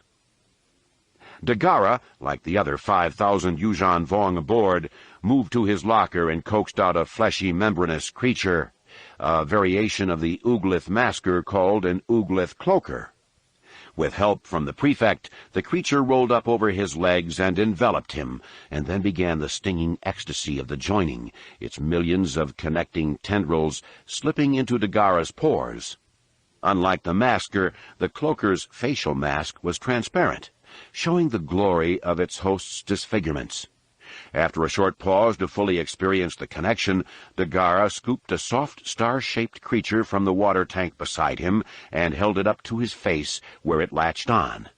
The prefect gagged a bit as the central tendril of the Nulith snaked down his throat, and he had to put a finger to either side of his nose to keep the pincers there from closing off his air supply. But then the connection was complete, and the creature understood. Now it breathed from the water within Dagara's body, while he pulled in needed oxygen through his nose. The prefect made his way along the rough-walled corridors to the lowest level, where his many soldiers and the great Yamsk waited. The Yamsk led the way out of the world ship, its thicker tentacles spreading wide to get a solid grip on the icy surface. Then the creature exposed its huge central tooth and, with the force of an ion cannon, drove it down into the ice, battering repeatedly, digging down, and secreting a liquid from that single fang to further erode the crust. After nearly an hour, the tooth broke through, and the Yamsk wasted no time in contorting its huge and boneless body, sliding down into the watery world below. Dagara and his crew went next, fast down the long slide to slip under the water, where the newlith they had latched upon their faces would do the breathing for them, and the ooglith cloakers would protect them from the freezing temperatures. Soon enough the Yamsk's secretions wore away, and the ice fast covered the whole. But not before another gigantic creature, a brownish tubular worm, had slipped one end out from the world ship down the hollowed chute and into the water. The air inside the tubular creature was too warm for the ice to reform, making it the lifeline and communications line for Dagara and the others back to their vessel. The pilots of the coral skippers went to work next, carefully overlapping the membrane and then releasing it. They flew to the higher docking bay on the ship, and there they awaited the orders of the war coordinator. "The gravity of the planet got it anyway," Benson Tomry announced excitedly. All 15 were in the control room then, hoping for just such an event, hoping that the acceleration of the comet would not allow it to get past the fourth planet. They all watched intently as the small blip approached the planet, and then nothing. Not an explosion, not the vaporization of the ice planet. Nothing. "What the heck?" more than one confused scientist asked, and every one of them was scratching his or her head. All the data coming back from this comet had been inconclusive, showing them no signs of anything familiar in its composition, and now this. "Did you get that communications tower fixed?" Danny asked Garth rather sharply. "The only thing I haven't tried yet is climbing up the thing to check the connections on that end," the man replied in the same frustrated tone. Danny's look showed no compromise. I'll do it, he said, throwing his hands up in defeat, and he stormed out of the room. "Does anyone have any idea of what we just saw?" the frustrated Danny asked, turning her attention back to the view screen. No answers came back at her. "We've got to contact X-Gal," Benson remarked, "either with the tower or from space." "You want to take the Spacecaster up?" another asked doubtfully. "That's just what we'll do," Danny interjected. "We'll take it up and all the way to the planet, and we'll give a call out to the galactic net on the way." There came no arguments, but neither did anyone in the room seem overly thrilled with that prospect. The last time the aging Spacecaster had been used, it had barely made orbit, and the prospect of flying it all the way to the Helska system was more than a bit intimidating. Except to Yeoman Carr, who thought the whole scene of bumbling, undisciplined scientists rather enlightening. 6. Take me far, far away. The Jade Saber came out of hyperspace for the last leg of its journey to Coruscant. Jaina handled all the plotting, engaging and disengaging the hyperdrive, with Mara watching over her, and now, back at Sublight, Mara was so confident in the girl that she gave her the bridge alone. Leia was surprised when she entered to see her daughter sitting comfortably at the controls, with Mara nowhere in sight. "Where's your aunt?" she asked. Jaina turned, her smile wide. "She said she was tired." Leia moved to take the seat beside Jaina. "How long to Coruscant?" she asked. 2 hours, Jaina replied. "Mara told me to come out of Lightspeed early because of the heavy traffic in the region. She wants me to wake her up before the final approach." Leia nodded and sat back. She, too, was tired of it all. Over the last years, she kept resigning her posts and then allowing herself to be dragged back in, often poignantly reminded, or reminding herself, that a million lives could hang in the balance. Leia was considered among the finest diplomats in the New Republic hierarchy, the one person whose heroic reputation, negotiating skills, and true empathy would allow her to intervene in pending crises. She closed her eyes and gave a self-deprecating chuckle, reminding herself that all those skills and reputation had done absolutely nothing to help the Osarian Romamul situation. The Romamulians had many legitimate complaints against Osirian. The Osirians lived much better than their Romamulian counterparts, relaxing in luxury off the labors of the miners, and it was no secret that the Romamulians were greatly underrepresented in the Osirian government. Now, though, those complaints had been compounded and exploited, turned into something zealous and religious in nature, and what should have been a workers' arbitration was in danger of becoming a holy war. In great danger, Leia now understood, for in all her years she had rarely dealt with anyone as intractable as Nome Anor, or at least as intractable as Nome Anor, given the fact that the man and the people he was supposedly representing were likely going to get annihilated in a war they could not win. After the disastrous meeting, Leia had made many calls to him from her post on the Mediator, and he had answered every one, usually just to tell her that he had no time to speak with her. With those annoying thoughts in mind, Leia drifted off to sleep. "Wow," Jaina breathed, and Leia popped open her eyes, thinking there might be trouble. "What is it?" she asked with obvious alarm. "Mon Calamari Star Defender," Jaina answered, pointing toward the upper left quadrant of the screen. With a flick of her other hand, she angled the viewer to bring the beautiful ship into complete view. And it was spectacular. Like all the Mon Calamari ships, this one was unique, an artwork, sleek and flowing and ultimately deadly. It was the largest ship ever produced on that watery world, nearly twice the size of the battle cruiser they had left behind between Osirian and Romamul, and the first Mon Calamari Star Defender produced for the New Republic fleet. "The Viscount," Leia remarked, "just commissioned 2 weeks ago. It must be making a flyby for the approval of the Council." "Wow!" Jaina breathed again, those brown eyes sparkling. Leia silently laughed at herself. When she had heard Jaina's gasp, she had immediately assumed there was trouble, and she had worried that Jaina couldn't handle it. She examined her apparent lack of confidence in her daughter then, and for a moment believed she must be a terrible mother to think so little of the proven girl. No, not girl, Leia reminded herself. Young woman. When she had first come in, after finishing the report of the brewing disaster on Romamul, and seen Jaina alone, her heart had skipped a beat. Yet Mara, as competent a pilot and responsible an adult as Leia had ever known, had seen fit to leave Jaina on her own. Why couldn't Leia hold that same confidence in her own child? She studied Jaina carefully, the sureness of her movements, the calm expression on her face. "How close now?" she asked. Jaina shrugged.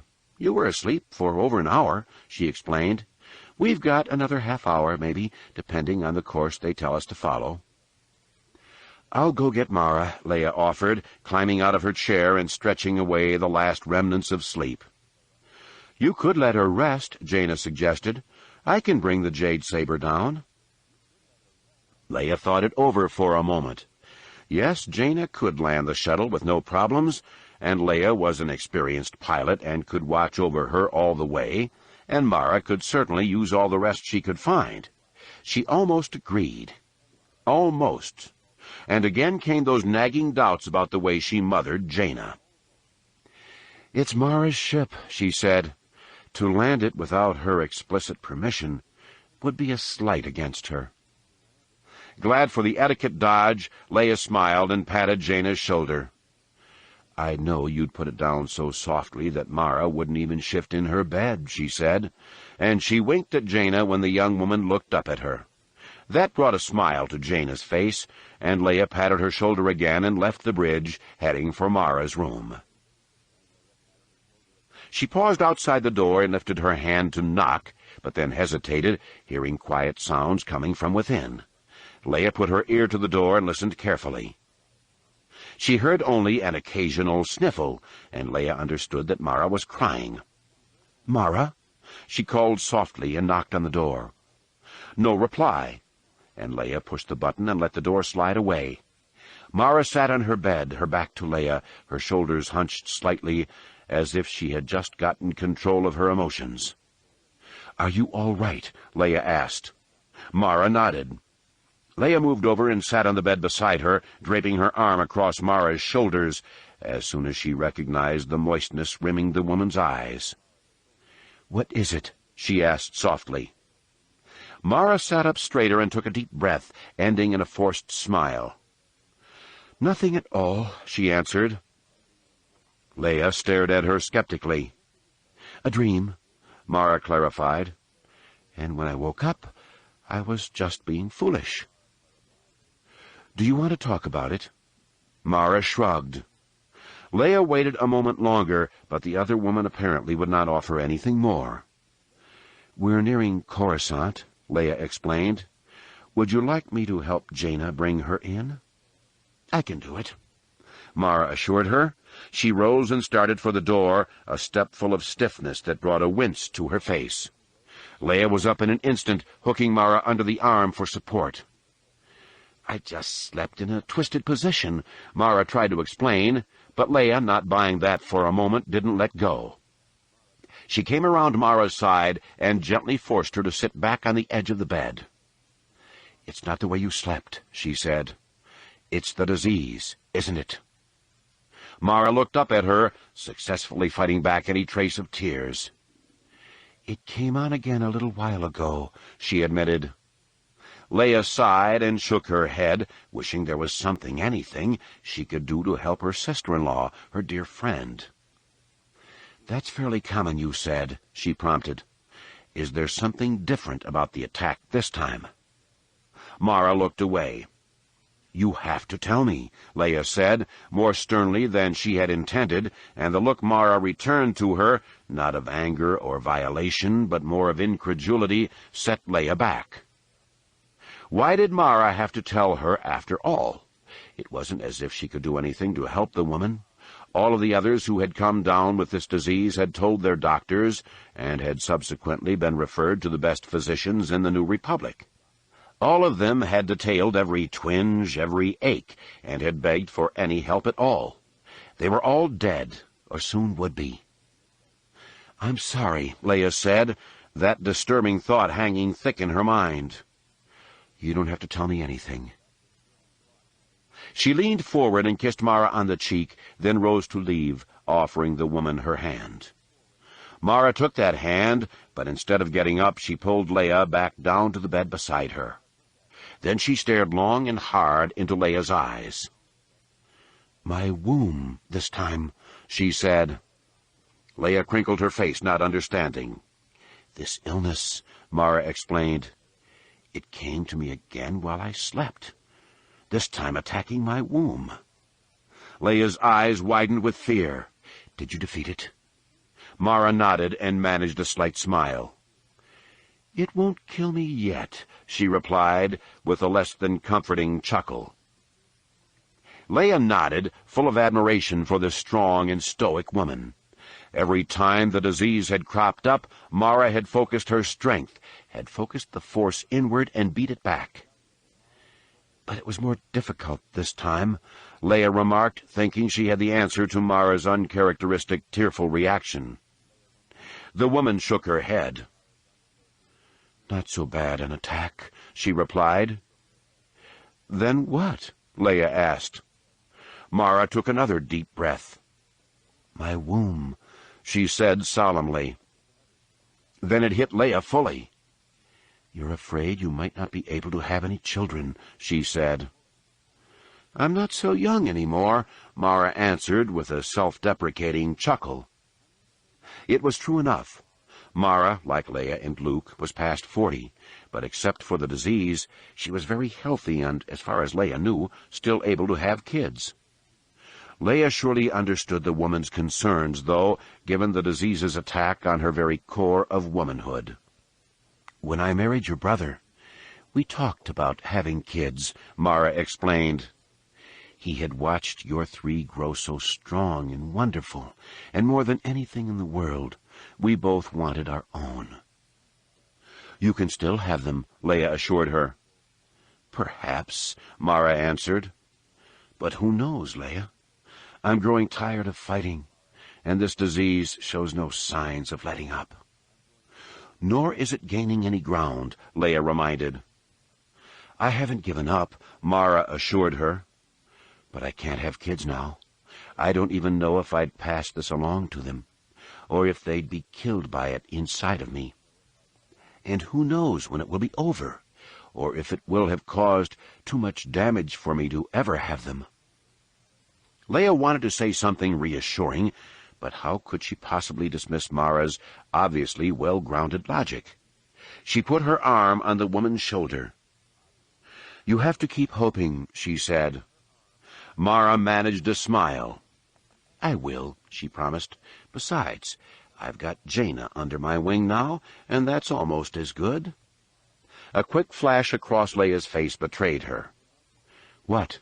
Mara asked with concern.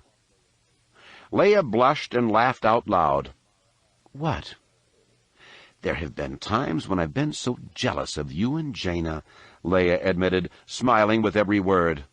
"I see the bond between you, and I feel both wonderful that Jaina has found so inspiring a friend and mentor, and awful. When I see the two of you working together, I want to rush over and hug you and choke you all at once." Mara's expression revealed true concern until Leia fell over her, wrapping her in a tight hug. "Oh, you'll beat this," Leia said. "You will, and you'll have babies, and maybe soon after you, Jaina will have her own." She pushed Mara back to arm's length. "And won't that be fun?" she asked. "The three of us sitting around, trading stories, while Luke gets to babysit them all."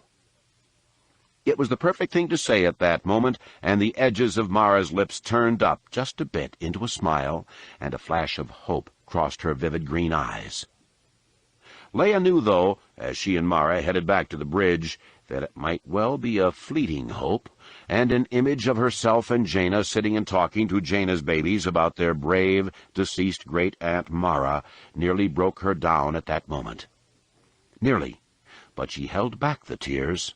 She had to. They all had to. For Mara's sake. Jason heard the telltale hiss and electric snapping as he approached the main chamber of the Millennium Falcon. Anakin was in there, he realized, and practicing with his lightsaber again. Always practicing. Normally, Jason would leave his little brother alone, knowing that the two of them simply couldn't come to any philosophical agreements in their present states of mind. This time, though, after the spectacle of the council meeting, Jason was in the mood for a good argument, and so he moved through the hatch. There was Anakin, soaked in sweat, dodging and turning, his lightsaber flashing to parry each of the many energy zaps of the small remote as it floated all about him, seeking a hole in his defenses.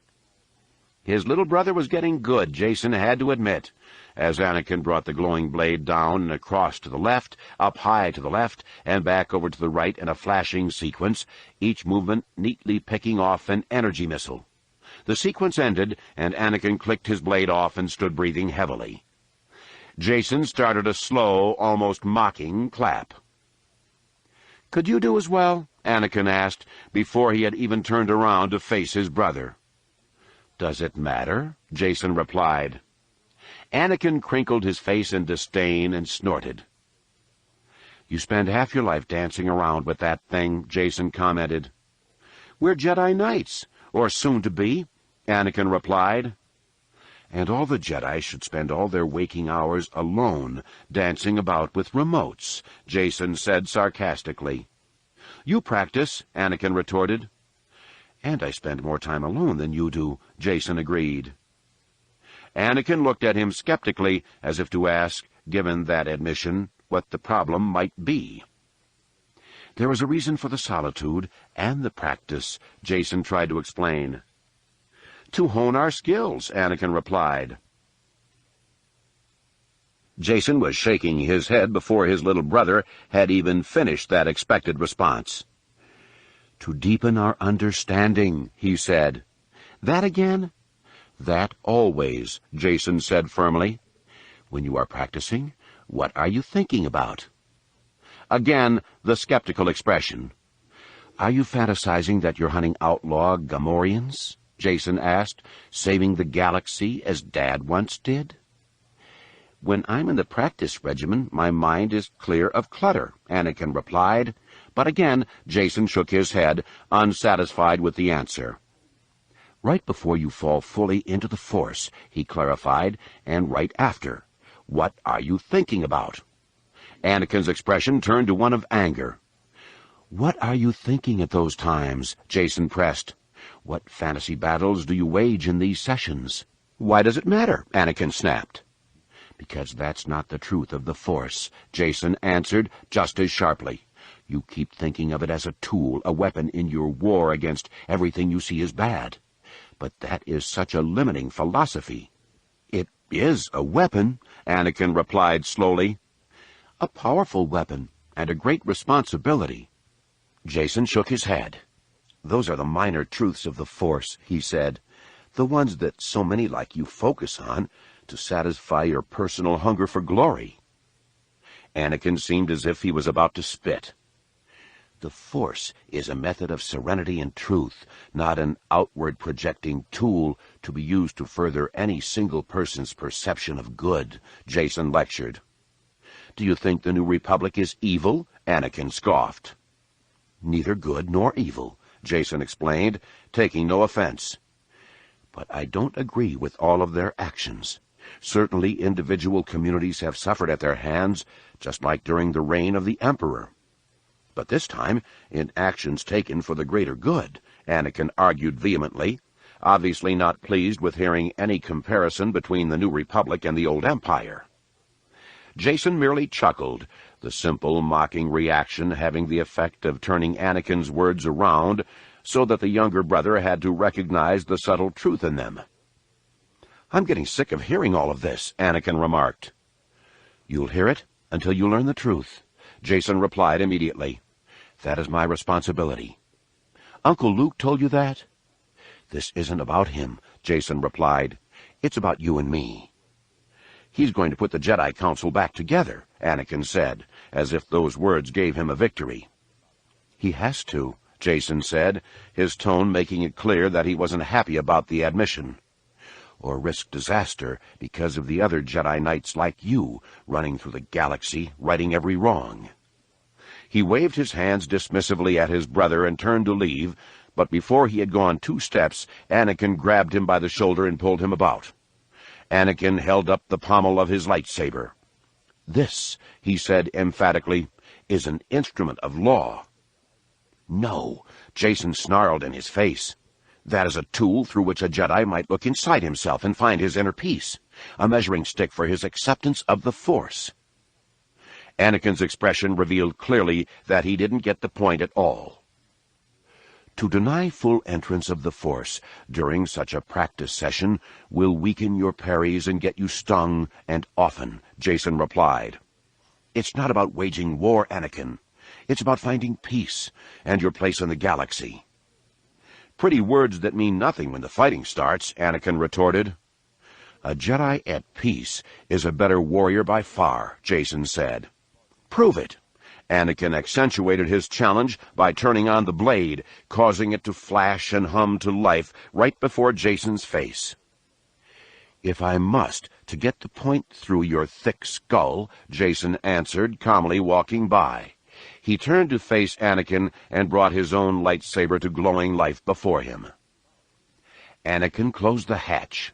Uncle Luke wouldn't be happy to find them sparring in here, nor would their father, and turned back to face his brother, who was already moving in closer with deliberate, measured steps. "Maybe you'll admit the truth when I beat you," Anakin said. But it was apparent that Jason wasn't listening, was already falling into the levels of deepest concentration, the preface to the conscious emptiness that was pure Force acceptance. Both paused for a long while, and then suddenly Anakin came rushing ahead, lightsaber twirling up and around, slicing down for Jason's shoulder, and when Jason easily parried, Anakin sent it around the other way, diving along the opposite angle. Jason parried that too, catching Anakin's weapon with his own and bringing both around and down, back out to Jason's left, and then around some more. When the blades were each out straight between the brothers, Jason rolled his wrist, looping his blade further about Anakin's.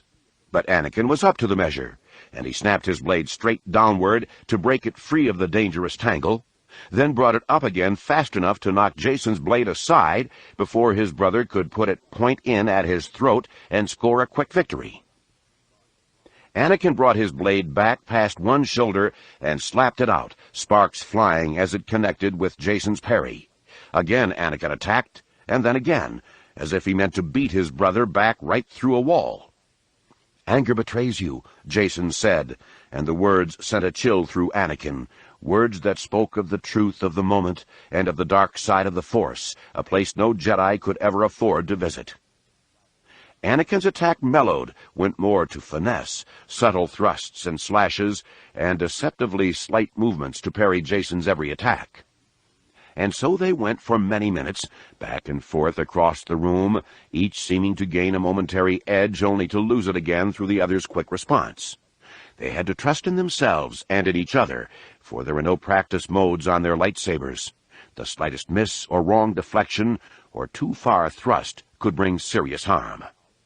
But they went on anyway, their philosophical differences playing themselves out through sword fighting, and before long, Jason's warning notwithstanding, both were into it viciously, swiping and dodging, thrusting low and high, and more than parrying, batting each other's blade aside. Jason came out of that fit first, mellowing his parries to those subtle and beautiful shifts and turns, and offering few offensive routines at all. That sudden passivity only spurred Anakin on to greater intensity. His lightsaber slashed once, twice, and thrice from the left, then he spun about a complete circuit, reversing his grip as he went, and slashed once, twice, thrice from the right. Jason parried the first three from his left, then parried again and again from the right, and then ducked.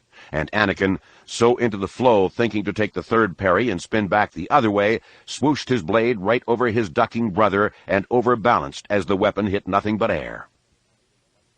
Up Jason came behind it, a sudden subtle stab that sent Anakin's lightsaber flying away and made the younger boy leap back and grab his stung hand. Jason clicked off his blade. "The Force is a power within, for the good of within," he said. "We're not a galactic patrol." Anakin stared at his brother long and hard, clearly surprised that Jason, who practiced far less than he, had so cleanly beaten him. "Uncle Luke used the Force to destroy the Death Star," Anakin reminded. "And Mara uses it now to battle her disease," Jason replied. "Only when we are at peace within can we think of acting properly upon battles in the wider galaxy." Anakin didn't reply, just stood clutching his hand and staring at his brother as a long, quiet moment slipped past. "You're getting better," Jason offered, and he winked at Anakin and headed for the door. "I'll beat you next time," came Anakin's predictable call behind him, and Jason smiled all the wider as he stepped out into the corridor leading to the ladder. Down below, he heard a clank of metal and a few more curses from his frustrated father, who was still hard at work. "You're going to cross the lines," Han yelled. Chewbacca howled, and there came a sharp, sparking retort, followed by Han's "Yow!" Chewie's head popped up through the open service panel. "Get back here, hairball!" Han cried. Chewbacca came out of the hold in a single graceful spring, or at least it seemed that way to Jason until he noticed his father's arm sticking out of the hole behind the Wookiee, a sparking cable in hand, and the wisps of smoke wafting off of Chewie's bottom. He couldn't help but chuckle, but he tried very hard to suppress it when the Wookiee stormed up to him, rubbing his bottom. "Ah, Chewie scolded. "I didn't do it," Jason exclaimed. "It was Anakin." Chewie howled again. "No, we're not all the same," Jason protested. The Wookiee threw his arms out wide, covering about a 3-meter expanse, fingertip to fingertip, and shook his huge hairy head, growling and roaring. "I never said you could snap-turn the Falcon," Jason argued, "and I never did snap-turn the Falcon. Talk to Anakin." Ah. "You think you might wander over and help me with this compensator?" Han asked dryly, turning the Wookiee about. He held a pair of cables in his hand, one of them throwing the occasional spark, and his face was covered in grease so that his eyes and teeth shone brightly in contrast. Jason laughed again, or started to, until Chewie spun back around and glowered at him. Nothing like a Wookiee glare to sap the mirth. "Well?" Han asked, and with a resigned roar, Chewie turned about and headed back for the opened service panel. A short time later, Mara, Jaina, and C-3PO found their friends at work on the Falcon, while Leia headed off to issue her full report to the Council. Jaina wasted no time in pulling her brothers aside and dazzling them with her tale of evading the Z-95 headhunters. Anakin puffed up with satisfaction as she recounted the story, taking it as proof of his understanding of the Force. Jason didn't bother to start up the argument again. Similarly, C-3PO rushed to R2-D2 and began spewing every detail of the adventure with Nome Anor. A most disagreeable person. R2-D2 clicked and whistled, seeming impressed, especially when C-3PO told of his final encounter with the Romulan leader, one in which he had faced down the mighty Nome Anor. Mara, meanwhile, filled in Luke about the deadly intervention by Worth Skidder. "He's a hair-trigger," she explained. "You're sure he wasn't just trying to help?" "We didn't need his help," Mara answered resolutely. "And he knew it, too. The Jade Saber's got more than enough firepower to blast a few headhunters. Besides, by the time he got near to us, we were breaking clear. No, Worth just wanted some kicks, and to add a couple of kill markers under his canopy." Luke shrugged, feeling more than a little helpless. 100 Jedi Knights roam the galaxy now. How could he keep them all under wraps? "One at a time," Mara said, and when Luke looked at her curiously, she merely returned a wistful smile. "You're hearing all the problems, and they seem like they'll overwhelm you, but that only means you have to deal with them one at a time. Your sister put Worth in his place, for now at least, so I don't think you need to worry about him for a while." "How do you feel about a trip to the Outer Rim?" Luke asked her, and now it was Mara's turn to offer a curious expression, and Luke's to give a wry grin. He fell over her then in a great hug and a heartfelt laugh. He always felt so much better when his wife was around. Chewie stood quietly outside the council chamber, leaning back against the wall, his hands behind his head. When Mara and Jaina had come to the Falcon, Han had sent the Wookiee here to escort Leia, but Chewbacca understood that he had really been sent here just to get him away from Han and the Falcon. The repairs weren't going so well, and Han and Chewie had spent the bulk of their last hour together just howling at each other. They both needed a break, and Chewie was glad for it. But when one of the counselors, Fjord Rodan of Commenor, came out of the room unexpectedly and began wagging his finger at Chewie and grumbling about some intractable argument over certain trade privileges with Chewie's home planet of Kashyyyk, the Wookiee realized that he hadn't been away from the yelling Han for long enough. Leia came out of the council chamber a few moments later and dropped her head in her hands. There, across the hall and in a closet, hung Fjord Rodan, his collar hooked on a coat rack. "Let me compliment you on your choice of friends," the counselor said dryly. "Chewie, take him down," Leia instructed. Chewbacca growled and shook his head. "Counselor Trebak will hear of this," Fjord Rodan threatened. "You know Trebak, don't you?" he taunted Chewie. Chewie closed the closet door. "You can't go around treating counselors like that," Leia scolded, coming forward. But then she stopped, considering the meeting she had just walked out of, the unending squabbling over minor details, the open disdain two of the counselors had shown to her concerning her failure at Osirian Romamul, the obvious posturing for political reasons. "Let's go," she said, turning down the corridor, Bolfer gliding behind her. "Ah?" Chewie asked, and when Leia turned back, the Wookiee motioned for the door. "With any luck, they won't find him until after we've left," Leia explained. Chewie gave an assenting howl, and off they went. Leia's mood improved immediately and greatly when they finally reached the Falcon, when she saw again that glimmer in her husband's eye. After all these years, the fire remained between Leia and Han, a deep and honest love and respect. "Chewie found you," Han remarked, moving to give Leia a big hug. Probably heard you yelling from 6 levels away. Mara told you about Gnome Honor, Leia reasoned. And about Worth Skidder, Luke added, coming down the landing ramp.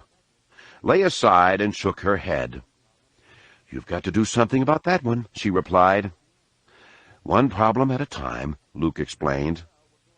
What now? The exasperated Leia asked. Well, we're going on a little trip, Han told her. Far away, I hope, Leia added. Han laughed. About as far as you can get. And it still won't be far enough for me, Leia said, turning back to glower in the general direction of the Senate building. Could anyone do enough to satisfy that group? Luke chuckled, knowing the answer. No one point of view would ever satisfy, so... He paused, looking for just the right word. Eclectic a group. How diplomatically put, Leia said. So what's the problem now? I'll fill you in on the way. Jedi? Han's chuckle told Leia that she had guessed correctly, and in light of that, she was even more eager to go. A big part of her wanted a vacation from all the turmoil, but after the incident with Worth Skidder, Leia was beginning to take these Jedi problems personally. She hadn't given much thought to Luke's plans about reforming the Jedi Council, hadn't really considered it her problem, given all the responsibilities the formal authorities of the New Republic kept laying on her.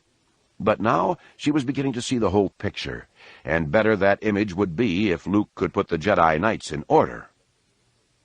We'll get to see an old friend, Han offered, and Leia looked at him curiously.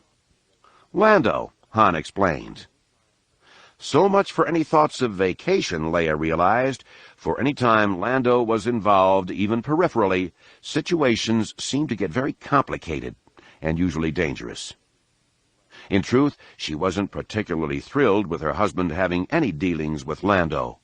The man always seemed to pull Han into something on the very edge of disaster. Of course, that only strengthened her resolve to go along. What about Mara? She asked Luke, working hard to keep the signs of her deep concern only minimally on her expression. She's coming, Luke replied. She and Jaina are plotting the course even now, assuming we can get the Falcon flying again. Leia looked at Han. Anakin, he explained, and somehow Leia wasn't surprised. Are you sure Mara's up to it? Leia asked Luke. Try to stop her, Luke replied. Leia managed a smile. For all the pain and the impending threat of death, Mara was determined to live her life fully, to live without this unknown disease being the center of her existence. That truth only made Leia even more glad to have Mara as Jaina's mentor. 7. Launch. Was there ever any doubt? Benson Tomry asked sarcastically when Danny announced that she would go on the Spacecaster shuttle to the frozen 4th planet of the Helska system. You're not going alone, T. Ubo put in, and Danny didn't disagree. In the end, they decided that 3 should go, including someone with a geological background, and with Danny captaining the mission and piloting the rickety old ship. A short while later, Yeoman Carr answered the knock on his door to find Danny standing in the hall, her smile coy. You have come to ask me to volunteer, Yeoman Carr reasoned. I thought you should be rewarded for your diligence and hard work, Danny replied. You should have been the one to spot the comet. So now you offer me the scientific chance of a lifetime? Yeoman Carr asked in all seriousness. Danny nodded and smiled at him, as though he should be pleased. I am afraid that I must refuse, the Yuuzhan Vong warrior went on. Inside his ear, the little Tizo worm continued its vibrations, and Yeoman Carr fell into them for a moment, recognizing that it might be time for a bit of levity. You're asking me because no one else is crazy enough to go along on that broken-down garbage scow you call a shuttle, he said, and forced a grin. Now Danny was laughing and not disagreeing. But that would not be proper, Yeoman Carr said a moment later, again in all seriousness. He understood the implications here. According to his instructions, under no circumstances was he to go anywhere near the base planet. On pain of death, and a dishonorable death at that, Yeoman Carr was to have no physical connection to the war coordinator and no contact at all other than the secure Villip talk. "I am not long in Exgal," Yeoman Carr elaborated. "Most of the others have been on Belcodden longer than I have been in the organization. I could not usurp their opportunity." "You already said it," Danny replied. "Most of the others don't even want to go." "Ah, but they do," Yeoman Carr assured her. "They are afraid of the craft, as am I, and as you should be. But in truth, any scientist would be eager for this opportunity." "Any scientist other than Yeoman Carr," Danny said sarcastically. "I believe in propriety," Yeoman Carr answered, and he took some satisfaction in the fact that Danny, based on all of his actions since he had arrived on Belcodden, could not dispute the claim. Yeoman Carr was always on time for his shift. Yeoman Carr stayed true to his post, hour after hour, day after day, week after week, while all of the others, including to a lesser extent Danny, had eased around the edges of their responsibilities. "Find your crew among those who have better earned the right," Yeoman Carr said.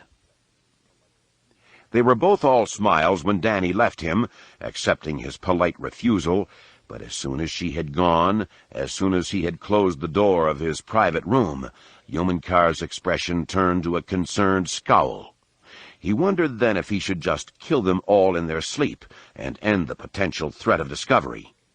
He fell to his knees and bent over quickly, smacking his forehead against the floor, calling out to Yoon Harla, the cloaked goddess, and Yoon Yamka, the slayer, for guidance.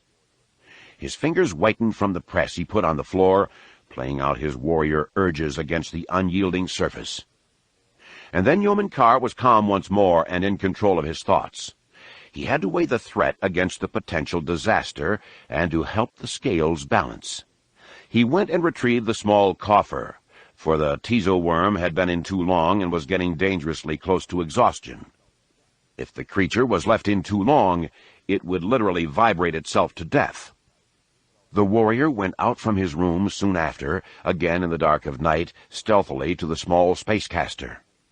Truly this was the most distasteful part of Yeoman Carr's extensive training, this working with machines, abandoning the living tools his own people employed. He reminded himself of the importance to the greater good, stoically accepting his role, as he had during those years of training, and indeed he did take some pride in the fact that, among the entire force of Preterite Vong, Yeoman Carr was probably the finest technician. He set up shop openly. Too many were about for him to hope to accomplish his tasks without discovery, hanging lights and making no effort to conceal the clanking of metallic tools. Sure enough, Danny Quee came out to him within the hour to find him hard at work on the spacecaster's inertial compensator. The gasket on the pressure pump had wriggled out of place, Yeoman Carr honestly explained, and indeed the Yuuzhan Vong warrior was working to the benefit of the shuttle at that time. Had Danny come out here earlier, when Yeoman Carr had been disconnecting the final signal initiator on the communications port, she might have figured that something was amiss. "I'm leaving in 3 hours," she informed him. "Just checking the vital systems," Yeoman Carr replied. "The hyperdrive is not up to standards, but it will get you there, though it will not be a fast journey. The ion drive is running efficiently." Danny nodded, for she had just done the same checks. "What about that compensator?" she asked. "It was only the gasket," Yeoman Carr replied, and he ran a laser sealer along the outside of the ring and pronounced the problem solved. Danny came over and inspected the work, then nodded her approval. "You're sure you don't want to come along?" she asked. "I've got Benson Tomry and Choba Delig coming, but we'll make room for you." "Excellent choices," Yeoman Carr said. "But no, putting another in the spacecaster would jeopardize the success of the mission.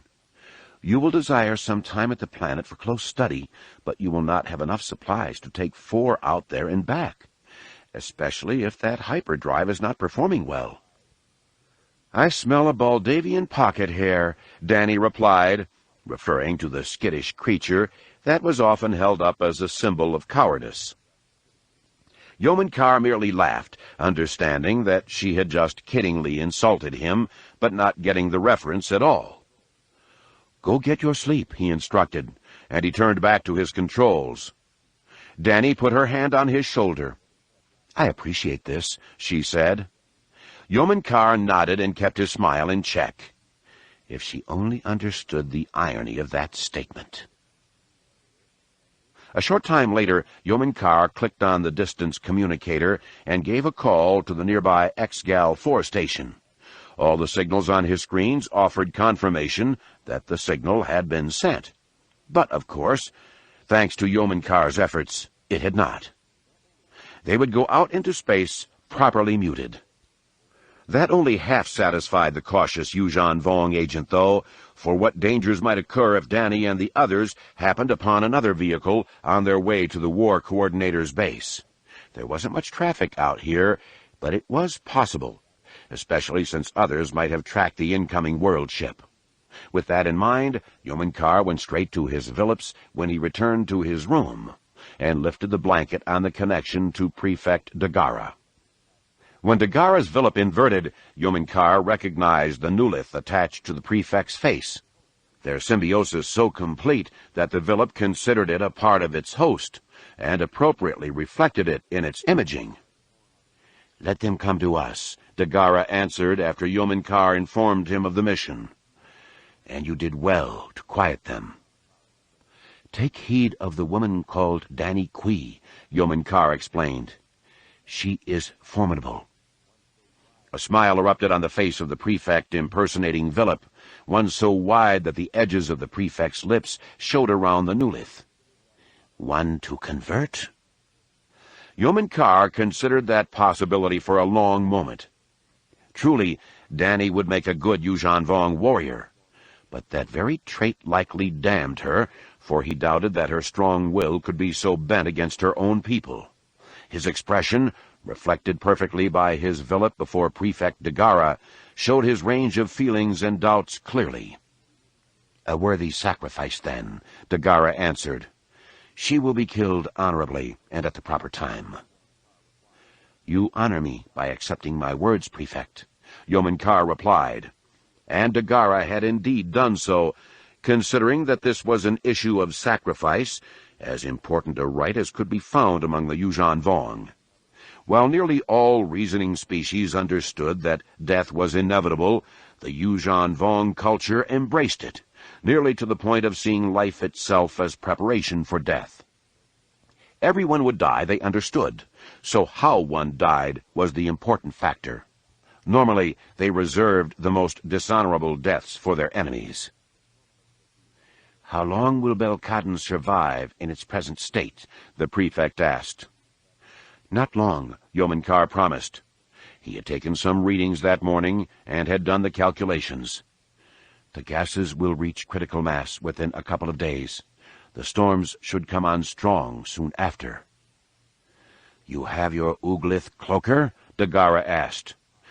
It would not do to have one who has performed as well as Yeoman Carr die uneventfully on a distant world. "I am prepared, Prefect," Yeoman Carr answered, standing straight in light of yet another high compliment. His duties were almost at their end, sadly so, for after the transformation of Belkadon, he was merely to remain on the planet and ride out the greenhouse storms while the conquest was underway.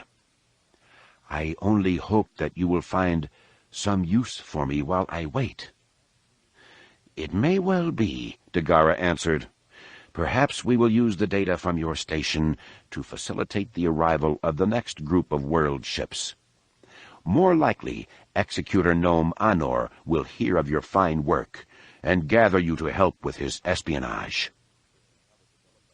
There came a knock on Yeoman Carr's door then, and he quickly covered the Phillip and replaced it in his closet, then pulled off his shirt and ran to the door, rubbing his eyes all the way to make it look as if he had been sleeping. Garth Bryce stood in the hallway, coils of rope looped about his shoulder. "You ready?" he asked. "It is still dark," Yeoman Carr remarked. "I'd rather face the dangers of the forest night than the wrath of Danny Quee," Garth Bryce replied. Yeoman Carr ran to retrieve his shirt. It was all going so very well. The early morning air was chill but not crisp, and thick with a strange sulphuric smell. Garth Bryce twitched his nose repeatedly but made no comment. Yeoman Carr noted with some relief. He reminded himself that he would be more sensitive to the odor because he knew what it portended. Likely Garth Bryce hardly noticed it. "Do you want to see them off first?" Yeoman Carr asked, motioning toward the bay, where Danny and the others were preparing to leave. "I already said my goodbyes," Garth replied.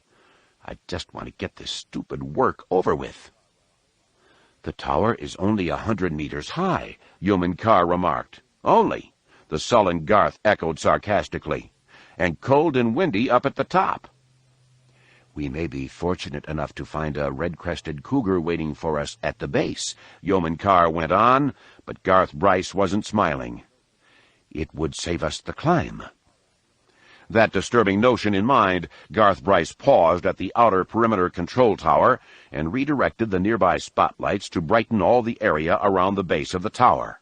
Then he took a blaster from the weapons locker, securing it on his belt, and pulled out another one, offering it to Yeoman Carr, who politely declined. They exited the compound, closing the door behind them, and started for the tower. As they approached, both noticed movement around the base of the tower, almost as if the very ground had come writhing to life. "What the heck are these?" Garth Bryce asked, bending low to inspect the source of the strange movement. A swarm of reddish-brown beetles. "Perhaps the cause of our transmitter problems," Yeoman Carr offered. "The cable was chewed by something bigger than beetles." "But if some of them climbed inside after it was broken," Yeoman Carr said, and he left the thought to Garth's imagination. He knew that wasn't the case, of course, or at least not the only source of the comm trouble, but Garth did not. And if some of the beetles actually had crawled inside, the damage to the cable could be complete. "I didn't see any out here when I found the break," Garth said. Yeoman Carr looked up. "Do you still think it worth the climb?" he asked. "Or should you first inspect the length of cable?" Garth paused a long while before answering, and Yeoman Carr thought he had convinced the man to abandon the climb. "Up," Garth said, pulling the coil from his shoulder. "Let's get it over with." Yeoman Carr started to argue, then stopped.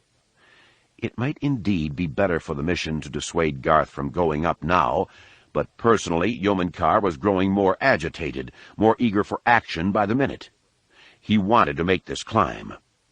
And so they did, hand over hand, securing each foothold, securing each length of rope, and then climbing on to the next level. It was still dark when they made the top, Garth Bryce leading the way. "There you have it," he announced, grabbing the disconnected junction box. "The wind." Yeoman Carr stepped up beside him. "Perhaps," he agreed.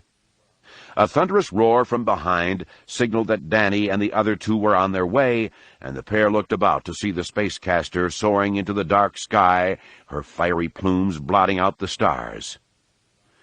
"I'd rather be up here than up there," Garth noted. "But a threat up here are you," Yeoman Carr said. "What?"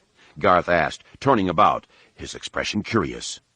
Yeoman Carr stole that look and stole the man's breath by stiffening two fingers and stabbing them hard into Garth's windpipe. The man gasped and grabbed at his throat with one hand, and Yeoman Carr, with those same two fingers, struck him a blow on the wrist that broke his grasp on the tower. Garth flailed wildly, trying to catch a hold, but Yeoman Carr's hands were always in the way, deflecting him, keeping him at bay. And then, out of nowhere it seemed, the Yuuzhan Vong warrior produced a small shining blade and thrust it menacingly at Garth's face. That was only to pull the man's arms in, though, for Yeoman Carr fast reversed his attack, slashing the sharp blade upward, catching the taut rope right where it looped over one of the tower cross-poles. Garth's arms worked in wild circles as he tried desperately to hold his balance. "Why?" he gasped. Yeoman Carr could have finished the task with a simple push, but he held back, thoroughly enjoying the look of the sheerest horror on the man's face, the frantic and futile efforts. And then the scream as Garth Bryce tumbled over backward, plummeting down the side of the tower, striking one cross pole and launching into a somersaulting fall. Yeoman Carr was glad that Garth had redirected all the floodlights. They gave him a better view of the final descent and the bone-smashing impact. "Because you gave me an excuse," the Yuuzhan Vong silently answered desperate Garth's last question. He had one moment of regret, when he considered that Garth might have crushed some of his pet dweebits. Already far, far away, Danny Quee looked out her rear viewer at the receding Belcodden, and her expression fast changed from wistful to curious. "Bring us about," she instructed Benson Tomry, who was at the controls. "The straighter the line to Helska, the better," Benson replied, obviously unsure of the craft's condition. "I was about to make the jump to hyperspace." "No, you have to see this," Danny replied. The third member of the team, a short, dark man with hair the consistency of wool, Cho Badelig, came up beside her. "Heck of a storm," he remarked, seeing, as Danny had, the roiling clouds on the edge of Belcodden's rim. Benson Tomry gasped when he brought the spacecaster about. Then all three stared in horror when they noted the scope of the storm and the greenish-yellow tint of it, something that reminded Danny of the sunsets she had been witnessing of late. "Call the compound and tell them to secure everything," she instructed. "The tower's not likely fixed yet," Chobadelig reminded her. Danny pulled out her portable communicator. "Bring us in close," she instructed. And Benson Tomry agreed, though they all experienced some second thoughts when he skipped off the edge of Belcodden's atmosphere, and the spacecaster shook so violently that it seemed as if it would fall apart. "Tiubo," Danny called, and she winced at the amount of static on the normally clear communicator. "Can you hear me?" "Danny?" came a broken reply, and then Tiubo said something. The three thought they heard mention of Garth Bryce, but they couldn't make it out. "There's a storm south of you," Danny said slowly and distinctly. "A big one. Did you hear?" She repeated it several times, and Tiubo replied as much as she could, though only single words, sometimes only single syllables, came through the increasing static. "Probably from the storm," Chobadelig remarked, and Danny gave up and clicked off the communicator. Danny let her questioning gaze fall over each of the other two. "You want to go back," Chobadelig reasoned. "If we go back down there, we probably aren't coming back up any time soon," Benson Tomry put in, "especially if that storm rolls in. We're lucky this thing broke orbit in the first place." Chobadelig spent a long moment staring out at the spectacle of the storm. "It doesn't seem well developed," he noted. "No noticeable swirl, no defined eye." "You think they'll be all right?" Danny asked. "Once we get away from this static, we can relay the information with the ship's communicator," Benson Tomry offered. "You've got to make the decision. Do we go on or go back?" Danny thought long and hard on that one. In the end, though, she was a devoted scientist, and certainly it seemed to her as if she and the other two were taking a greater risk than any of those they had left behind. "Tiubo said something about Garth," she reasoned. "He's probably got the tower fixed." "On we go, then," Benson Tomry said, and he turned the spacecaster about and started again to make his calculations for the jump to light speed. As they left the planet far behind, Danny went to the ship's communicator and gave a detailed report of the storm in the west, then waited a moment to see if a reply would be forthcoming. When no call came back, she hoped that they had heard her, and that the repairs on the tower simply hadn't been completed to the point where they could respond. Gnome Honor's eyes twinkled with reflections of the plumes trailing the missiles launched toward the enemy city of Osa Prime, an extraplanetary attack he'd been planning for weeks. Tamactus Bretha had opposed the strike, knowing it would lead to open warfare between the planets. But when several high-ranking Romamulian officials had been found murdered, the former mayor had found little support for his arguments. Nome Honor hoped that the Mediator wouldn't detect the launch in time to get its starfighters away to intercept the missiles, but that, too, had not been left to chance. For hours and hours, the Executor and Shock Tenoctin had studied planetary courses and the positioning of the New Republic ship, and had launched the missiles from a point where the initial explosive liftoff and subsequent burn would be most difficult to detect.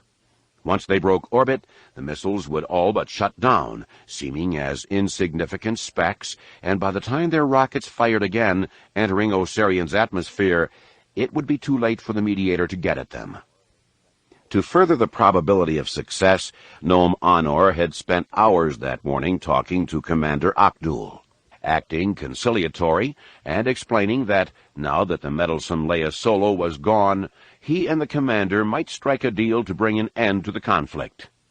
They had even scheduled a meeting on the Mediator between Nome Honor and his delegates and a diplomatic party from Osarion. Commander Octul liked the thought of scoring such an unexpected diplomatic victory, Nome Honor knew. It was said that Octul had been given the ship primarily because he was a Mon Calamarian, who, with the retirement of Akbar, were underrepresented among the fleet. Octul had heard the quiet murmurs of discontent concerning his appointment, of course, and that would make him all the more eager. Furthermore, the commander was so secure about the overwhelming power of his ship compared to the meager power of the people on the two planets that he would never suspect the ruse. Of course, the fallout from this attack would be great and would likely force Nome Honor to flee Romamul altogether. But that was fine with him, for his mission here was nearly complete, and if those missiles hit Osa Prime and brought the war to full conflagration, then he would happily move on. His job now was distraction, to keep the New Republic so concerned with the explosions near to the core that they didn't get a chance to turn their eyes outward. The longer Prefect Dagara could operate in obscurity, the more entrenched Nome Honor's people would become, and the more world ships they could get into place. 3 hours later, Nome Honor received the outraged call from Commander Octul. Missile plumes had been detected in Osarion's atmosphere. Nome Honor took full responsibility, justifying the attack in response to the assassinations of several officials he had secretly ordered killed. Then he curtly cut Octul off. He and Shock Tenoctin focused on the video screen, tuned to an Osarion broadcast channel. They heard the frantic reporter in Osa Prime detailing the confusion and panic, and then, after a pause, solemnly reporting the sight of the missile trails. The holocam turned up in time to catch the descending lines of fire streaking through the night sky. Other missiles and scores of starfighters went up to meet them, but they couldn't get them all. Moments later, Osa Prime was in flames. Nome Honor thought it a particularly glorious day. 8. Layers.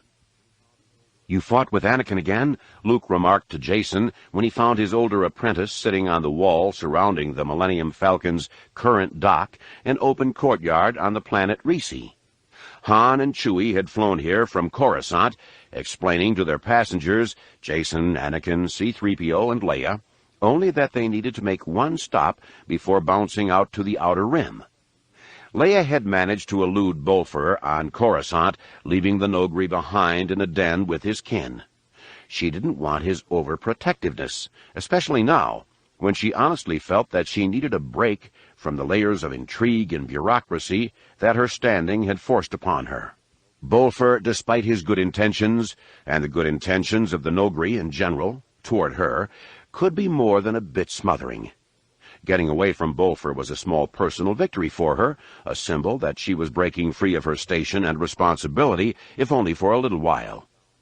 The Jade Saber, with Mara and Luke aboard, had just put down in the bay next to the Falcon, and all of them were now awaiting the arrival of Jaina, who, to her absolute delight, was flying Luke's personal X-Wing, along with R2-D2. "I found him practicing with his lightsaber," Jason replied honestly. "He wanted to see how far he's come, and so did I." "I'm not talking about the sword fight," Luke explained, "though I don't think that your father would be happy to hear that You two were wrestling with lightsabers in the main compartment of his ship? I'm talking about your war of words." That caught Jason by surprise, and he stared at his uncle, his mentor, looking for some sign concerning Luke's feelings on the subject. He couldn't read the man at all. "An honest difference of opinion," Jason said, turning away. "That's all." "Concerning the role of the Jedi," Luke said. "Concerning the role of the Force," Jason corrected, turning back to face him. "Do you think you could enlighten me?" Luke asked.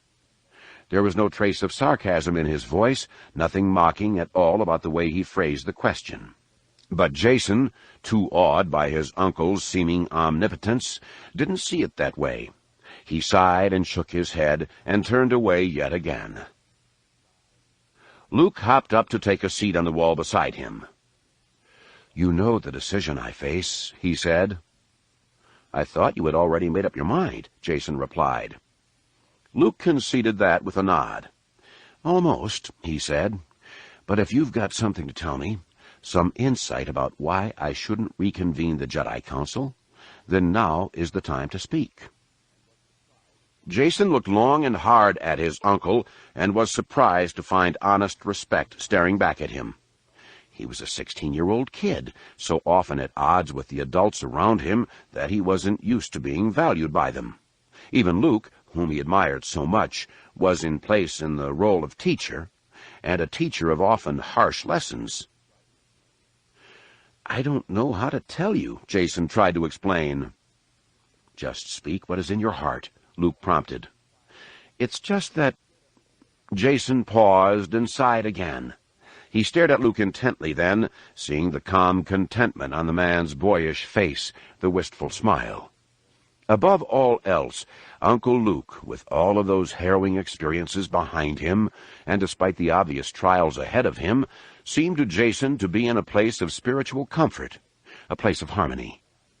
Here was this man, the epitome of what it was to be a Jedi Knight, and Jason, though he recognized that truth, meant to argue that very philosophy against him. "The Force seems so pure a thing to me. A clean truth of who I am, of who we all are," he began tentatively. "I don't know. Putting a governing bureaucracy in place for the Jedi seems kind of like putting a blue-spotted preaky bird in a cage, or even like killing one and stuffing it to keep it safe so that you can continue to enjoy it." Luke spent a long while mulling over those words. "I'm not sure you're wrong," he said. "Those are the same fears I've had. I think we feel pretty much the same way about the Force. But," he said, raising a finger to quiet Jason before the young man could enthusiastically jump in, "the Jedi are possessed of powers beyond the understanding and control of those people around them. And with those powers come responsibilities." "To people like Borsk Failure?" Jason asked sarcastically. "Yes," Luke answered simply. "To the people making the decisions that affect the lives of so many others." "Borsk Failure is not deserving of your time," Jason spat, but Luke's reaction surprised him. "I'm afraid of your words, and the way you speak them," Luke said in all seriousness, eyeing his nephew with an expression that reflected his sincere concern. Jason didn't understand. "Pride," Luke explained, shaking his head. Jason echoed the word aloud, and as he said it, in more of a questioning manner than a statement, he began to understand. Pride? By diminishing Borsk Failure, he was, in effect, elevating himself above the Bothan. "A dangerous flaw," Luke warned. "We've all got it, too much of it usually, and we've all got to work hard to keep it from constantly holding us back. I just fear—" Jason started to say. "Control," Luke finished for him. "The regimen. You don't even like the academy any longer, according to your brother." "My brother's got a big mouth," Jason replied. Luke laughed and certainly didn't disagree. "I don't like the academy," Jason admitted. "It gave you much of what you have today," Luke reminded. "Did it?" the young man questioned. "I was strong in the Force. It's in my blood. And how much purer might it run if I had been trained as you were trained, one-on-one with Yoda?" Luke didn't argue the point, just looked at Jacen with admiration. It was good for a Jedi to question, he knew. Discipline was necessary, but unquestioning obedience was a limiting thing, not a growing one. And Jacen's point about the one-on-one training had hit home to Luke.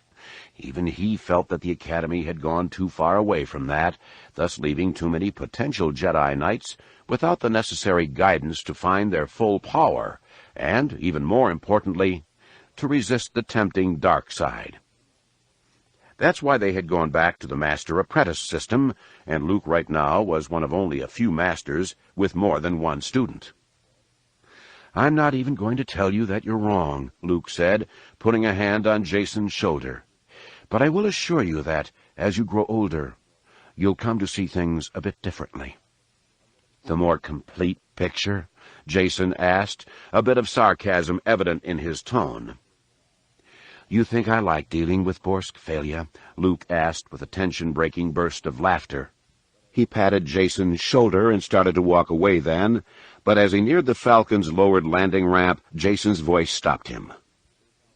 "Uncle Luke." And when Luke turned about, Jacen added in all seriousness, "Choose right." "Oh, do be careful, Lady Vader," C-3PO said, his tone, if not his words, mimicking that of Bolfer, and mimicking, too, the title many of the Noghri used for her. Leia turned to the droid and scowled fiercely, and even more so when she heard Mara laughing behind her. "You call me that again, and I'll send you into an oil bath with an open flame," she promised C-3PO quietly. "But you informed me that I was to be your Noghri bodyguard on this journey," C-3PO protested in all seriousness. "Only to keep you quiet before you let Bolfer in on my plans to get away from him," Leia returned. And the droid, though he really couldn't change the metallic expression on his face, truly seemed perplexed.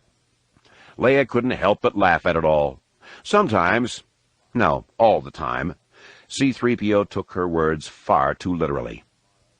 Across the room, the bridge of the Jade Saber, Mara surely understood. "Feeling a bit trapped by the attention?" she asked. Leia turned and nodded. "I don't know," she said, with a shake of her head. "Maybe I've reached a point in my life where I want to think of myself as Leia. Not Princess Leia, not Counselor Leia, not Chief of State Leia, and not," she finished, turning to stare pointedly at C-3PO, "Lady Vader. Just Leia." When she turned back to Mara, she found the woman nodding her agreement. "Do you think that selfish?" Leia asked Mara. Mara smiled all the wider. "I think it human," she answered. "Once we're past saving the galaxy, we have to spend some time saving ourselves." Coming from Mara, the woman so obviously balancing on the precipice between life and death, that statement carried even more weight. "But you're my age," Leia dared to remark, "yet you want children now. I can't imagine doing that again." "Because you've already done it," Mara replied. "Physical age and stages of life are two different things, I've come to believe." Leia paused a moment to consider the truth of those words, to consider her own perspective of the universe around her, how she had willingly, eagerly run away from her expected responsibilities at the core, even leaving her bodyguard far behind, of how she wanted, truly desired, to turn down the dial of her life's work, to sit back for a while and enjoy all the prosperity that her actions and sacrifices had helped bring about in the galaxy. Then she contrasted her desires against those of Mara, who wanted to begin the adventure of children, who wanted to remain vibrant and in the middle of things, tutoring Jaina, living through Jaina. Leia felt no jealousy at all in that moment of revelation, just sadness, wishing there was some way she could help Mara rid herself of the dreaded disease and get all that she desired and deserved. "You'll get it," Leia said quietly. Mara stared at her curiously. "All that you want," Leia clarified. "That disease, or whatever it is afflicting you, won't slow you down." Mara's smile showed contentment and courage. "I know." "Watch my back," Han said to Chewie as they entered Rebold's Foam and Sizzle, a notorious drinking hole known for murder, mischief, and mayhem. The place was loud and rowdy, with thugs from several worlds. Human, Bothan, Rhodian, Turvig, Vuvrian, Snivian, milling about, cutting deals and cutting each other. If you killed a rival in the Foam and Sizzle bloodlessly and disposed of the body, nobody noticed or cared. If you made a mess in the process, you had to flip over a few coins to cover the cost of cleaning. Han glanced up at his Wookiee friend as he spoke, and took comfort in that old fire in Chewie's eyes, the eager light that he and his hairy friend had shared so many times in their earlier years. He and Chewie weren't strangers to places such as this, certainly, but it had been a while, and they were getting older. A drunken Gamorrean staggered over and bumped the pair, rebounding off Han to slam against Chewie, who didn't budge a centimeter. The Wookiee looked down at the porcine creature and growled, and the Gamorrean stumbled away, tripping to the floor, and not even bothering to try to get back up, just crawling away from the huge and imposing Wookiee with all speed. Han liked having a Wookiee beside him. Chewie looked down at him and issued a series of protesting grunts and groans. I know, Han conceded, for he didn't like being in this place any more than his big hairy friend. But I'm not going out to see Lando without learning a bit more about what he's got going on out there. It's got to be more than mining. With his connections, he could get mining rights to 1,000 lucrative sites near the core. No, he's up to something, and before I come bouncing in on him with my family along, I want to know what it is. Han snapped his fingers, ending with a wide smile. Baggy, he said, pointing to a Sullustan across the way. Chewie recognized the target, a notorious con artist named Dugo Baggy, and gave another less than enthusiastic groan. The pair bumped their way through the establishment, through the crowd, and when they finally had a straight line of sight to Dugo Baggy, and Dugo Baggy to them, the Sullustan scoffed down his drink and started to move away. Han signaled left, and Chewie circled that way, while Han went right. Dugo Baggy, apparently focusing on Han, started right, but then skidded to a stop and darted back to the left, to thud into Chewie. Dugo Baggy's face barely reaching the Wookiee's belly, and the Sullustan's momentum not budging huge and powerful Chewie a centimeter. "Ah, Han Solo," Dugo Baggy said, when Han moved up behind him. "So good to see you." "Sit down, Dugo," Han replied, pulling a chair out from a nearby table. "You be buying, I be sitting," Dugo Baggy said with an obviously nervous chuckle, and he moved to the seat even as he spoke, Han taking a chair on one side of him, Chewie on the other. "Why are you so nervous?" Han asked, after all three were in place. "Nervous?" Dugo Baggy echoed skeptically. Han shot him the stare, as his kids had come to call it, that look of complete disregard for the obvious lie coming out of Dugo Baggy's mouth that shut up the Sullustan and made him glance around nervously for a waitress. "Hey," Han prompted, pulling him back around. "Forgive me," Dugo Baggy said somewhat calmly. "I am surprised to see you in here, as many others are.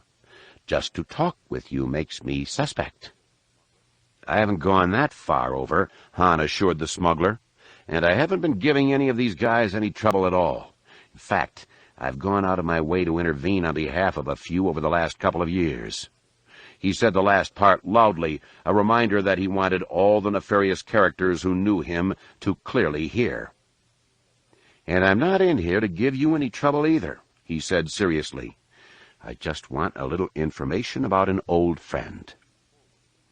Dugo Baggy perked up his ears and leaned forward, his suddenly interested look telling Han beyond doubt that the Sullustan was expecting some reward for his cooperation. "I'll owe you one," Han, who had little money with him, said. Dugo Baggy leaned back and held up his hands helplessly. "A businessman, I am," he explained. But then Chewie leaned over him and growled. "Owing is good," Dugo Baggy readily agreed. "I'm going to see Lando," Han explained. "I just want to know what he's doing out there. Dugobaggy visibly relaxed. An easy question. "Mining asteroids," he replied. Han gave him the stare again. "He is," Dugobaggy insisted. "And?" Han prompted. "Why more would there be?" Dugobaggy asked. "Very profitable." "And?" Han said again. With a sigh, Dugobaggy leaned in, and Han and Chewie did likewise, the three going into an informal huddle. "Lando seeks new techniques," Dugobaggy explained. "There's a lot to be taken, if they can only figure out how." "What do you mean?" "Karain's folly," Dugobaggy said. "The asteroid?" Han asked. "In the Hoth system," Dugobaggy confirmed. "Platinum pure, but too many other asteroids contacting to get to it. Many have died in trying. Lando will see the way." "I thought they just couldn't find the thing anymore," Han remarked. Dugobaggy smiled wryly. "So Lando's just using his operation way out there as a testing ground, coming up with better ways and tools to mine the asteroids so that he can franchise them out across the galaxy," Han reasoned, and that made sense, sounding more like the entrepreneurial Lando he knew. "Other things, too," Dugobaggy said with a wink, a too-cute expression on the face of the Sullustan. "Running the belt?" Han asked. "Some game, right?" "To some a game," Dugobaggy corrected. "To others, training," Han finished, catching on. "So Lando's working with the smugglers, letting them use his running-the-belt game to perfect their skills at getting away from hunters." "Hunters trained by Luke," Dugobaggy said, and his tone revealed clearly to Han why he had been so nervous when first confronted. The smugglers were obviously getting a bit edgy about the problems at the Outer Rim concerning these predatory Jedi, and Han's connection to the Jedi and the Academy via his brother-in-law, his wife, and even his kids was undeniable. "Who is it?" he asked. "Kip Doran," Dugobaggy replied. "And his do-gooder buddies." "The 12 Avengers," he said dramatically, rolling his eyes. "Problems they cause, money they cost." Han nodded. He knew all about Kip, and now it made sense to him. Kip had always been a bit of a loose ion cannon, and to make matters even worse, Kip's parents had been killed due, in part, to the actions of a notorious smuggler, Maruth Duel. "Why are you going to see Lando?" Dugobaggy asked. "A vacation," Han answered dryly, and he rose, and Chewie did too, and when Dugobaggy started to get up, Chewie put a huge paw on his shoulder and pushed him back down into his seat. "Well, this should be fun," Han said to Chewie as they exited Rebold's Foam and Sizzle.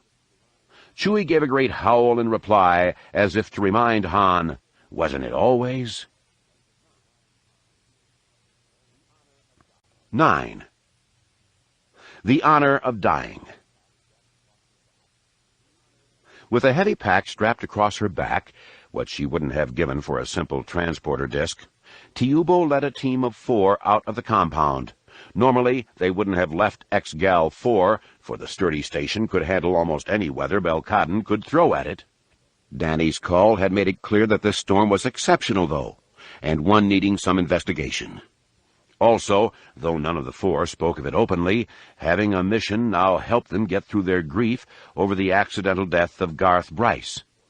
They had all known the risks when they had come out here, of course, into a wild and unexplored land, but still, losing one of the team had hit many of them hard, especially Tiubo.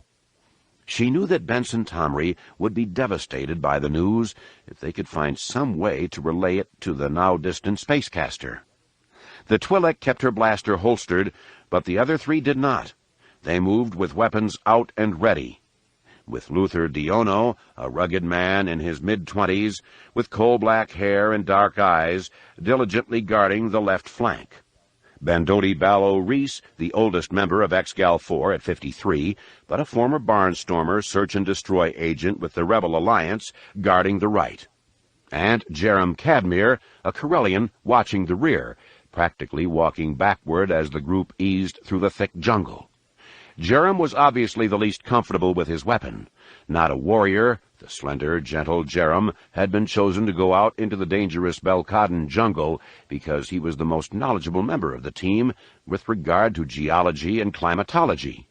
If the brewing storm Danny Quee had called back to warn about would truly pose a danger to Exgal-4, Jerem Cadmere would be the one to give the most accurate early warning.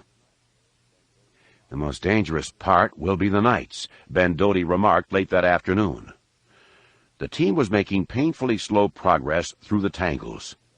"Red-crested cougars are night hunters, and they'll be thick about us, wanting to put a face to our strange scents." The others looked at Ben Doty, at his ruggedly handsome face crossed by several scars he had earned in brutal combat, and found it hard to ignore the warning. "We can use the flight packs once we clear the jungle," Tiubo offered. "Then press on," Jerem urged nervously. "It's still going to be 2 days of walking," Ben Doty told them. Tiubo eyed him unappreciatively. They had already fought out this debate back at the compound.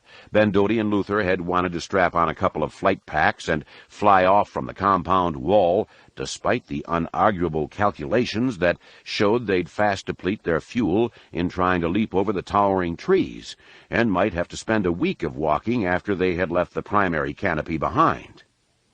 Tiubo's plan, the sensible one, the one everyone at the station except for the 2 would-be warriors had agreed upon, called for traversing the jungle on foot, then strapping on the packs at the lip of the Great Basin about 20 kilometers south of the compound. Given the angle and the calculated winds, they could cross the 300 kilometers of the basin for roughly the same amount of fuel that would have been used flying over the trees to the lip of the basin. With such logic on her side, Tiubo had won the debate, but she had known from the first grumbling steps out of the compound that Luther, and particularly Ben Doty, weren't about to let the matter rest. So they pressed on, hot and sweaty in the steamy air, and as night descended, they found a thick nook high in a tree to call a campsite. They got little sleep, for the jungle resounded with threatening sounds, low growls and hisses that seemed to come from right beside them. Despite the threat, though, they found no open challenge. But so disturbing were those sounds that the team set off early, determined to make the basin lip before the next nightfall. And they did, arriving at the rocky precipice on the edge of the jungle, overlooking the huge valley with hours to spare. Hours they would not waste. They quickly did some last-minute checks on the flight packs. Like every other piece of terrain equipment at Exgal-4, the packs weren't in the best condition, and then lifted away from the precipice, opening wings wide to catch the gusting wind at their backs. They flew on right through twilight and into the darkness, preferring the cold winds to the sounds emanating from the trees far below. There were no great flying predators on Belkaden, as far as they knew. Tiubo measured their progress by the hour, not the kilometer. Given the minimum fuel burn gliding with the wind, she figured they could go for about 4 standard hours before exhausting the first half of their fuel. When the time came to land, Ben Doty fired a portable rocket flare into the canopy below, and the group used its guiding light to put down. They landed without incident, despite some very real and well-grounded fears propagated by the tumult of roars and shrieks in the region. A quick check of their positioning system confirmed that they had nearly crossed the length of the basin. If Danny's positioning had been correct, they should be able to find this brewing storm within a couple of days' march. Hopefully, they'd be able to get the needed measurements, mostly concerning wind speed, set their instruments, and be out of there quickly. Heartened, they settled in for a short night's rest. It was shorter than expected. Tiubo opened her eyes to the sound of coughing, a thick mucus-filled hack. At first she thought a thick ground fog had come up, but as the stench hit her, a noxious rotten egg smell, she realized that it was something else. By the time the Twi'lek managed to sit up, she too was hacking and spitting. "Go to envirosuits," she heard Ben Doty cry. Hardly able to see, her eyes teary and stinging, Tiubo fumbled with her pack, finally pulling out the small hood and tank. "Gloves, too," Ben Doty barked to all of them, his voice muffled by his envirosuit. No skin exposed until we know what this is." A few moments later, her eyes still burning, the sickening stench still in her mouth, but with clean oxygen flowing, Tiubo inched along the limb tangle they had chosen for a campsite to join Ben-Dodi and Luther. Jerem Cadmere had moved off along one branch with a light and seemed to be studying the leaves. "Probably a volcano," Luther remarked. "That's what Danny saw from orbit, a volcano spewing fumes. We'll have to call back to Exgal and have them lock the compound down tight." Ben-Dodi and Tiubo nodded, not overly concerned. The compound could be made completely self-sustaining, able to hold back whatever fumes Belkadin could throw at them. Several of the other Exgal stations with the same equipment as this one had been situated on worlds far more hostile, one on a spinning lump of barren rock that was completely bereft of any atmosphere. If the cloud was indeed volcano-formed, that would be good news, for likely there would be few, if any, potentially damaging winds. "It's not a volcano," came Jerem's voice, and the three turned to regard him sitting on a branch and holding a leaf. "It's the tree," he explained. That brought surprised expressions, and they moved over, one at a time, at Jerem's instructions, and lifted their hoods just long enough to take a sniff of the leaf he held. "Let's get down from here," Luther remarked. "No," Ben-Dodi unexpectedly replied, even as the other three began to move for the main trunk. They looked to him questioningly. "I can't think of a safer place to be," the scarred old warrior remarked. "We'll stay up here in our suits, and where no cougars will want to go."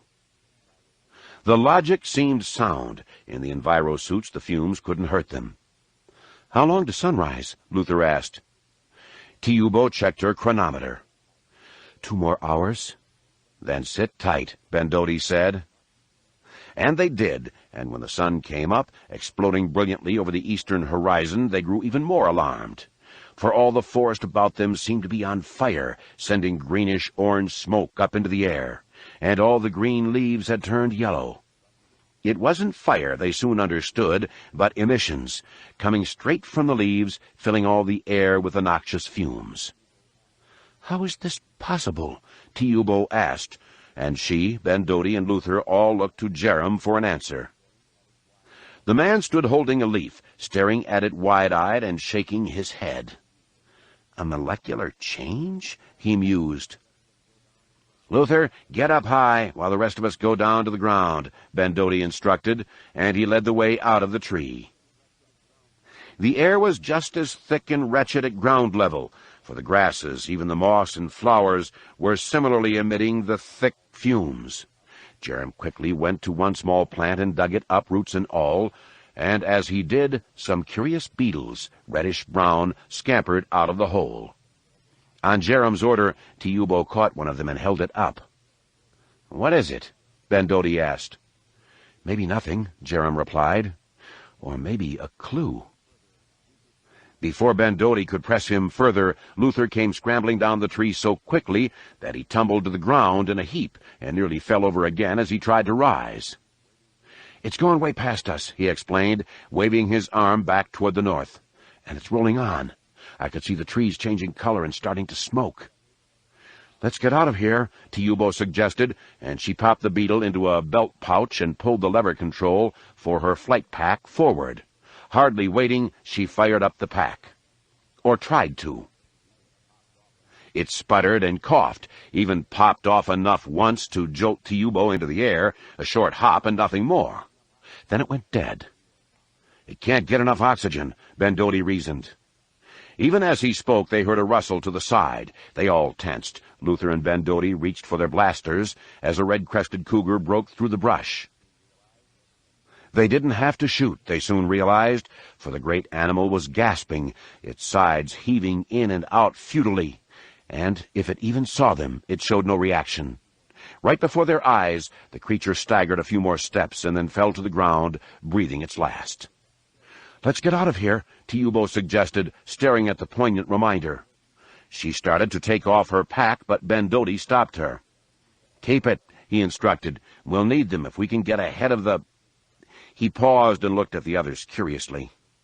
of whatever the hell this is," he finished. Jerem Cadmere pulled out his comlink and tried to call out, but the static that crackled back at him was too thick for any words to penetrate. Off they went as fast as their feet would carry them. After an hour, and half their oxygen, they still could not see the end of the noxious fumes before them. Bendodi sent Luther up yet another tree, while he and the others took out their comlinks and spread out, trying to find some hole in the static. Nothing. They rejoined at the base of the tree, and a dejected Luther came back down shaking his head, explaining that he couldn't see anything through the thickening gases. Hopelessness descended upon them, as thick as the fumes. To everyone's surprise, Bendodi Ballo-Reese pulled off his oxygen pack and tossed it to Jerem Cadmere. "Run on," he ordered. He sniffled, then crinkled his nose in disgust. "Run on. One of us has to get back and warn them." Jerem stood dumbfounded, as did Luther and Tiubo. "Go," Bendodi insisted, and even as Jerem started to argue, the older man turned and sprinted into the brush, disappearing from sight, though the others heard his subsequent hacking coughs. "He's gone crazy," Luther cried, and he rushed to follow. He barely got to the edge of the brush, though, before a blaster rang out, and Luther tumbled backward, shot through the chest. "Go!" Bendodi called from somewhere beyond. Tiubo and Jerem rushed to Luther, but too late. The man was quite dead. Tiubo took his oxygen pack, grabbed the stunned and seemingly frozen Jerem by the arm, and hauled him after her, breaking into a dead run to the north. And then they heard another shot and knew that Bendodi, too, was dead. After another hour, no end to the biological disaster in sight, Jerem had to change tanks. He motioned for Tiubo to check her level as well. The Twi'lek didn't move. "Do you need oxygen?" Jerem asked her. Tiubo tossed him her extra tank. "Run," she explained. "I've been slowing you down for the last hour. You're the only hope." Then she took off her belt pouch, the one with the beetle, and tossed it to the stunned man as well. "I'm not leaving you," Jerem declared, and there seemed no room for debate in his voice. The extra tank in hand, he started for the Twi'lek, but stopped fast as Tiubo's blaster came up, leveled at him. "One of us has to continue with the remaining tanks," she explained. "You're faster, and you're better trained to figure out what's going on, so I made you the offer." Already, from the gasps she took between her words, it was evident that her oxygen was waning. "Last chance," she said, waving the blaster toward the north. "Both of us," Jerem insisted. Tiubo pulled off her hood and threw it far to the side. Then, to Jerem's absolute horror, she took a deep breath of the noxious fumes about them. Immediately, her eyes turned reddish-yellow, and foamy liquid began running from her nose. "You're wasting time," she said, coughing with each word. "And oxygen." Jerem started for her, but her blaster came up and she fired a bolt right past his head. He ran to the north, blinded by the horrid fog and his own tears. He had gone only a dozen strides when he heard the report of a blaster behind him. On Jerem ran, desperately. He took some hope when he noted that the fumes about him were thinning somewhat, but at about the same time he had to switch to the last oxygen pack.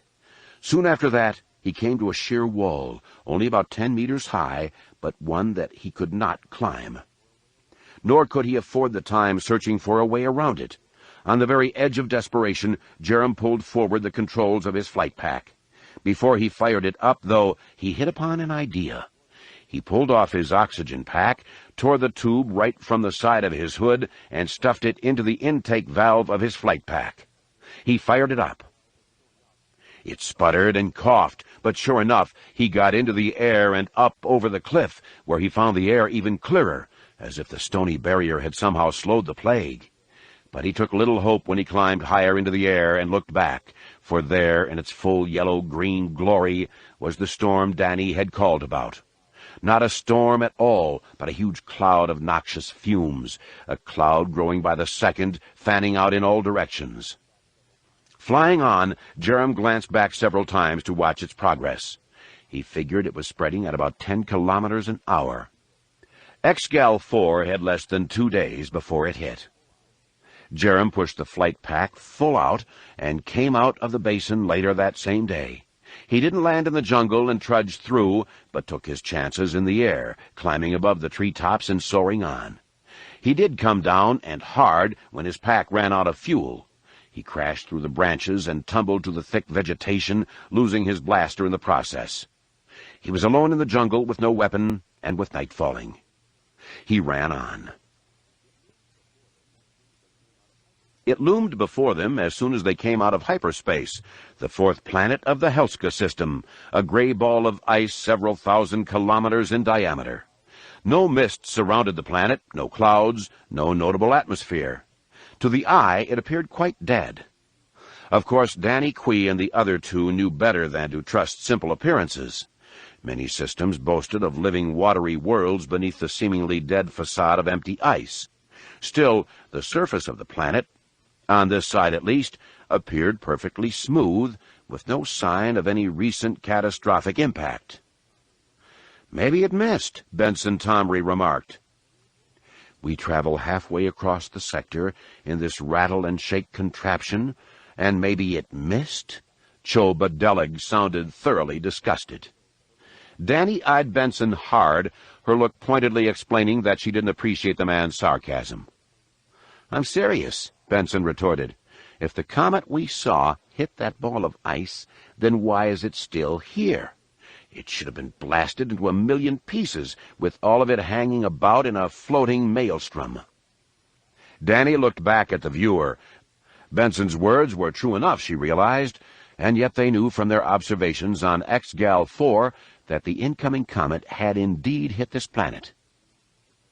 "I am getting some strange signals from it," Cho Badelig offered, working the controls of his sensors. He looked up at the other two, their expressions hopeful. "Energy." "That could just be the reflection of the sun," Benson pointed out. Cho Badelig shook his head. "No, it's different." "How?" Danny asked, moving beside him. "Different spectrum than I'd expect from reflected sunlight," the man explained, and he shifted aside so that Danny could get a look at his indicators. They showed nothing consistent, more of a pulsating emanation, but indeed in wavelengths she would not expect from a frozen ball of water. "Organic?" she asked, and Cho only shrugged. "Maybe the comet was just a ball of gas," Benson Tomry reasoned. "That would explain a lot." "How do you figure?" Danny asked. "Well, the planet would still be here as it is," Benson remarked, "and a combination of gases could give us almost any reading." "But how did it stay together, crossing gravity fields?" Cho asked. "All right, almost a ball of gas," Danny put in, seeing Benson's reasoning. "A small, solid mass at the center." "With enough gravity to hold together a ball of gases that large?" Cho asked doubtfully. "Spinning superfast?" Danny asked more than stated, her voice thick with excitement. They all caught on fast enough, and their eyes lit up. "Call it in," Danny told Benson. "I haven't been able to reach them," the man replied. "The tower must still be down." Danny considered that for a long while. "Broadcast it generally, then," she said. "We're going to need help with this." Benson looked at her hard. "By the time anyone gets out here, we'll already have the primary investigation done," Danny explained. "It's our find now, no matter if the entire New Republic fleet comes swarming." "You keep an eye on the readings," she told Cho Badelig, "and I'll bring us around to the other side." Benson smiled at that notion and opened his communicator to all channels, issuing a broadcast concerning their position and potential findings. "What was that?"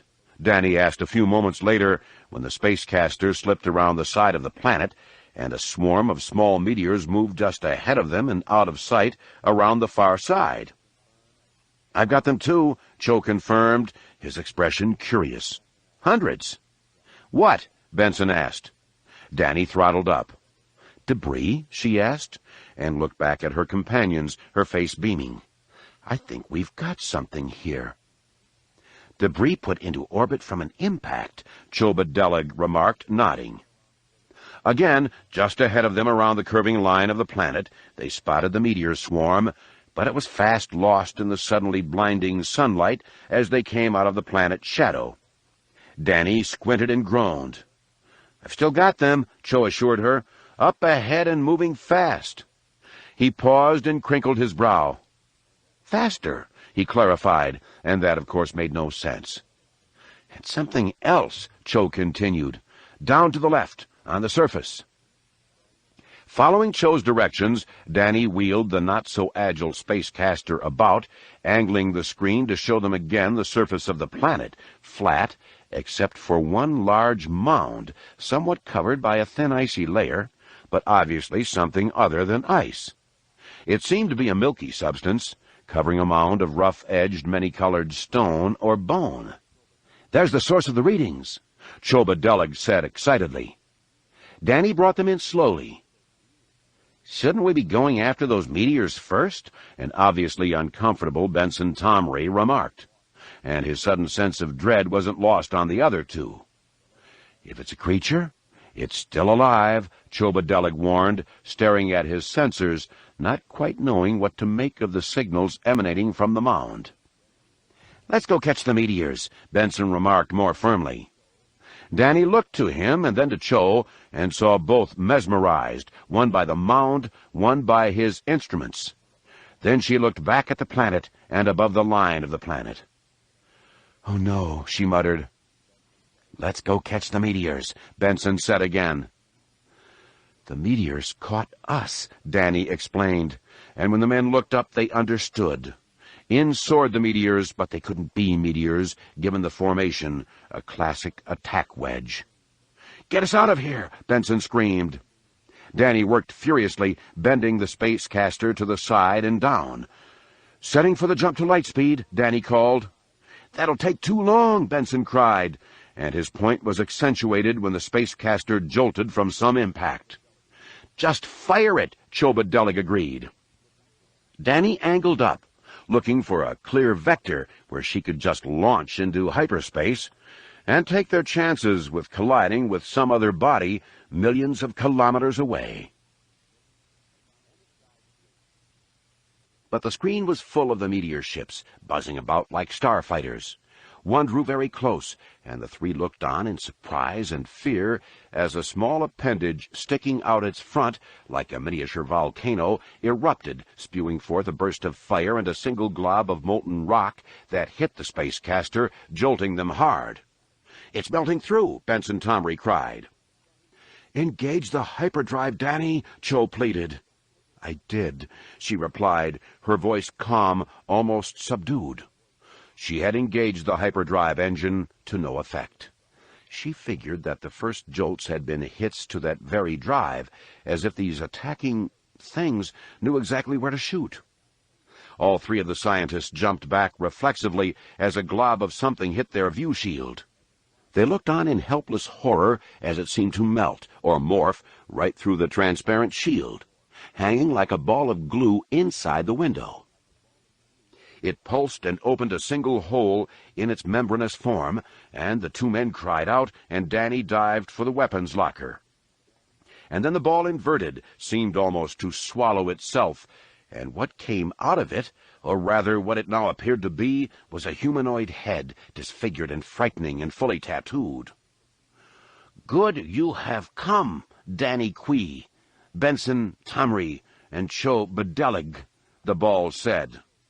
Or not the ball itself, Danny realized, recognizing this thing, this creature, as some sort of a communicator, and not the speaker himself. She didn't recognize his accent at all, and he seemed to be stuttering over every word.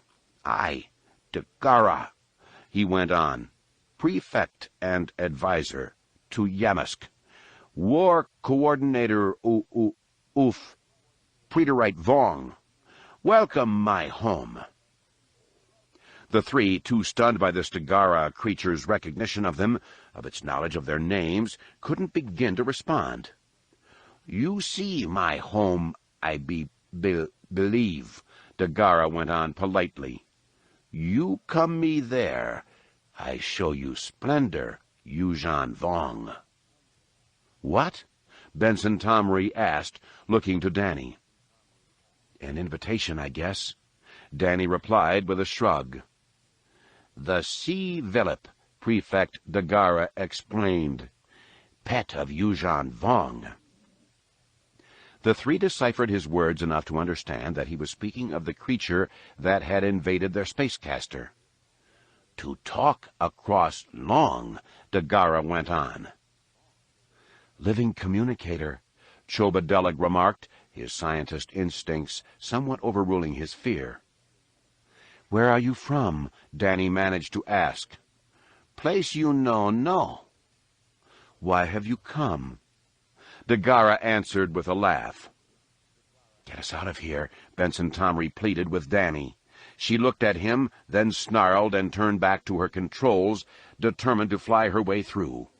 But the meteors, the rock-like starfighters, were all about the spacecaster, spewing molten globs at exact points to continually cripple the ship. Before Danny could begin to initiate any evasive maneuvers, they were down to one drive, and that at a minimal capacity. Every other compartment in the craft had been breached, and the enviro unit had taken several hits. Danny straightened and looked helplessly at her companions. "Choice none," the Vilip of Prefect Dagara remarked. "You follow Coral Skippers in, now, or you melt, and we take from you honor of gift to Yun Yamka." "Just run," Chobadelig pleaded, trembling so violently that he stuttered through the two words. "Choice none," Prefect Dagara warned. Danny, full of frustration and anger, her scientific dreams shattered by some alien nightmare, tore open the weapons locker, pulled out a blaster, and splattered the Vilip all over the view screen. She scrambled to her feet, diving for the controls. And then they got hit again and again, and soon they were spinning, tumbling, out of control, and the planet seemed to rush up to swallow them. And then, nothing. Darkness fell, and still Jerem Cadmere ran on, stumbling in the blackness, and with exhaustion and fright, horrified with what he had seen and terrified of those dangers lurking all about him. The roars of the red-crested cougars traveled with him that night, and at one point he thought he saw one of the great animals eyeing him casually from a branch high above. Whether imagination or reality, Jerem would never know, for he had just run on, for all his life, for all the lives of those at the compound. Aside from his locating device, he had only three things with him: the beetle, the plant, and a sample of the noxious fumes he had fortunately and unintentionally trapped within one of his sample bags. He took little comfort when night turned back to day, for he could hardly think straight at that point. He thought he was traveling in the right direction and in line, but his locating device was showing some signs of damage, probably from the fumes, and he couldn't be sure. "Wonderful for all of us if I run right past the compound," he lamented. He thought he recognized one tangled tree, but in truth they all looked alike.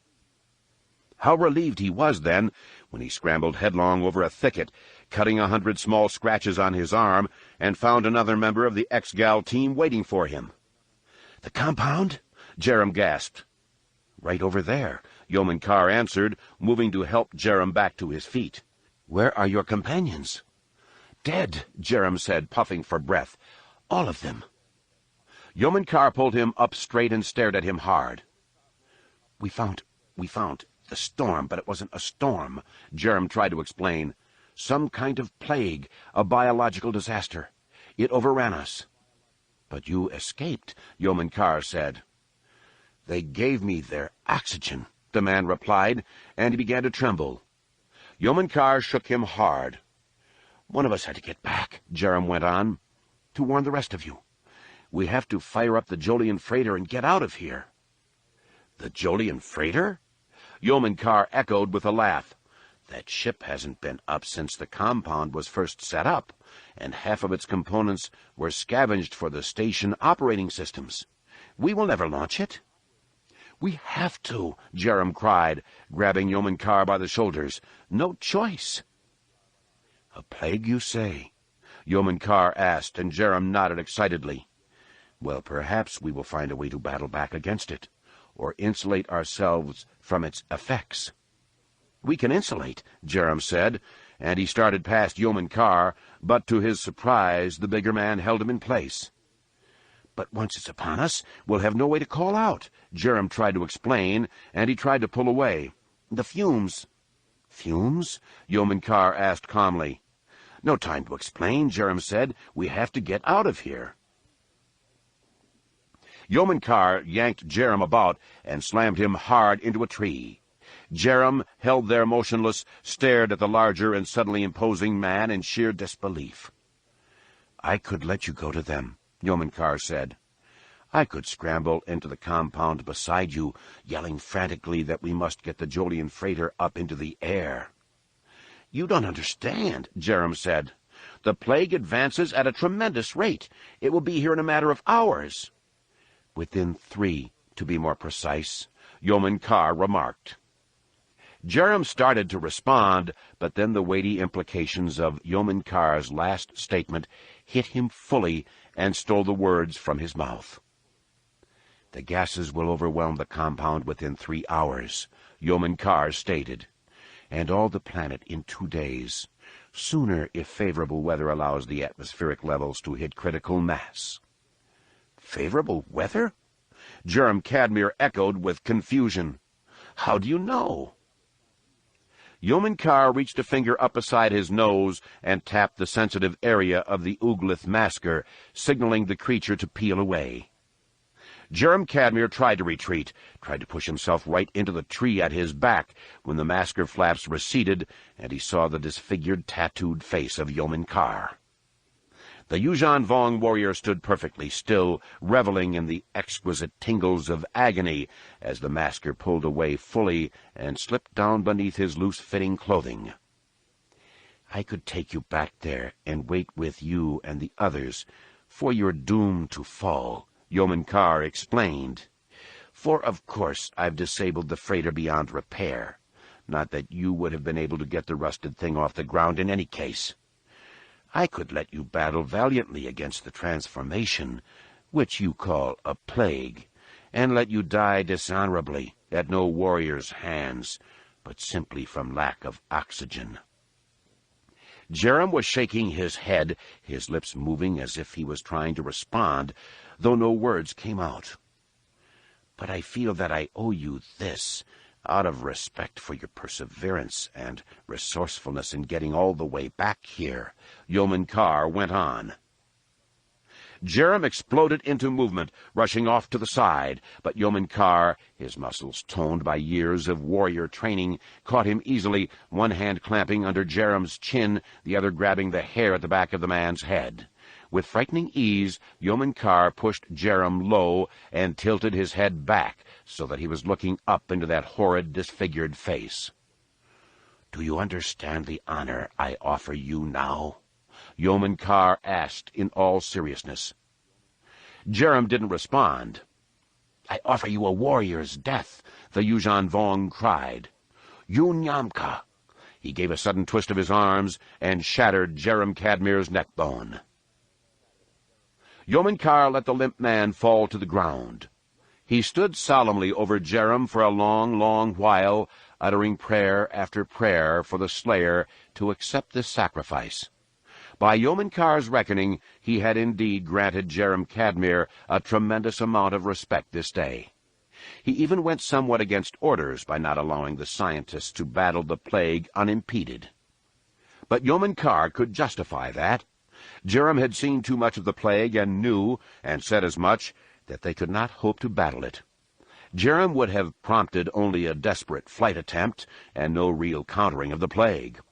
The Yuuzhan Vong warrior nodded, agreeing with that reasoning, and reached down to inspect Jerem's body, finding the 3 valuable items.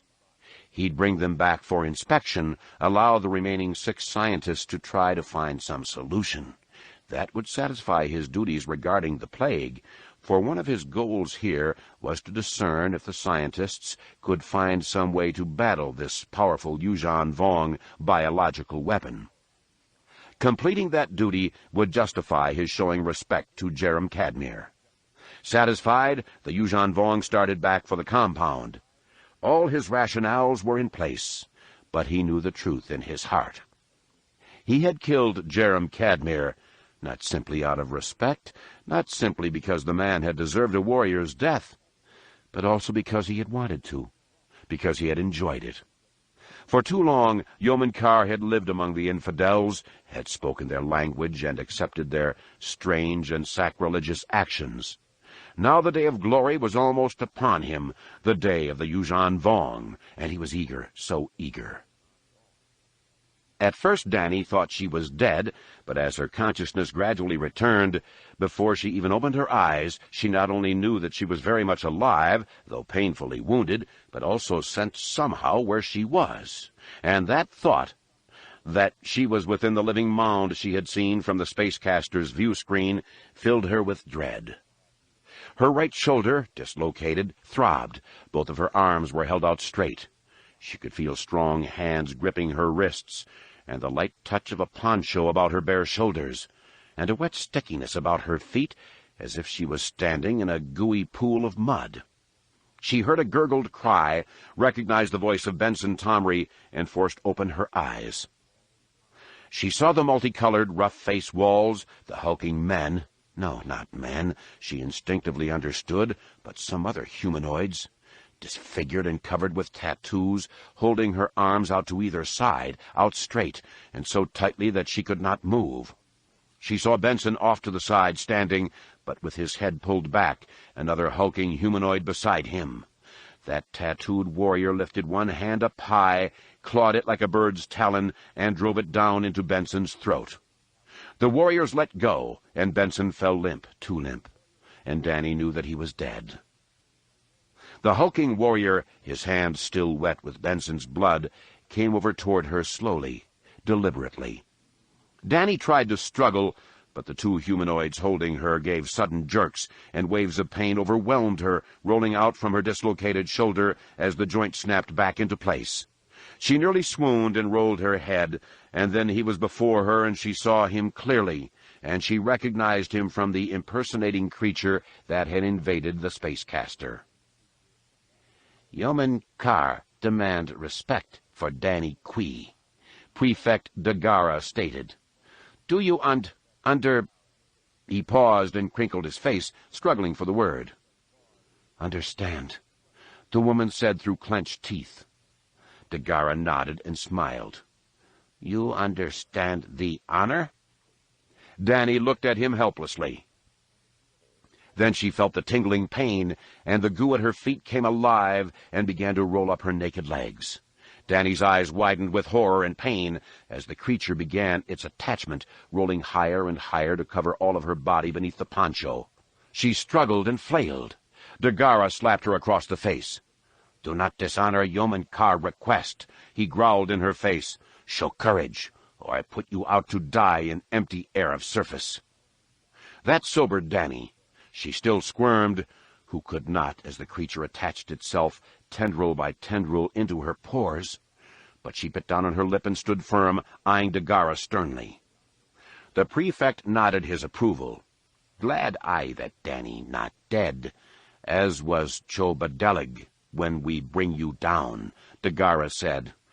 "I expect to kill you myself, and now, but honorably, this day."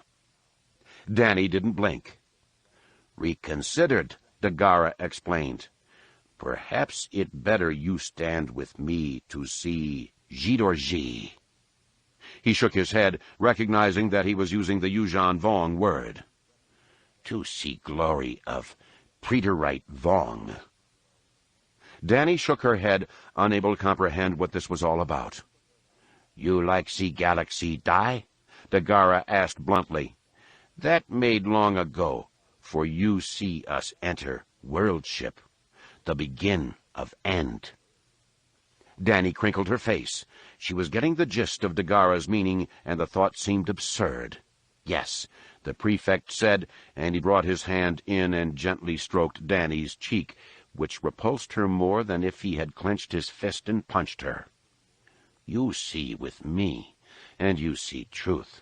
Vajilor, the glory of Yuuzhan Vong. Might you come to see and believe, and you join. Might you hold Vicky, anger in pride, and you die. No matter, in thinking, I make Yoon Yamka more happy." Danny wanted to ask what or who Yoon Yamka might be, but she just shook her head, too overwhelmed by it all. Dagara turned away from the stunned woman and motioned to another warrior, who approached Danny holding a soft lump of star-shaped flesh. She recoiled instinctively, tried to fight with every ounce of her strength. But they were too strong, and the cry of her protest was muffled as the fleshy creature was put over her mouth. Her horror only intensified as its tendrils snaked down her throat, gagging her at first, but then joining with her, becoming a part of her breathing system. Eyes wide with shock and pain, Danny was hauled through the chambers of the world ship to a large room with a circular hole in the floor. The actual opening was larger than that, Danny understood, seeing the ice all about that hole, and she couldn't understand why she wasn't colder, why they weren't all freezing. That thought flew away, though, in an instant of sheer terror, when Dagara walked up behind her and unceremoniously shoved her headlong into the hole, and she fell down a long tubular worm to the watery depths below. The prefect jumped in after her. 10. Running the belt. "I wouldn't have expected anything less of Lando," Han remarked when the Millennium Falcon came out of hyperspace and into view of the planets Lando Calrissian had taken for home and office. All the region about the two planets looming before them was littered with spacecraft, everything from small starfighters to huge freighters and even larger shield ships Lando had used to protect other vessels when he had been mining on Niklan, a planet too close to its sun. "More traffic than at the core," Luke's voice piped in over the comm as the Jade Saber came out of hyperspace right beside the Falcon. That left only Jaina and the X-Wing still to be counted, and Han glanced at his wife, noting her concern. The trip from Risi had taken a week, and while that was no problem in the comfort of the Millennium Falcon or the Jade Saber, such a journey could tax an X-Wing pilot to her limits, to say nothing of supplies. Jedi going on long journeys usually slipped into a self-induced, nearly comatose state, slowing their metabolism and, for all intents and purposes, sleeping through the journey. Jaina had learned the technique and had proven she could do it well in her training with Mara. But doing it in a training room was very different from doing it in an X-Wing on a long and lonely journey. Even Luke had questioned his wife repeatedly about whether Jaina was really ready for this or not. Mara had insisted that she was, and no one could doubt Jaina's piloting prowess. Since Mara was Jaina's official tutor, there could be no debate, not even from Leia and Han, neither of whom were especially thrilled about putting their daughter into any kind of danger. So Jaina had flown out here in the X-Wing, same course, same destination, same speed as the other two ships. Why wasn't she out of hyperspace yet? That question hung palpably between Leia and Han, neither speaking it aloud, neither having to. "Let me guess which planet is Lando's," came Luke's call, his tone dry and sarcastic. The answer was obvious. One of the planets before them was brown and appeared quite inhospitable, while the other was blue and green, with white clouds floating through its sky. The scene reminded both Leia and Mara of the two planets they had recently visited, hospitable Osarian and rugged Romamul. "Luke, where is Jaina?" Leia called, doing well to keep the concern out of her voice. She heard laughter from the other ship, Mara's. "Why isn't she out yet?" Leia pressed. "Because Mara fed R2 the wrong coordinates," Luke replied. "A little test," Mara explained, coming online. "Jaina's nearby, but far enough out of the system so that she'll have a few reference points to use in writing her course." "She's probably panicking," Leia replied, and she could easily visualize the grin spreading on Mara's pretty face. "For a while, no doubt," Mara answered, "but all she needs to do is look inside herself to seek out the Force and its connection between her and us, and particularly to Jason, and she'll fly in at any minute." "And R2 knows the real way in any case," Luke quickly added. "You've got a mean streak in you," Leia remarked with a helpless sigh. "Toward Jaina or toward you?" Luke asked, and again Leia and Han could hear their sister-in-law laughing. "Yes," Mara answered. Leia just sighed. "If anything happens to Mistress Jaina, I shall personally scold R2-D2, a nervous C-3PO piped in. "Oh, he's the real troublemaker, you know. I am sure that he is quite enjoying this." Leia glanced at the golden protocol droid. "Not like Mara," she muttered, and, considering her present fears and feelings, she was only half kidding. "Jaina's fine," Luke remarked. "If you reach out with the Force, dear sister, you'll feel her, very much alive and well." Leia was about to do just that, but she didn't have to, for the sensors on the Falcon's panel beeped, and sure enough, Jaina's X-Wing streaked into view a moment later. "Took you long enough," Mara called to her, and she left the channel open so that the folks on the Falcon could hear her as well. "A little problem with R2, Jaina remarked dryly, and they heard R2-D2 beep out his vehement protest. Mara bade Jaina to take them in, and she did just that, but in a roundabout manner, circling wide of Lando's home planet of Dubrillion to take a look at the operations going on at the other planet, Destrillion.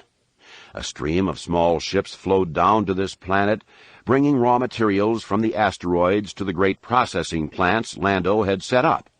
Another smaller stream of larger ships flowed off-world, heading for the huge freighters that were sitting in orbit. Of all the onlookers, even Han, who was so familiar with Lando's schemes, stared in disbelief. How could Lando have set up so complete and large an operation in so short an amount of time?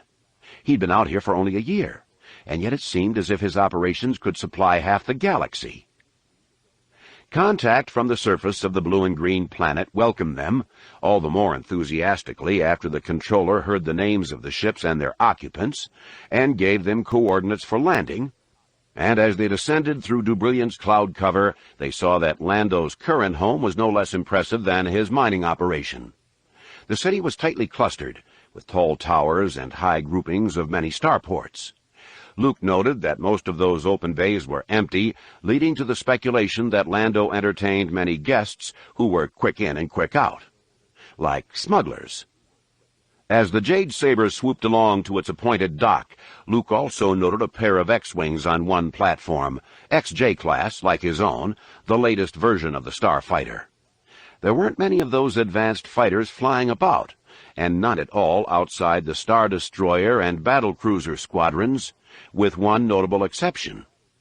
These fighters belonged to Jedi Knights. The three ships set down on three circular bays, high above the surface, with low clouds drifting by. The landing zones were separated by narrow walkways leading to a central hub, and a fourth walkway went out from that hub to the connected tower. All of them disembarked and met at the central hub, with Jaina and R2-D2, who needed considerable help getting out of the X-Wing, coming along last. The pair arrived just before Lando came sweeping out of the tower door, his huge welcoming smile, his eyes, as always, twinkling more than sparkling, giving the impression that there was something much more going on behind the man's every gesture and expression. "Ha-ha," he laughed, moving over to wrap Han in a great hug, and then put one over Leia, one that pointedly lasted a little bit longer, drawing a jealous scowl from Han. He went to Luke next, and then stood before Mara, shaking his head.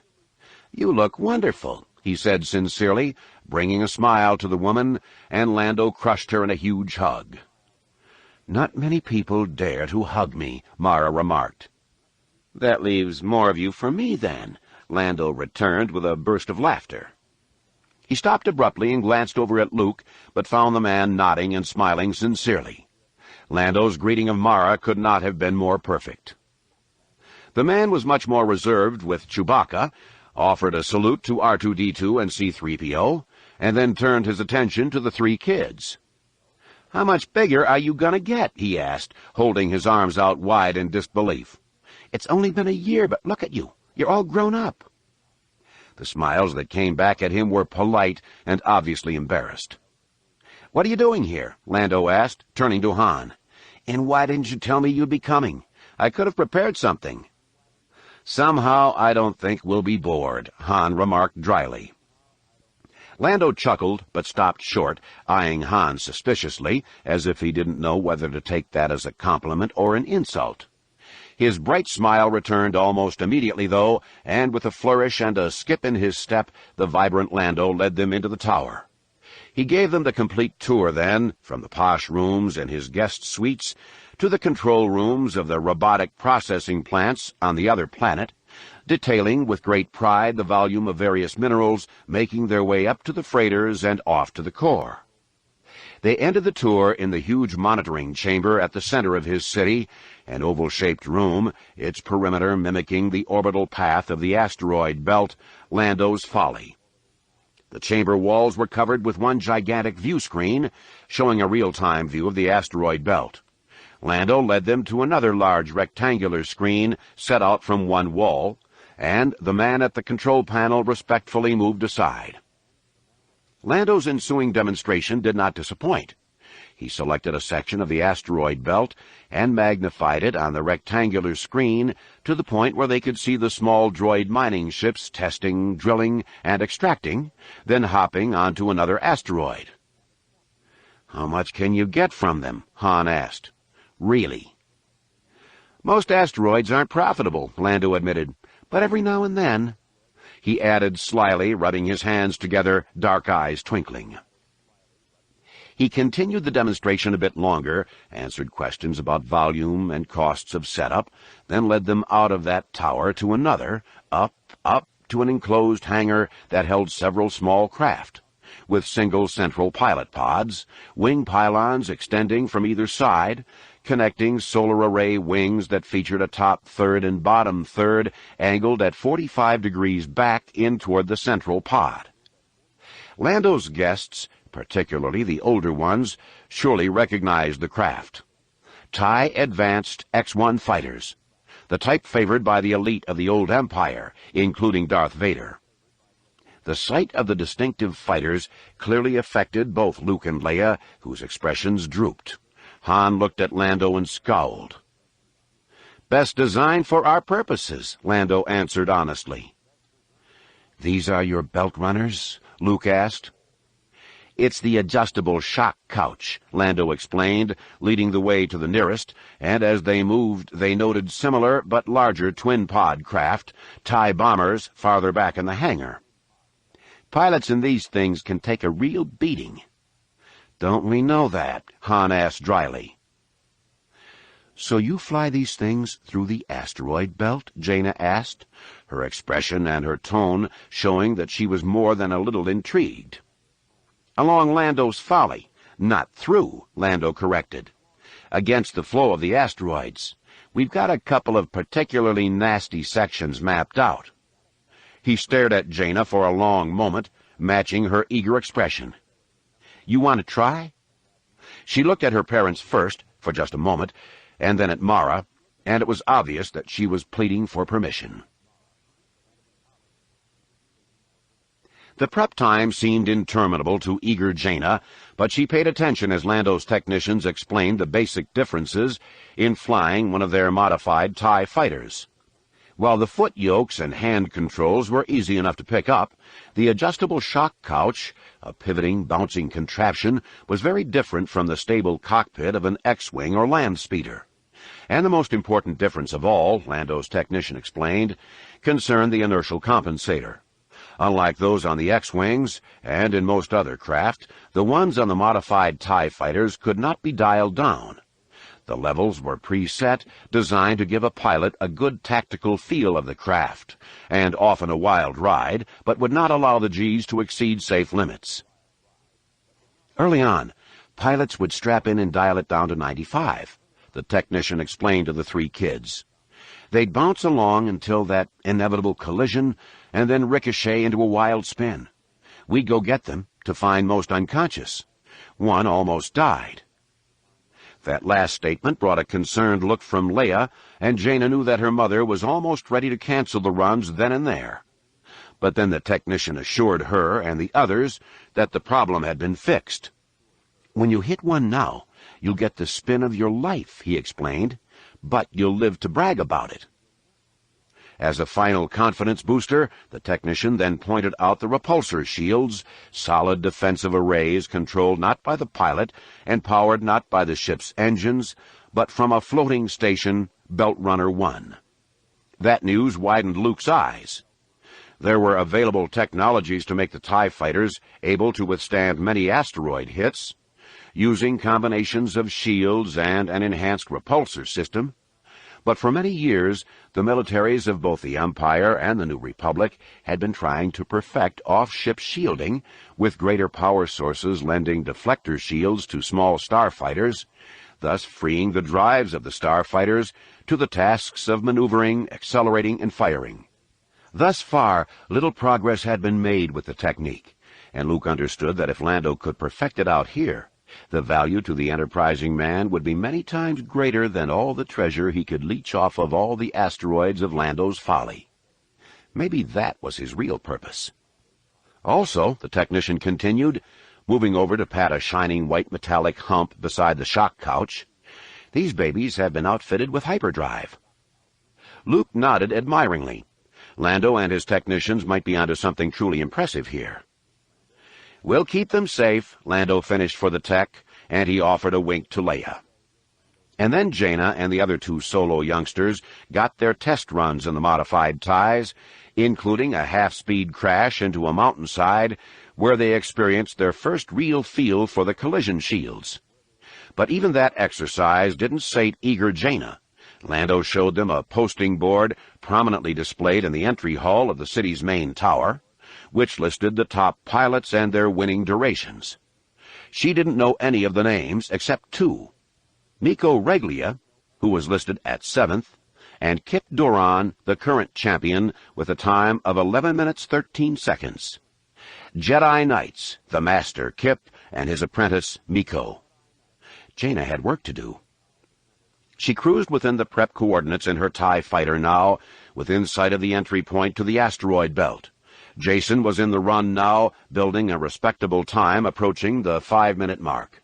Jaina couldn't see him, but she heard his calls, or at least the calls out to him, for her twin brother was keeping fairly quiet, finding a sense of calm within the meditation of the Force she knew.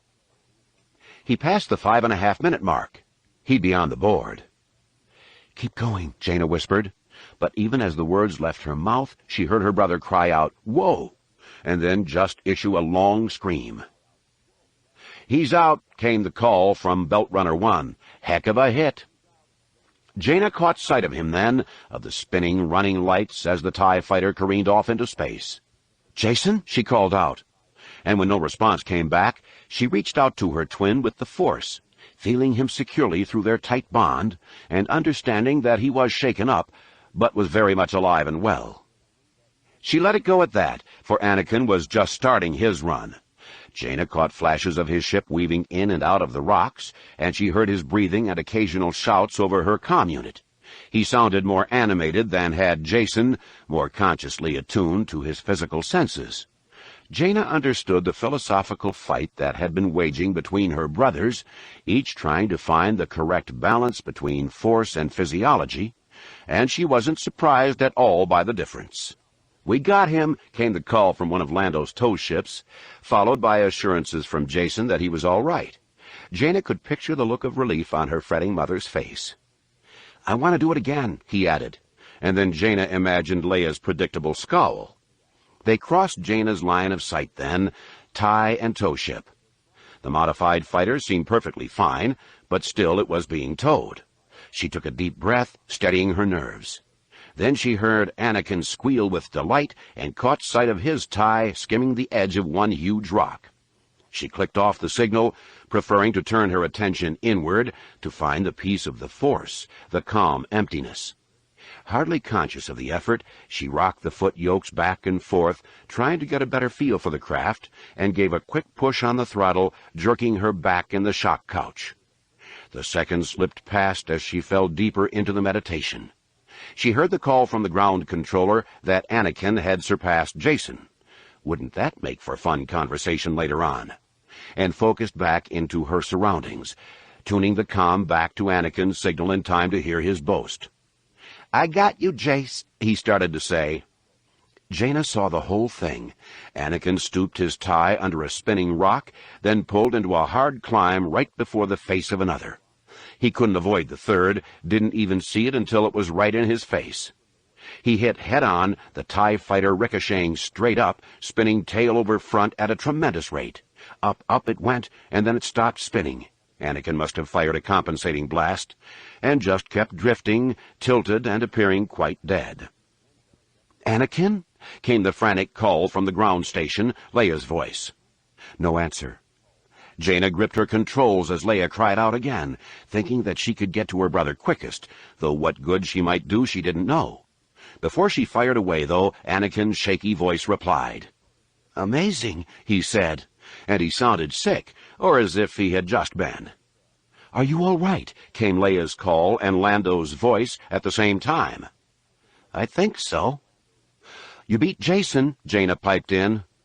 "Who cares?" came the response. Only then did Jaina understand how shaken her little brother truly was. Normally, the fact that he had beaten Jason would be paramount in his thoughts, a sterling victory. "That's enough," Leia said, apparently catching on to the same thing. "Bring it in, Jaina." "Ready to fire," Jaina called, clicking to a different channel and pretending she hadn't heard. She wasn't about to let Anakin's misfortune slow her down. She knew she should have gone first. "Am I cleared for entry?" she asked the air controller on Belt Runner 1. "Fire away," he came back. "Jaina!" Leia's voice came in, her mom's sense easily finding her daughter's new channel. But Jaina throttled up quickly, speeding for the entry point of the belt. Most pilots went in at a virtual standstill, coming against the flow of the asteroids and using their drives only for dodging maneuvers. It wasn't a distance test after all, but merely a duration challenge. Jaina, though, fearing her mother would find a way to call it all off, hit the belt running, and fast. She knew as soon as she entered that she had made a mistake. Before she could even really register any pattern to the incoming asteroids, she had to push hard on the stick, dropping the TIE into a straight stoop, then rolling out to the left desperately to avoid a long jag in the rock. 3/4 of the way into that roll, Jaina pulled it to a halt and shot out diagonally, barely avoiding another asteroid and nearly clipping the backside of the first she had dodged. No time to take a deep, steadying breath, for another pair came on, and Jaina put the TIE up on its side and somehow managed to slip between them, then rolled it over top down and pulled hard, dropping into another stoop. Before the warning alarm could begin to sound, indicating that she was nearing the boundary of the belt, Jaina brought the TIE about, shooting off to the side, making no headway into the asteroid course, but not losing any ground, which would have disqualified her, and buying herself a precious split second. And in that second, she composed herself and recognized that she could not keep reacting. This was a game of anticipation, of preparing the move before you had to make it. That was why the 4 Jedi who had run, including 2 relatively green pilots, her brothers, had all climbed onto the board. Jaina ignored her blinking and beeping instruments and looked ahead at the incoming swarm, feeling their pattern as much as seeing it. She turned her nose into the wind, as the old water-sailing adage went, and plunged in headlong. Han heard a low growl escape Leia's lips as Jaina soared into the asteroid belt. He draped his arm about his wife's shoulders. "She heard me," Leia remarked quietly and coldly. Han tightened his grip, pulling Leia closer. Of course Jaina had heard her, and of course Jaina had pretended differently, had gone after the run that had consumed her thoughts these last days. Leia would get over it, Han knew, but if Jaina had acceded to her mother's demand, had lost the challenge she had so desperately wanted, the chill between mother and daughter would have been lasting. "She'll be all right," he remarked, but even he winced as Jaina's TIE, clearly visible on the great screens in the central control room, broke into its 3/4 roll and burst out at the very last instant. "She's the best flyer of the 3. Beside the pair, Mara's green eyes glowed with excitement. "Fall into it, Jaina," she whispered. "Let the Force be your guide."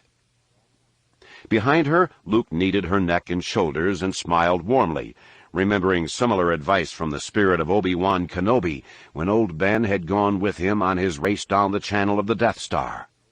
Don't try to register all the input from your eyes and other senses. Don't listen to your instruments at all. Turn them off if possible. Let the Force show you the patterns before you, the twists, the turns, the target.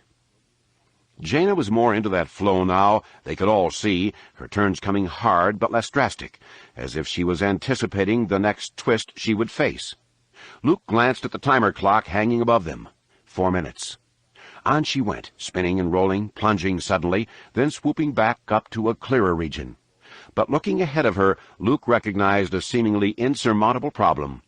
2 thick clusters of asteroids were converging, the trailing group catching up to the other, and they seemed as if they would form a wall of stone the tie simply couldn't slip through. "Unbreachable pattern," one of Lando's observing judges cried out, and those very words blinked off and on across his monitor, for the computer calculating Jaina's flight saw no way around the forming barrier without clearing the borderlines of the asteroid belt. "Tough luck," Lando remarked. "Happens every once in a while."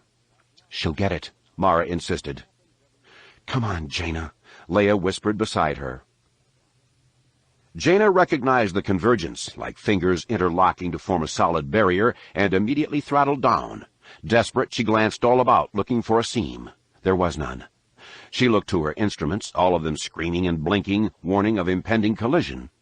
She punched her fist against her thigh in frustration, losing her composure, losing any chance.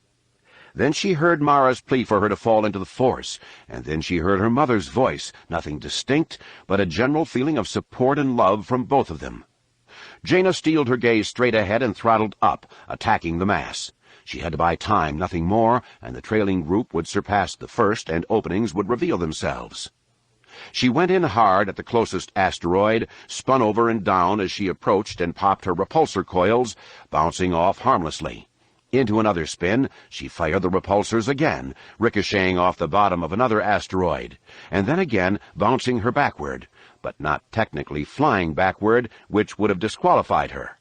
And so it went, with Jaina playing like a bouncing ball, never impacting, but firing her repulsor coils at precisely the right moment to launch her sidelong or up or down, or even backward, buying time and not distance as asteroids passed others, as some collided and went spinning at slightly new angles. Jaina felt an opening, like a breeze finding an alley between tall buildings. She bounced away from yet another rock, barrel-rolled and dived, then reversed momentum, swooping up right before yet another asteroid, but coming around it, leveling off and shooting through the gap, waggling her wings to accommodate the angled exit. Her eyes were half closed as she felt the patterns. Her TIE fighter swooped and turned, accelerating and throttling back before she was even conscious of the movements. Nor was she conscious of the passing seconds, or of anything at all other than the clearest course before her. Chewie's howl as Jaina broke through the seemingly impenetrable barrier against the odds and against the computer calculations very much reflected the mood of the onlookers, even Lando's crew. The Wookiee jumped up and down, grabbed the nearest technician and gave him a shake that set his teeth to rattling, and punched his huge hairy fist into the air. "Was that good?" C-3PO asked in all seriousness, apparently missing the point of it all. R2-D2 howled and screeched at him in response. Leia reached over and squeezed Mara's hand. "The kid can fly," Han remarked, his voice thick with something more than pride, with awe. He glanced up at the timer clock. 5 minutes, 32 seconds. Jason, still a bit unsteady from his collision, walked into the room then. He glanced up at the clock, then moved beside the others and took a measure of Jaina's progress. "She's found her inner peace," he remarked. "Did you?" Luke asked. Jason nodded. "But I didn't have the flying skills to complement it," he admitted. "Jaina's got the whole package." And so it seemed, as the screen showed her TIE flowing effortlessly through the maze of flying boulders. The elapsed time broke the 7-minute mark, putting Jaina high on the board. "She'll be no lower than third," Lando told them, "and no one's had a tougher course to fly." He turned to one of his techs. "Cut into all the broadcast screens," he instructed. "Put this out all over the planet." "Let the betting begin," Han whispered into Leia's ear, and both smiled. "I already had it piped into the other control rooms and the docking areas," the tech replied. "I saw it on the way in," Jason agreed. "Kip Doran's out in the docks, watching every second." The name reminded Luke that they had other business to attend to out here. But not now, he told himself. He studied Jaina's flight pattern, then glanced back up at the timer clock. "Kip's going to lose," he stated evenly. The force mounted within Jaina, a tangible pressure growing from second to second. It was all an incomprehensible blur, seemingly unguided movements that brought her within a hairbreadth of some asteroids, into wild turns and stoops, straight climbs and clever angles, cutting the one open line between rocks. On and on it went, though time seemed irrelevant, a concept lost in the deepest trance. But the pressure built surely, tangibly, and as Jaina became aware of it, that only stemmed her concentration further.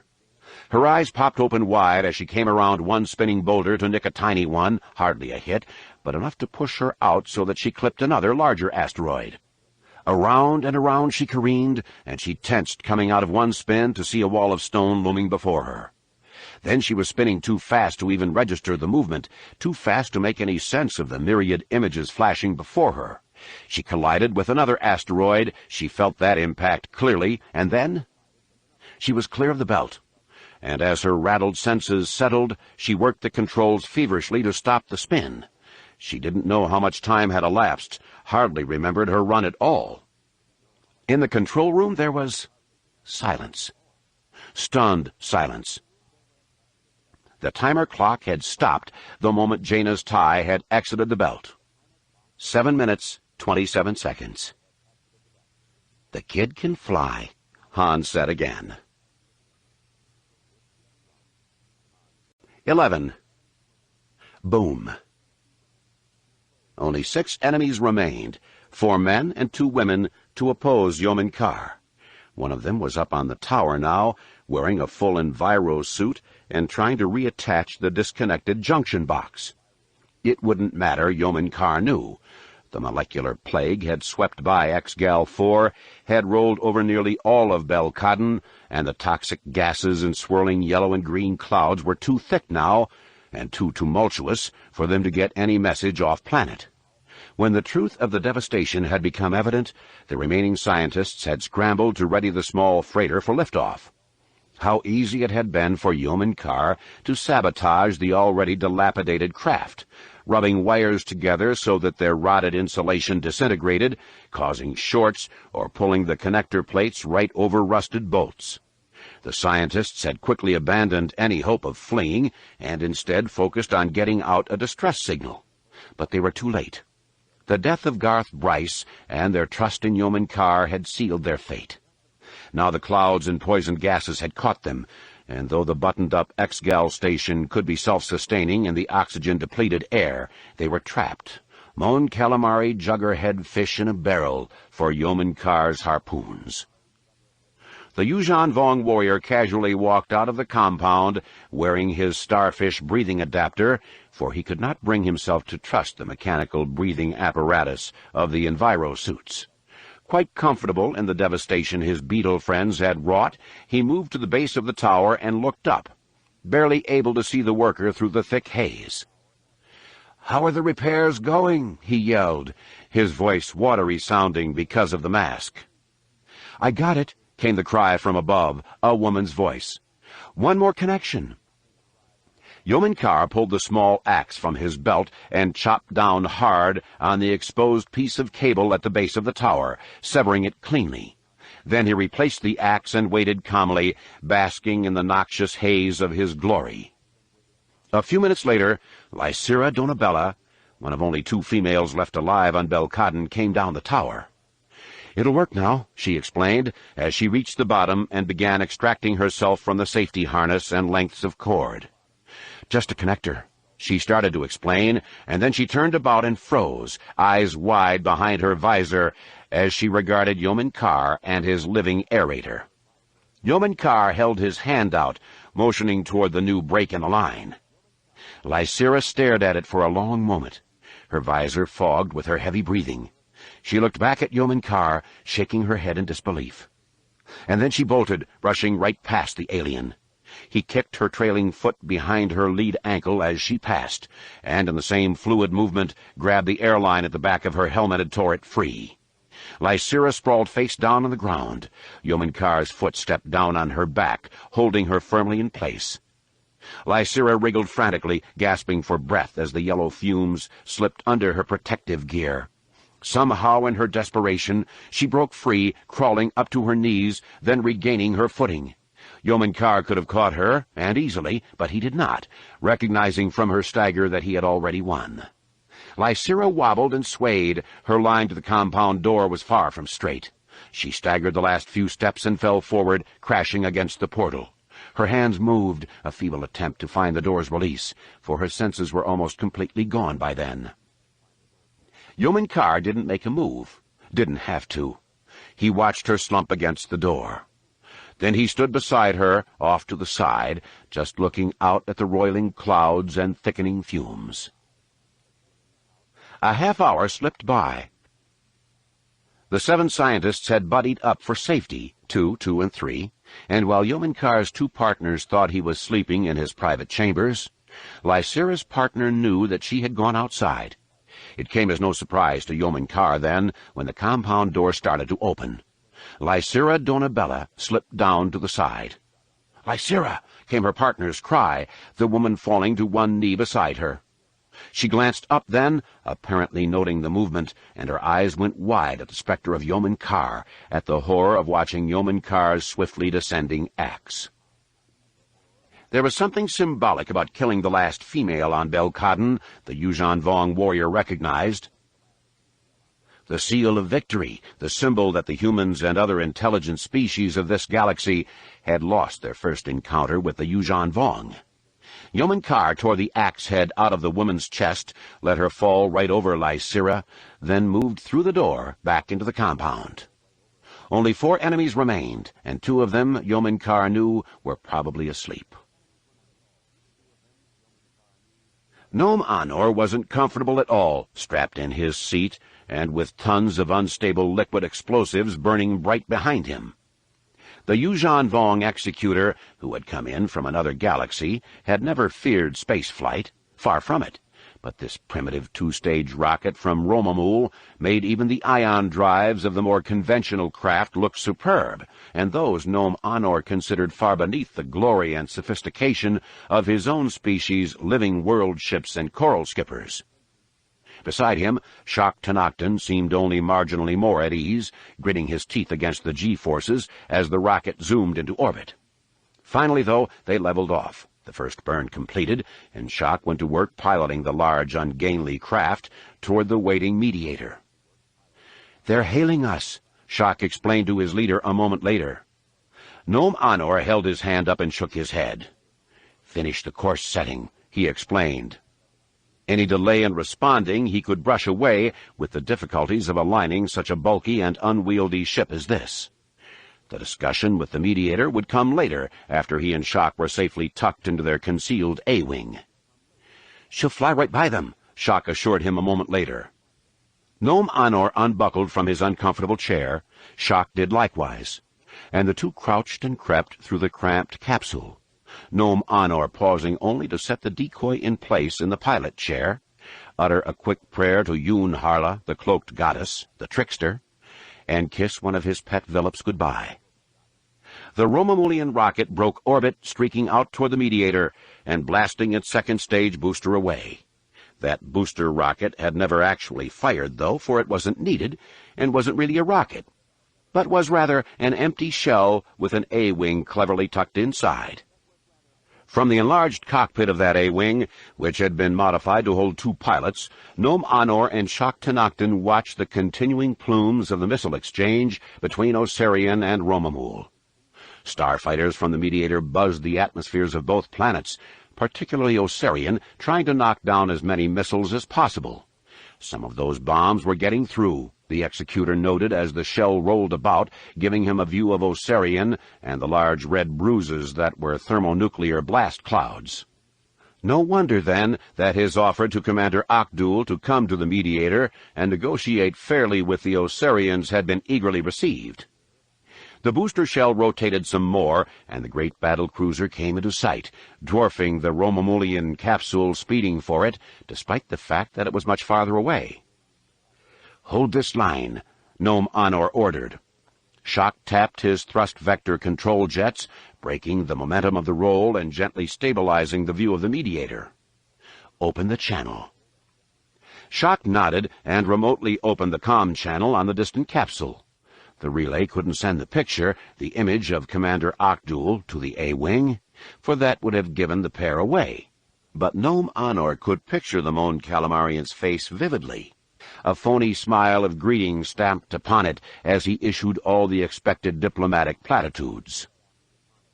"My greetings, Commander Octul," Nome Honor said through his Villip. The little creature, an exact likeness of Nome Honor, sat atop the decapitated body that had been placed in the capsule's pilot seat, and relayed Nome Honor's words with perfect inflection.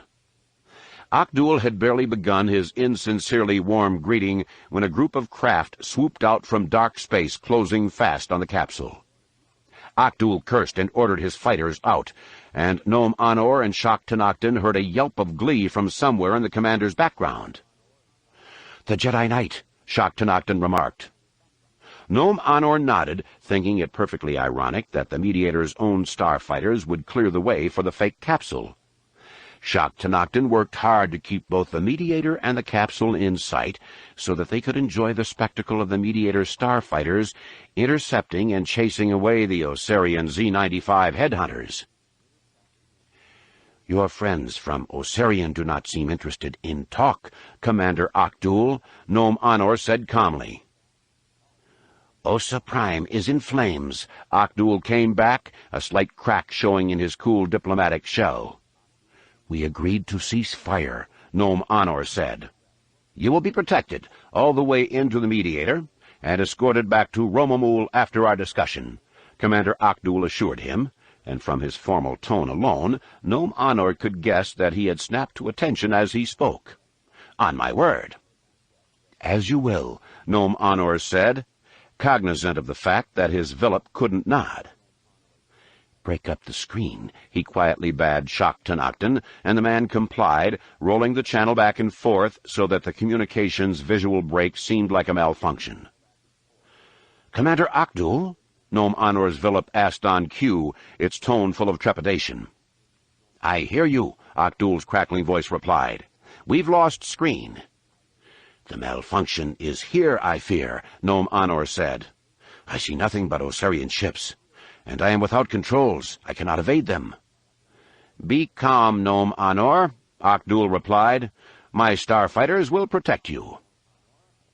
Indeed, watching from the shell, Nome Honor and Shock Tenoctin couldn't help but smile as the Mediator's superior starfighters intercepted the Osarians and easily chased them away. One got a torpedo away, though, and only a brilliant maneuver by one X-Wing, breaking from the pack and intercepting the torpedo with a line of laser fire, saved the undefended capsule from incineration. Still, the shock of the torpedo blast sent the capsule off course and into a continuing roll. "I never doubted you," Nome Honor said calmly. Octul's ensuing pause was telling, confirmation that his apparent cool in the face of death had just elevated the commander's respect for him. Nome Honor almost wished at that moment that he actually was in the capsule, that he would be meeting with Octul and the Osarians. Almost. "Without controls," Nome Honor growled, "I cannot even shut down my engines and cannot change course. To the tar pits of Allurion with you, Octul. You promised sanctuary." "We'll get you," Commander Octul assured him. A moment later, the capsule abruptly halted its roll, and despite the fact that its engines were still firing and it was pointed at an angle that ought to have taken it far from the Mediator, it began drifting in toward the great ship. "Tractor beam," Shock Tenoctin explained. "Those engines on the capsule will do nothing to hinder it. They'll pull her in and hold her until they can shut her down." Nome Honor smiled and watched, not even bothering to answer Octul's continuing calls to him as the capsule, flanked by starfighters, approached the Mediator. The A-Wing jolted, and the shell started to turn. "We're bouncing along the atmosphere," Shock Tenoctin explained. Nome Honor glanced at him, and poor Shock worked doubly hard to keep the Mediator in view, fearing the consequences if the executor did not witness this moment of glory. The capsule disappeared into the Mediator's lower docking bay, Shock Tenoctin reopened the visual channel. "Boom," Nome Honor said, smiling at Shock. "Boom," Nome Honor's Villip echoed to Commander Akdul. The nuclear fission explosives packed into the shuttle detonated, vaporizing the entire section of docking bays, blowing out a huge section of the lower floor of the great battle cruiser, issuing a shock wave and a rain of white glowing metal shards that folded many of the nearest buzzing starfighters in on themselves and lifted the tail of the battle cruiser, uprighting at 90 degrees before any stabilizing jets could halt the roll. Nome Honor and Shock Tenoctin drifted away in their shell, caught by Romamul's gravity and pulled along the planet's rim. When they were far enough from the mediator so that they wouldn't be detected, Shock blew the shell apart with laser cannons, and off they streaked in the modified A-Wing around the other side of the planet, confident that Commander Akdul and his crew had too much to handle in just securing the rest of their ship to even notice their departure. They made the jump to light speed soon after, leaving Romamul far behind. Nome Honor had pushed the conflict past the breaking point, beyond any hopes of peaceful resolution, and so his duty there was finished. Let them think he had died in the explosion on the Mediator, a martyr to the cause. Let the roused rabble he had left behind on Romamul die eagerly. He was still considering the beauty of his plan and his faked ending when the A-Wing came back to sublight hours later. Shock Tenoctin was fast asleep in the pilot chair in front of and just below Nome Honor, breathing rhythmically, contentedly. The coordinates had already been entered, and the A-Wing was flying itself to the next destination, the next spot where Nome Honor could stir up the passions of the oppressed, could cause havoc to the New Republic, and keep the fools so consumed by the civil wars and unrest among their own that they would not turn their eyes outward to the fringes of the galaxy, where far more dangerous trouble was beginning to stew. The Osarian-Romamul conflict would explode fully now, he knew, and the New Republic Advisory Council would send in half the fleet to intervene and keep the warring planets at bay, while the councilors spent countless hours fretting over petty details, with half of them, no doubt, trying to find some way in which they might personally profit from the disaster. Nome Honor worked hard to keep his personal disdain for the New Republic government from clouding his vision and allowing him to grow too optimistic. The Preterite Vong, the Yuuzhan Vong war force that had come in to assist in the conquest of the galaxy, was not overwhelmingly large by any means, and they couldn't afford to underestimate their opponents at any turn. He looked to Shock for a moment, making sure that the man was asleep, then reached into a case at the side of his cramped seat and produced Dagara's sympathetic Villip. In mere moments, the creature inverted to show the head of the prefect, complete with his starfish breather.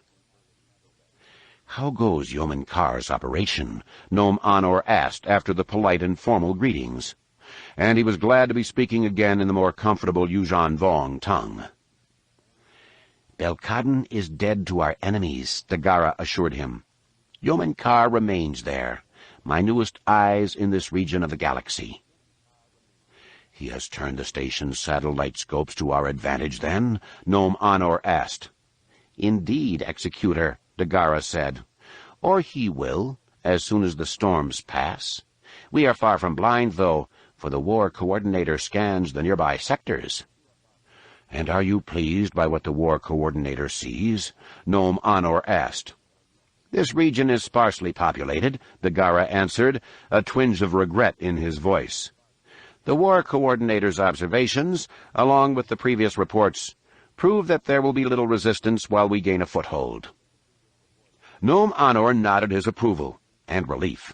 The Preterite Vong would be vulnerable for a while, with only the one frozen planet as a true base. There was great advantage in using a War Coordinator, a Yamsk, for the attack. In addition to its own powerful energies, and true to its title as War Coordinator, the creature could bring the forces of the 3 expeditionary world ships into tight focus and purpose, could allow the coral skippers to fly in perfect unison, thus making them many times more efficient. But there was a downside to such an endeavor, for if the New Republic somehow managed to bring all of their considerable firepower to bear on that frozen base planet, and, impossible as it seemed, managed to destroy the Yamsk, the resulting chaos among the Preterite Vong could bring about complete disaster. The Preterite Vong had to move slowly at first, allowing the Yamsk to put all the base defenses in place, and to allow for the arrival of the next 2 fighter-packed world ships. "Have you selected your next target?" he asked. "Cernpedal," Dagara replied. "3rd planet of the Julivian system, and the most heavily populated planet of the entire sector." An ambitious step. "But the largest threat to us," Dagara explained. "The Yamsk has been watching them, and is not secure in their 2 common atmospheric breaches, nor in the multitude of communications transmissions emanating from the surface." "If you are to be discovered, it will likely come from there," Nome Anor agreed. "We will try to do it quietly," Dagara explained. "Perhaps through plague. Perhaps similar to the molecular disaster Yominkar exacted upon Belkaden, though defeating outgoing communications from a planet as advanced as Cernpedal will prove no easy task, nor will the task of keeping our enemies on world for the course of the destruction. The War Coordinator's own calculations put the former at 7.3 to 1 against our success, and no better than 1 to 1 concerning the latter, even if we bring 2 full complements of coral skippers to bear." Nome Anor spent a long while considering those odds, and as he grew uneasy about the chances, though still agreeing that Cernpedal had to be dealt with promptly, he turned his thoughts in a different direction. "It must be something that does not directly connect an invasion, and certainly that does not reveal the scope of even our portion of the invading force," he said. He considered again the problems immediately facing the New Republic Advisory Council, and the firepower they would now have to employ close to the core of their galaxy to prevent complete catastrophe. "But not quiet," he explained. "No, let us destroy Cernpedal and kill as many enemies as possible, but let us use this disaster to lure some of our enemies' warships out to us. Taken in full, the New Republic fleet could possibly cause trouble for the Preterite Vong, but if we can bring them out little by little, they will prove of no consequence." "Not quiet?" Prefect Dagara echoed skeptically. "But not revealing," Nome Anor replied. Another long pause ensued, both considering the problem at hand. Then the Vilip in front of Nome Anor correctly reflected the eager light that came into the prefect's eye. "Yogan's core?" Dagara asked. The suggestion caught Nome Anor by surprise, and he almost dismissed it out of hand as preposterous. But he took the time to think about it, honestly considering the possibility. Yogand was a legendary general among the Yuuzhan Vong, the one most often given credit for turning the tide in the Kremlevian War, and thus uniting the various Yuuzhan Vong tribes in generations long past. His core tactics had proven a decisive blow in that long-ago conflict, destroying Igzir, the home planet of the most powerful tribe, and killing nearly all of the obstinate leaders in one fell swoop. Yogand had utilized the power of a strong Dovin Basil, the same gravity-focusing creature now used to propel world ships and other craft, by dropping it to the surface of Igzir, where it focused one beam to latch on to the planet's core, the other to grab at the passing moon. Since the destruction of Igzir, Nome Anor's people had learned to easily counter the attack, but these infidels, without understanding of the extra-galactic creatures, and without the countering powers of other Dovin Basils, would have no way to determine the source of impending disaster, and they would not have the firepower to defeat it. Nor would the New Republic investigative teams figure out the true source, or the power behind it. Not until it was far too late. "Make your noise, Prefect Dagara," Nome Anor said. "Destroy Cernpedal and plan your expansion. I will await your call." "What?" a bleary-eyed Chak Tanakton asked, coming awake groggily. Nome Anor's Vilip inverted to its unremarkable state, and replaced it in his bag. "The call," Nome Anor replied. The call of the oppressed, begging mercy from the uncaring counselors of the New Republic. "Preparing your next speech?" Jacques Tenoctin asked. Nome Honor smiled. Indeed, he would soon be doing exactly that. His next speech to rouse the rabble, and then his next. But soon he knew his speech would be one of conquest, an ultimatum to the New Republic to accede to the demands of their new masters or be utterly destroyed. 12. The game, the reality. It was strange, Jaina admitted to her brothers later on, as the three explored the wonders of Lando's newest home, such as the transparent pneumatic tubes that shot them from one tower to another, and the windbreak open-drop chutes that got them from the 30th floor to the first in a harrowing plummet. For the latter, they basically buckled on helmets and stepped into a hole, falling against the wind of a giant fan that slowed them gently and put them down on the lowest floor. "You found your piece," Jason replied.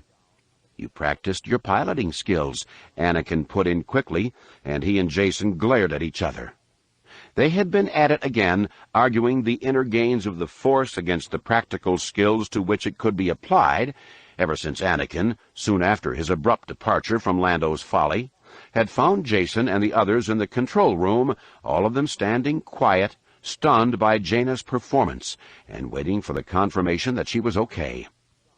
Jaina shook her head and chuckled at the ridiculous debate. "Were you conscious of your movements?" Jason asked. "In navigating the field?" Jaina said. "I don't even remember it." "Because you let yourself go with the Force," Jason reasoned, thinking that he had just scored a victory. "Because she learned to apply the use of the Force as an addition to her physical piloting," the persistent Anakin declared. "Her actions were so automatic because she practices her flying all the time." "It's more than that," Jason insisted. "Then why didn't you do better?" Anakin asked. "I never found the level of meditation." "Because you don't practice enough," Anakin said. "That's why I beat you." He snapped his fingers in the air as if tracking points. "I know how to apply the Force to practical tasks, not just sitting around in the dark, falling inward." "Then why don't you ever win our sparring?" Jason asked. "I'll beat you right now," Anakin insisted, going for his lightsaber. "You're acting pretty stupid for a couple of supposed Jedi Knights," Jaina said dryly.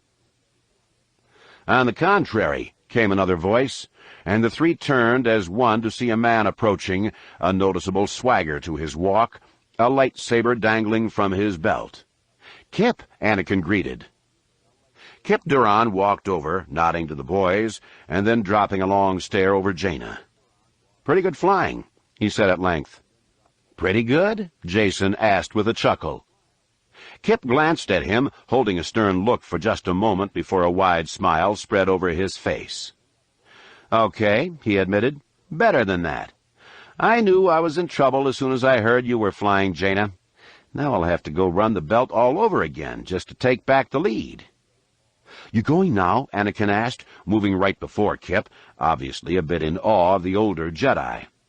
"Not now," Kip explained. "I'm heading off-world, out of the system, actually. Got some work to do. My squadron's holding ready, waiting for me. But I wanted to find you guys and say hello." "Your squadron?" Jason and Anakin asked together, Jason skeptically and Anakin hopefully. "Some friends who fly with me," Kip explained. "Miko Reglia?" Jaina asked. "And others." "But no other Jedi?" Jason asked, more than stated. "Just some friends," Kip explained. "If you three wanted to join in sometime, if your father and your Uncle Luke would let you, I mean, you'd be more than welcome." "Join in what?" Jason had to ask. "Work," Kip said. "Work?" Jason's skepticism did not diminish. "Stopping illegal trade, settling disputes," Kip explained.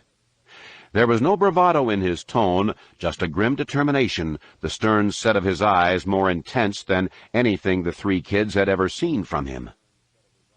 "Is that the role of the Jedi now?" Jason asked. "Chasing smugglers?" Both Jaina and Anakin stared at him incredulously, stunned that he would challenge the older and more experienced Jedi Knight. "Is it not?" Kip returned with a snort. There was a time when the smugglers were considered friends of the Jedi, Jason dared to say. Like your father, Kip reasoned. That was a different time, Jaina put in, physically moving between the two and trying to diffuse the tension. A time when an illegitimate government ruled the galaxy. Jason shook his head, hardly seeming convinced. Do you think it beneath us? Kip asked, and he moved, politely but forcefully, past Jaina to stand right before Jason. When innocent people are robbed of all their wealth, or taken captive, perhaps, and tortured, is it not the province of the Jedi to come to their aid? He asked, his voice rising with each word. It is, Anakin agreed. There is a difference between finding trouble in your path and going out of your way searching for it, Jason said. We are not galactic police. I've already heard all of this from your uncle, Kip replied. And is there a better source for wisdom for any Jedi in all the galaxy? Jason asked. And yet he didn't stop me from my self-appointed task, Kip was quick to add, poking his finger Jason's way to accentuate every word. He asked me to temper my choices, but not to stop. He finished with a nod, then turned his gaze upon Jaina. Magnificent flying, Jaina, he said. I'll be back to give your record a run, and then I expect you to go after mine. You'll never catch me, Jaina said kiddingly. Kip patted her on the shoulder, his easy smile returning, and walked past. Off we go, he explained, and he turned back, though he kept on walking. My offer holds for all three of you when you get away from your aunt and uncle. I could use more Jedi to round out the squadron. He threw a wink their way and headed off toward the starport, where his X-Wing waited. On Anakin's suggestion, and Jaina's insistence, for Jason did not want to go, the three siblings climbed to the highest floor of the tower and moved out onto the skywalk balcony under the night sky to watch the departure. Somehow they knew that Kip Duran wouldn't disappoint. It started as music, Dembeline's Schwach Dublin or Crested Wake, the Mon Calamari composer's most rousing tune, piped across the loudspeakers of all the starport pads. The opening peak of the piece faded to a mill of somewhat discordant notes, gradually coming together, gathering as Kip's squadron gathered in the air above, craft of all types, mostly older models, B-Wings and A-Wings, even a pair of headhunters and a trio of older X-Wings. A dozen starfighters wove red threads in the black sky with their plumes, a pilot's dance to the ever-building music. Then the two XJ X-Wings, Kip and Miko, blasted through the montage, just as Crested Wake hit its roaring crescendo and their dozen minions set off in rapid and disciplined order. Jason looked over at Anakin, who was clearly impressed, staring unblinking at the receding plumes.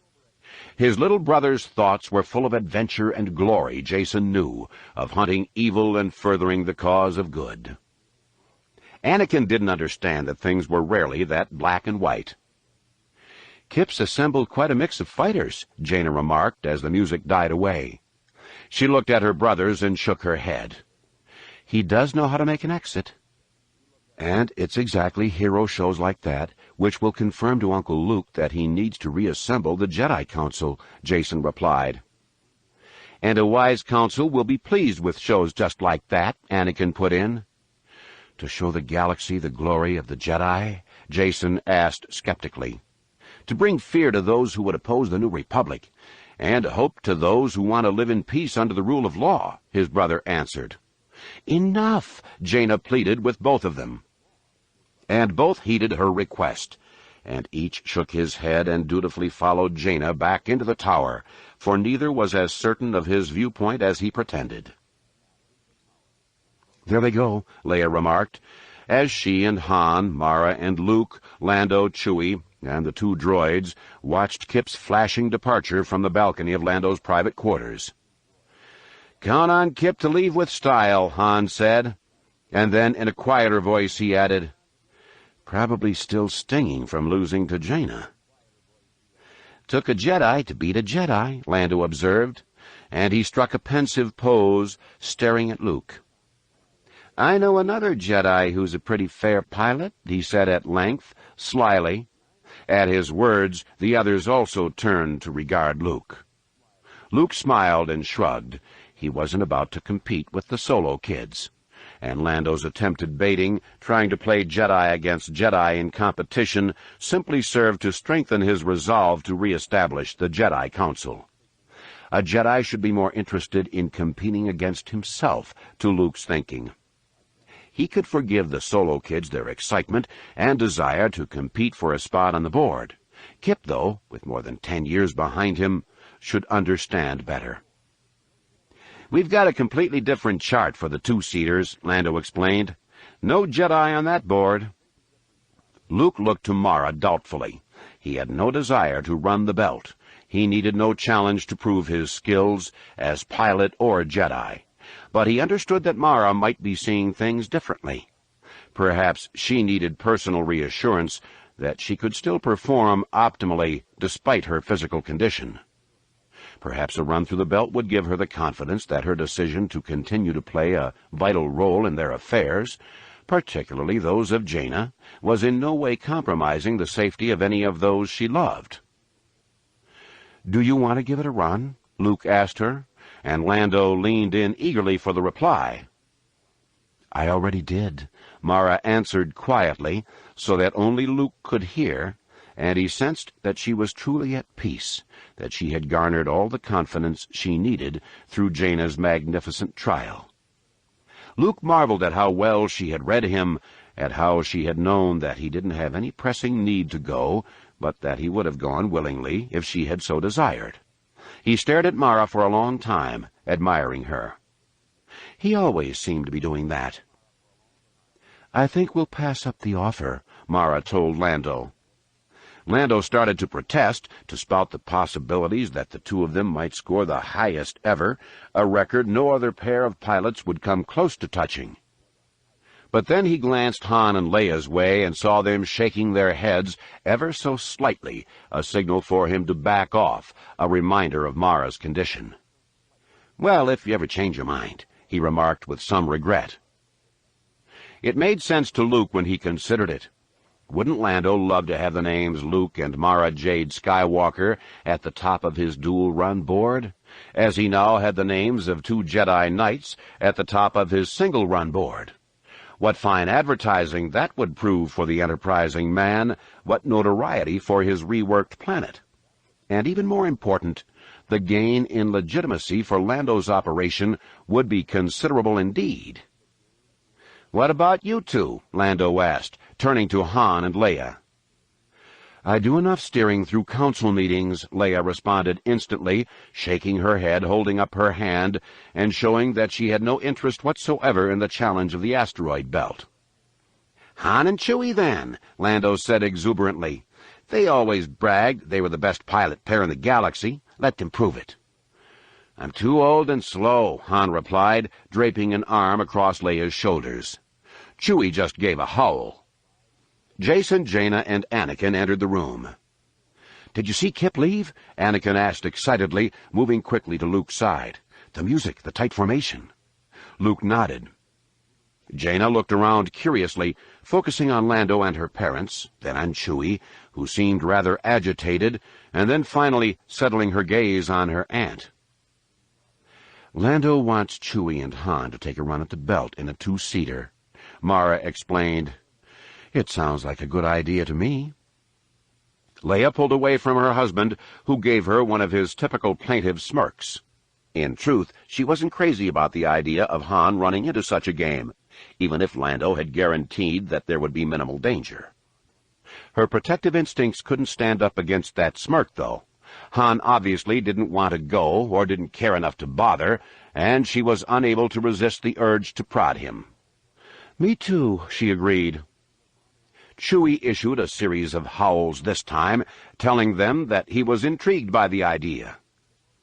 "That's a kid's game," Han replied with a snort. "I'm too old and too slow and too sore." "And too pocket hair," Anakin was quick to add, drawing a laugh from everyone except, of course, Han. "Moss Devers and Twingo hold the current lead," Lando said.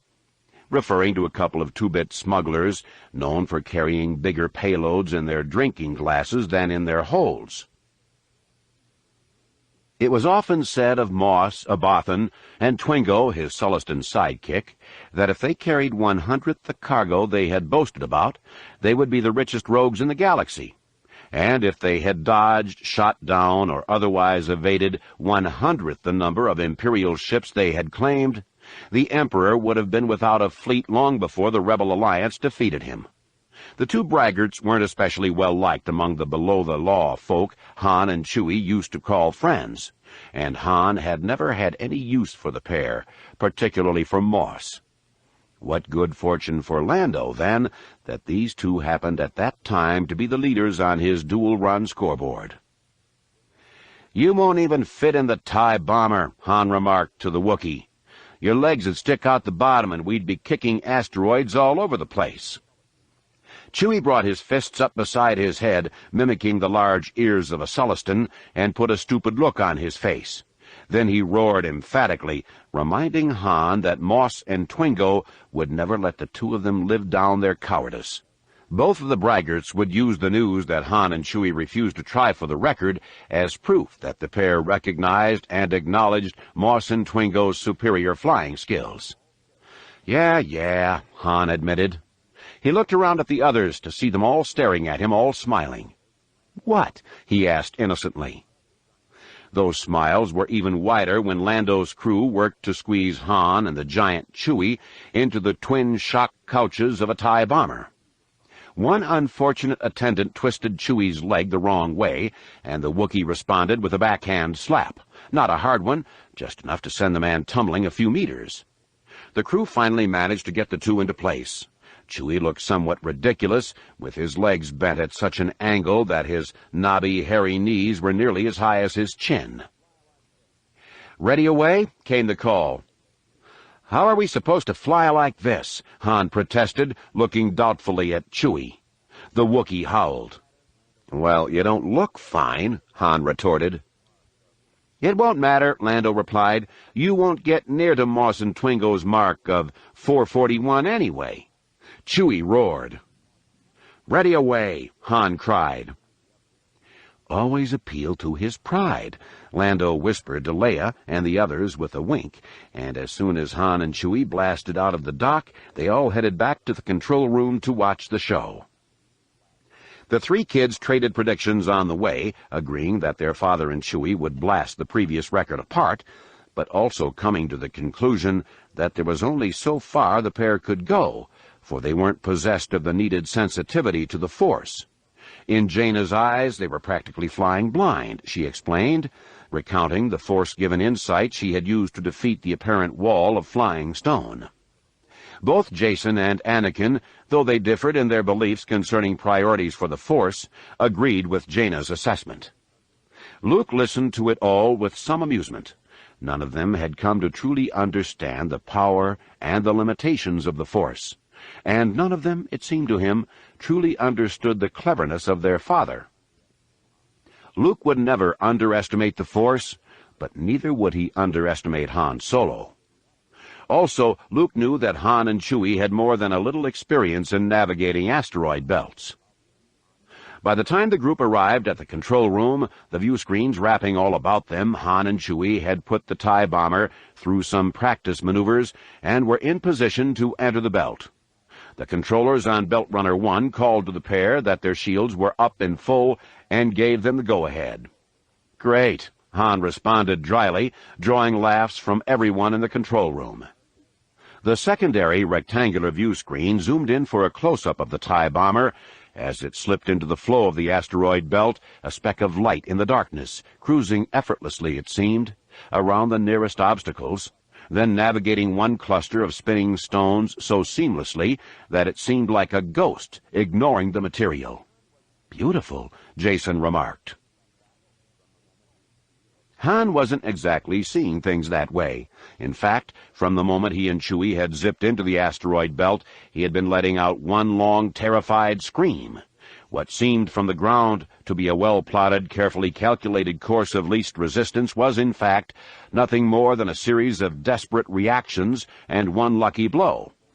For as the TIE bomber swerved on end around one asteroid, Chewie, elbows up high, slipped to the side and bopped Han off the side of the head. Han was about to send the craft into a vertical stoop, a maneuver that would have slammed them headlong into another asteroid, one he hadn't noted, but the impact of Chewie's elbow knocked him away from the controls, and the TIE bomber continued its present course, somehow slipping between two asteroids that both Han and Chewie and the observers on the ground had assumed were too close together. The maneuver appeared brilliant. "Hairball!" Han yelled at Chewie. The Wookiee turned so that his face was barely a centimeter from Han's and let out a howl. Then both looked back to the forward screen, saw an asteroid about to pancake them, and both let out a howl, throwing up their arms instinctively to cover their faces. When they did, Chewie's too-high knee kicked the stick to the side, and the TIE bomber flipped into a sidelong roll and avoided the asteroid. It appeared brilliant, at least. Lando's voice came over the speaker. "You two got the kids standing here with their mouths hanging open." Han clicked on his comm. "No problem," he said, and then he was fast to turn off the mic before he screamed, "You've got to be kidding me," as a wall of asteroids rose up before them. Han pulled left, Chewie right, and the TIE bomber did nothing. Each saw the other's countering move, each reversed his angle, and the TIE bomber did nothing.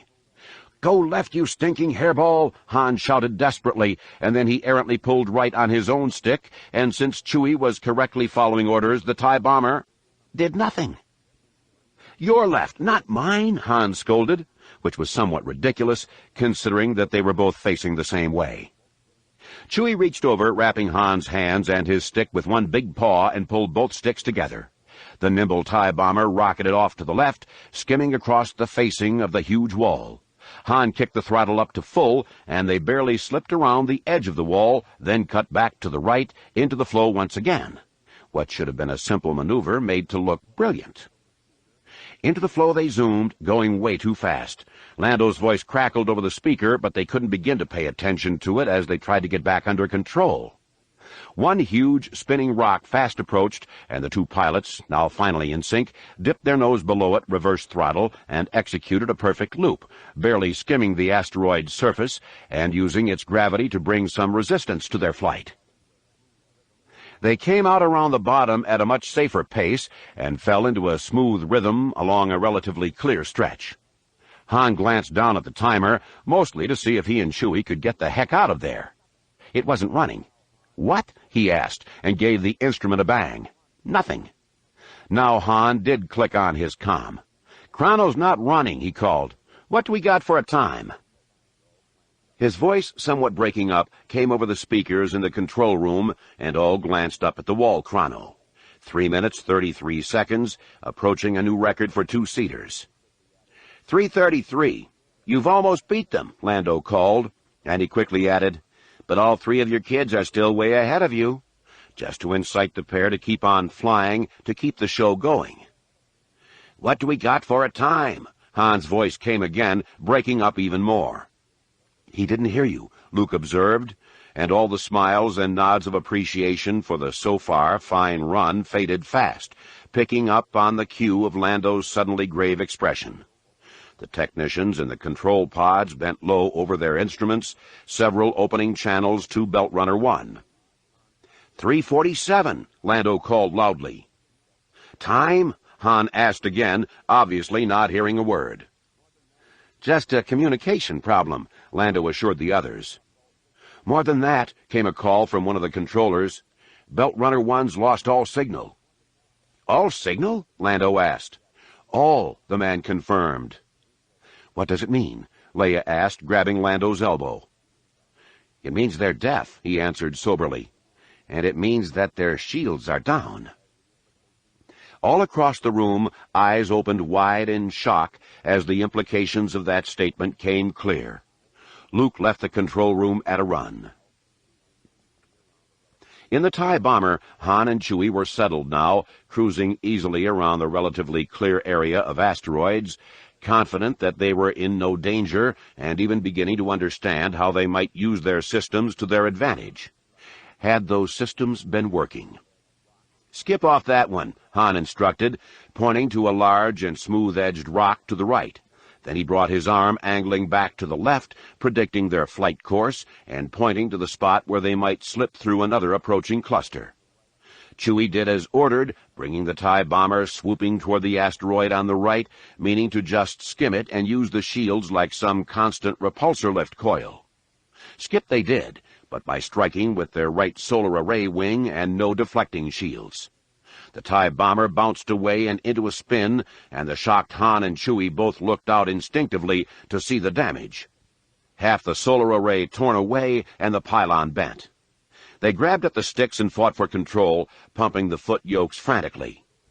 In the jostling, one of Han's belts popped open, and he sprawled forward over his controls, launching the ship into a diagonal dive and roll. Chewie reacted quickly, slapping the kill switch to Han's console, taking complete control of the craft, howling as Han yelled, working hard to correct the pitch. "No shields, Chewie, no shields!" Han shrieked. A lurking asteroid, a wall of stone, filled their viewport. "Down, down, down," Lando yelled, watching the spectacle, and so the TIE bomber started, diving in front of the stone, and then nothing. "The signal's gone," one of the controllers yelled. "Belt Runner 1's got nothing either," another added. The rectangular screen switched views suddenly, showing a TIE fighter soaring out from a pad at full throttle. "Find them," Leia whispered under her breath, aiming the words and the prayer at her brother Luke, the pilot of that soon-to-be belt-running TIE fighter. 13. -13. They cruised easily through the blackness. The piecemeal squadron Kip Doran had titled the Dozen and Two Avengers, a name the Jedi expected would be often repeated throughout the galaxy before much longer. All of them had flown Lando's Folly several times in the modified TIE fighters, and all had done well, with several climbing onto the notable board. Even more important, through the extensive training the disciplined Kip had forced upon them, they had learned to fly together, complementing each other's movements, anticipating rather than reacting. They wouldn't match up to the more notable starfighter squadrons Kip knew, like Rogue Squadron, not yet, but they were improving daily, and they were seeing more action than any of the others. Perhaps one day soon the Dozen and Two would be spoken of in the same breathless manner as Rogue Squadron. That was Kip's hope. Of course, if the three Solos, or any of them, particularly Jaina, decided to join, the equation would change dramatically. The offspring of Han and Leia would bring immediate recognition and attention to the Dozen and Two, a name Kip realized he would have to alter. Would that be a good thing? Were the 14 members of his squadron ready for the attention, ready for the spotlight? Such notoriety would aid them, no doubt, when battles were joined, for their enemies would likely be too afraid to properly coordinate their movements and attack, but also, with the glory, would come greater enemies. Were they ready? Was Kip ready? And what of the Avengers' leadership? Kip had to wonder. Jaina had surpassed him running the belt, and despite his bravado, Kip understood just how soundly he had been beaten. He could fly the belt 100 more times and never come near Jaina's mark. The other pilots of the Dozen and Two knew that too. So if Jaina and her brothers joined the group, who would lead? As it stood now, Kip's only real rival was Miko, the only other Jedi and easily the second-best pilot of the bunch. And Miko, a quiet and unassuming type who spent most of his time practicing with his lightsaber or just sitting alone under the starry canopy, held no apparent aspirations of leadership. He was, in fact, serving time as Kip's apprentice, training under the more experienced Jedi. All of those thoughts accompanied Kip into the darkness of space as he and his fellows departed Dubrillion. He wasn't unsettled by the possibilities, though, but rather contemplative, and in the end he simply decided that the gain would outweigh any of the potential troubles. If the three Solos joined the Avengers, the Dozen and Five, he supposed, the squadron would soon be thought of in elite terms, and their missions would become more important, more dangerous, and more profitable in terms of the gain to the cause of law and the new Republic. The Dozen and Five, a dozen regulars and 5 Jedi, could well become the greatest squadron in the galaxy. Of course, Kip didn't really believe that the Solos would join in, not all of them at least. Luke Skywalker had been typically diplomatic and respectful when he had met with Kip on Dubrillion, but he had also been somewhat stern and disapproving. Kip wasn't sure if Luke thought this smuggler hunting a duty that was beneath Jedi Knights, or if he simply objected to it on personal grounds. Hadn't Han Solo been among the most notorious of smugglers at one time?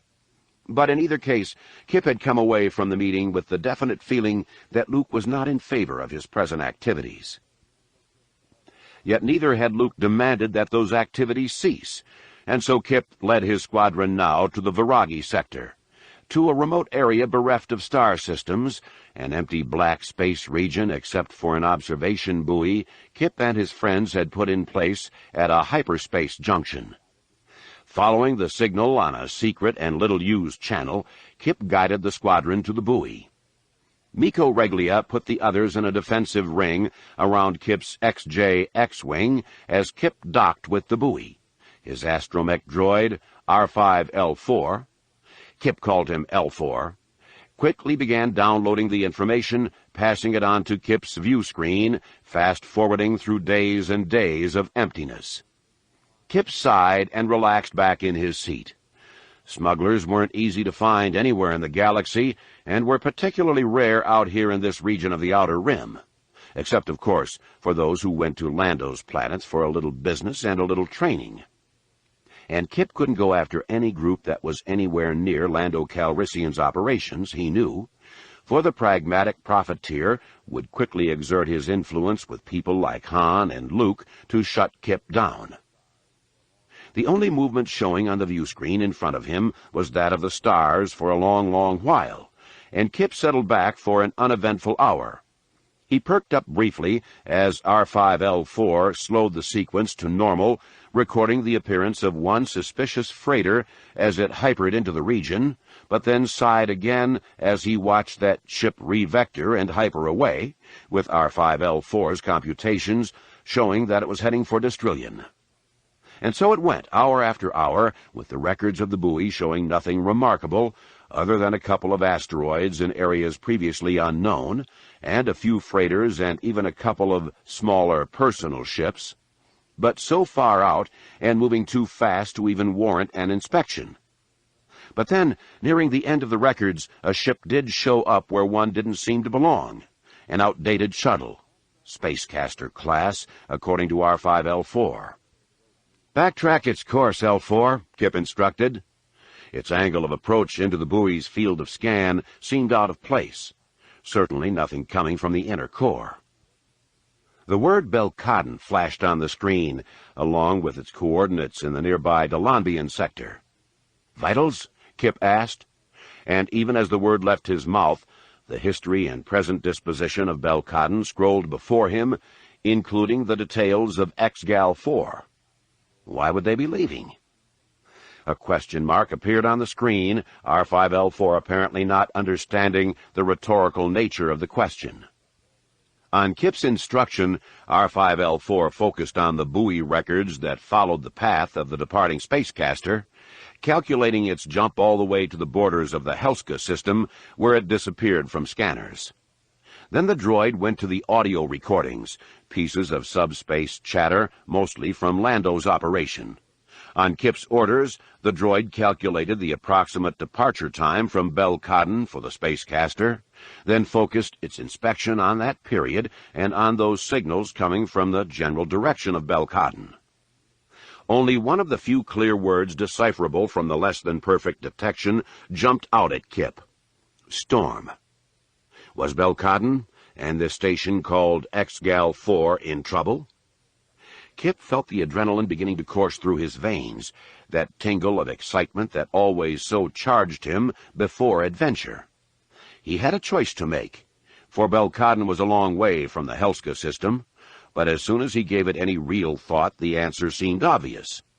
Whatever might have happened on Belkadon, some of the scientists had apparently escaped, though why they would make their way to the remote Helska system, and not back toward the core, or even toward Lando's operations, or toward the not-so-distant Model sector escaped him. "Give me all the details of the Helska system," Kip instructed his droid, and the scrolling began immediately and didn't last long. There were no listed settlements in Helska and no apparently inhabitable planets. "Why?" Kip asked quietly. "Because you requested it," scrolled the oblivious droid's answer. Kip frowned and slid the screen away. "We're going to the Helska system," he called out to Miko and the others. "Plot it out." And while they went to work, Kip fashioned a report concerning Belcodden, a general call for someone to find out if the station there needed help. Luke didn't even begin to slow as he plunged into the asteroid belt. Didn't even hear the warning from Belt Runner 1 that their shield generator was still acting up and they might not be able to offer him any protection. He rolled the TIE fighter about one asteroid, then dived down through a pair of rocks that appeared suddenly around the back side of the first. No instruments for Luke. He didn't even have R2-D2 strapped in behind him, as was customary on the X-Wing. He was flying by instinct and the Force, feeling the flow of asteroids and searching for the emanations of Han and Chewie. He dodged another boulder, dived down under and around another, then shot up before a wall of the spinning rocks, leveling off and cutting deeper into the flow as soon as he noted a break in the array. He had come into the belt near where Han and Chewie had gone off the screens, but he couldn't recognize the asteroids he had been watching on the view screens. Still, he knew that he was in the right vicinity. "We've got the shields up and running," came the call from Belt Runner 1. "Does that include the shields on the TIE bomber?" Luke asked, hoping for some confirmation that his friends were alive. "If it's out there and not too badly damaged, it should have shields," came the less-than-confident voice on the other end. Luke continued to dodge and swerve, and was somewhat encouraged at first to find no debris. But then a solar wing panel, smashed into a pulp, whipped by. Luke took a deep, steadying breath. Leia was on the speaker now, pleading with him for some information. How could he begin to tell her? He recognized then that his own grief would be no less than hers. His relationship with Han had started on rocky footing, and had continued somewhat stormily for a long, long time. But despite the occasional arguments and philosophical disagreements, there was indeed a deep, deep bond between the two, as true a love as brothers might know. How could Han be gone now? Leia continued to plead. Luke shut off the communicator, deciding it would be better to tell her face to face. He brought his TIE fighter into a barrel roll and flipped it head over heels halfway through, so that he came out in the flow of the belt instead of against it. And then he saw them, perched on the back of an asteroid like a sand fly on the side of a moisture evaporator back on Tatooine. Somehow, Han and Chewie had put the TIE bomber down on the large rock, and that feat seemed all the more impossible when Luke considered the damage the craft had sustained, with one wing torn away. Luke came in slow, adjusting his thrusters so that he was barely inching in on the rock as he followed it along its course. Slowly, hindered as much by fear for his friends as by respect for the dangerous asteroid, Luke crawled up, past the TIE bomber, to a point where he could get a look into its cockpit. There sat Chewie and Han, arguing as usual, Han pointing one way, Chewie another, and both shaking their heads at the same time. Han had some blood on his forehead.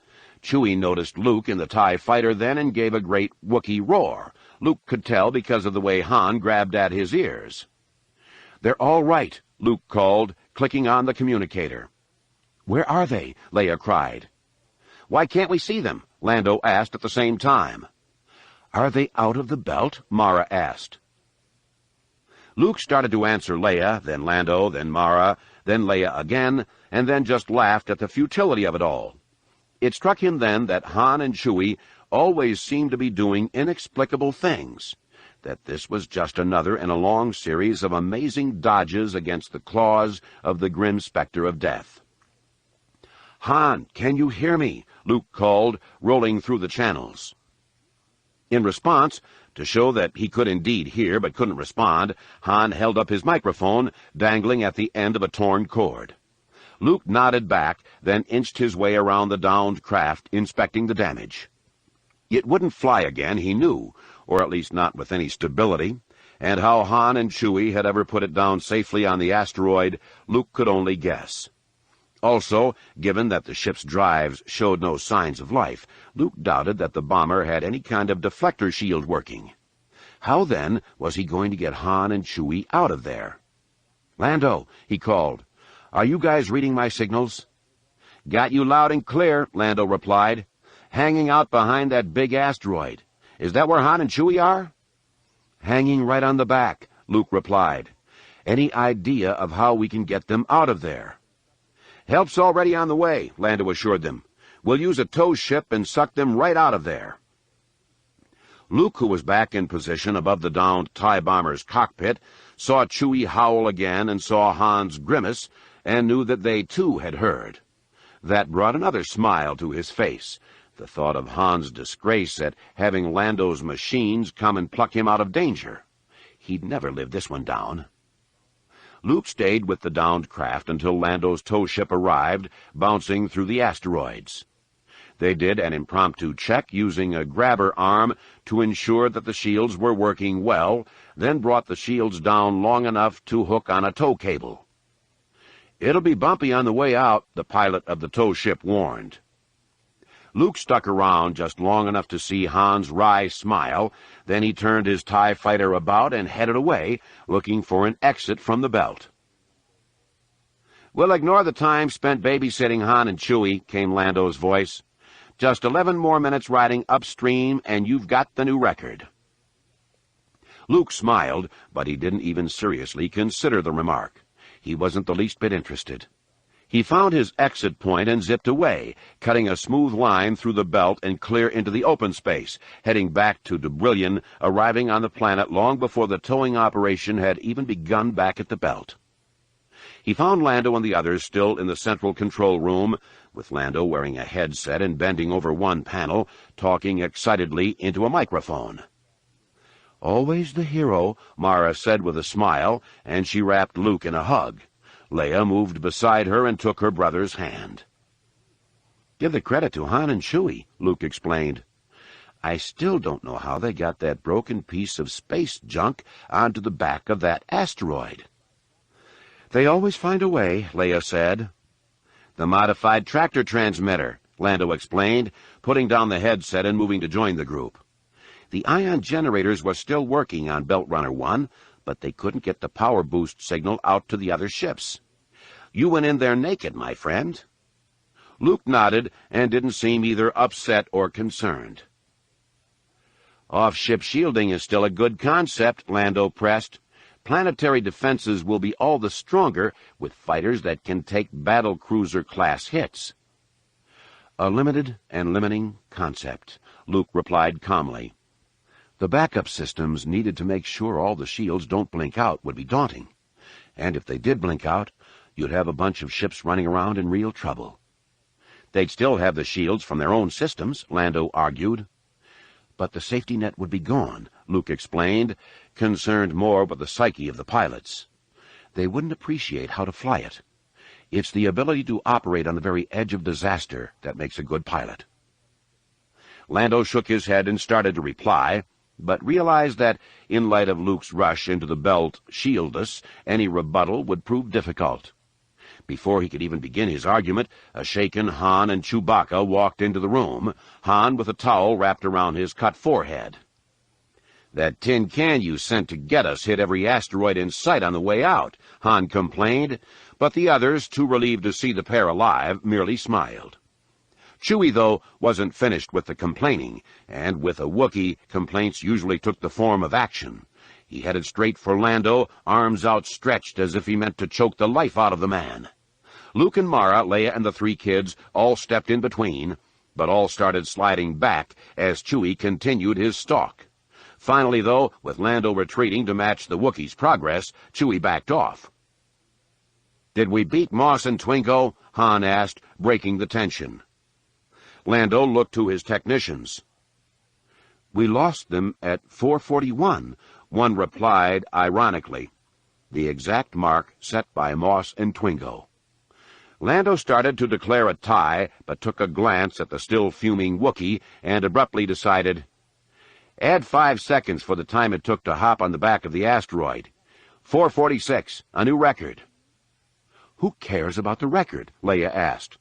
"The flying alone to get you onto that asteroid was nothing short of remarkable, according to Luke." "Best flying those two have ever done," Luke agreed.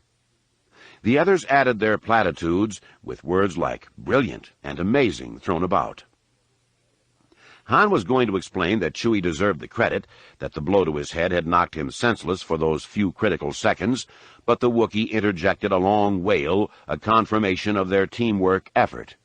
They were a unit, comrades, the closest and most trusted of friends, and by definition of that bond, the credit for either one's exploits would be deservedly shared by the other. Han took it all in with a wink to his Wookiee counterpart. "No problem," he assured them, his face twisting into a wry smile. He did frown a bit when his gaze drifted to Lando, though, reflecting his honest feelings. Fear and even a sickness deep in the pit of his stomach. No problem indeed. They came out of hyperspace and into the Helska system in a rolling, living formation, the dozen and two Avengers alternating their respective places in the wedge, with coordinated barrel rolls and tight loops, brilliant precision flying that kept them on the edge of disaster, and also made their signal on any watching scanners much harder to decipher. Kip Duran kept the lead at all times, though, with Miko Reglia on his right wing. The system wasn't large, with only 7 planets and none of them too widely spaced. R5L4 kept the data streaming across Kip's view screen, detailing all the knowledge about the planets and the system, as the squadron cruised past the 7th planet and then the 6th. The 5th was a gas giant, an uninhabitable ball of roiling fury, so Kip rolled past it with hardly a thought, focusing on the 4th planet, an intriguing ball of ice. "I'm getting some readings from the 4th, Miko called in a moment later. Following Kip's lead, the squadron slowed. What had they stumbled upon, he wondered? A smuggler's den? Another scientific outpost? And if so, then why wasn't it on the charts, as required by New Republic law? It made no sense to him, and yet he knew that the Spacecaster-class shuttle hadn't exited the system. If it had, the buoy would surely have detected it. "Shields up and torpedoes ready," Kip called on the open frequency to all the others. "Offset the wedge, 2 to my right." The speedy A-wing on Kip's left did a snap roll that put it right in line behind the trailing ship on the right-hand line of the wedge. "Off-planet movement," came Miko's call, and Kip's astromech confirmed it even as his wingman cried out. Indeed, he soon confirmed visually there was movement. Dozens and dozens of what? Asteroids? Kip's instruments revealed little at first, bringing in a jumble of signals that seemed to indicate some sort of life energy. "Hold back and cover my tail," he instructed the others, and he swooped away. His next impression was that these were indeed asteroids, albeit spectacular ones, showing many different colors. But as he drew even nearer, a chill ran up Kip's spine. R5L4 issued a stream of protests, flashed signals on Kip's screen that showed that there were some life forms ahead, and then another, even more urgent signal brought Kip's attention to his instruments. A tremendous energy bubble surrounded the frozen 4th planet. Kip looked back to the multicolored asteroids, noted the specific geometric shapes. Not one of the things looked exactly like another, but they all shared some features, the tapered nose, the aerodynamic sides. These were craft, starfighters. Kip throttled up to full and yanked back, turning his nose up in a sharp loop. As he hit the top, he rolled about to upright and leveled off, shooting back the way he had come. And on came the pursuit. A swarm was the only way Kip could describe it. "They're enemies," he cried, and even as the words left his mouth, R5L4 screeched and his X-wing lurched, slammed by something. Kip went through a series of evasive maneuvers, spinning down and out to the right, snap rolling back to the left, and with full throttle the whole time. He took some comfort as he neared the rest of his squadron, screaming ahead in tight formation, laser cannons firing, torpedoes flashing away. "Meet me left, Miko," he cried, and he hooked turn to his right and continued the turn until he was facing back the other way, with Miko obediently on his wing. Miko was firing, and so too was Kip as he came out of the turn, blindly, desperately. He scored a solid hit on the nearest enemy, and that rock-like starfighter spun away, but the second zoomed past him, and in that close encounter he saw that these were piloted ships. There was a canopy, resembling mica more than transparent steel, and behind it he saw the pilot, a barbaric-looking humanoid, its face a lump of pulsating flesh. He shook off the disturbing sight and led Miko back to the right, back toward the rest of the squadron. And they were into it thick, with enemy fighters swooping all about them, firing projectiles out of forward and side cannons that looked more like strange miniature volcanoes. To their credit, the dozen and two were handing out most of the hits, many taking chunks off enemy vessels. But those vessels usually went into a spin and then came back out of it, leveling and heading fast to rejoin the battle. "They can take a beating," Miko remarked. "But they can't hand one out," Kip noted, seeing several projectiles slam against the B-Wing's shields, only to be repelled.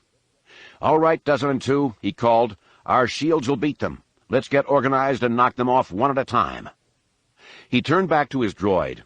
"L4, try to call them, all channels. Let's see if they'll surrender." Even as he finished, a cry came back from the B-Wing. "My shields are down!" Before Kip could even respond, a host of enemy fighters soared into position and let fly swarms of volcano missiles, and that B-Wing was halved again and again in rapid sequence until 1,000 little pieces littered the dark sky. And then another cry of lost shields, and the headhunters swiftly suffered the same fate. Still, the remaining Avengers held their formations and hammered at the enemy fighters. Several were blasted into little pieces with concentrated laser fire, drilling chunk after chunk in the same spot until the whole of the ship cracked apart. But for every one lost, another dozen replaced it, and more were swarming up from the planet. "No shield!" Miko cried. Kip looked at his wingman, perplexed. How was that possible? Miko hadn't even been hit, for he and Kip weren't in the thick of it yet.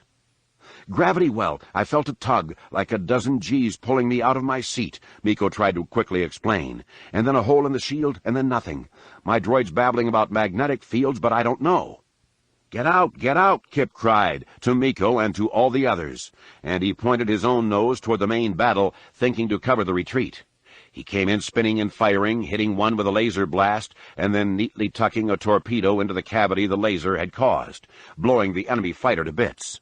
He swerved between two more, taking a couple of inconsequential hits, then reversed throttle, with R5L4 howling all the while, and flipped his X-Wing about, a vicious maneuver that nearly stole his consciousness, despite the fact that his inertial compensator was running at 97%.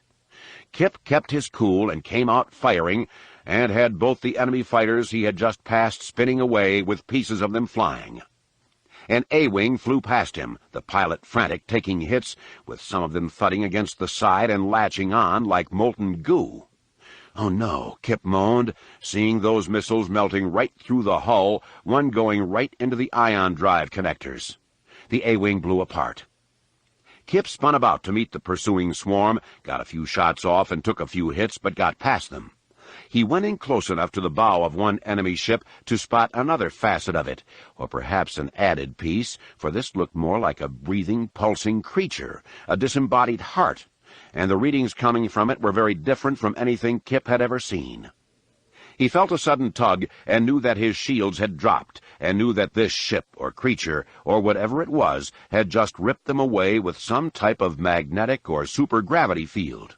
He focused his wrath on that notion, on this thing that had brought death so quickly to several of his friends.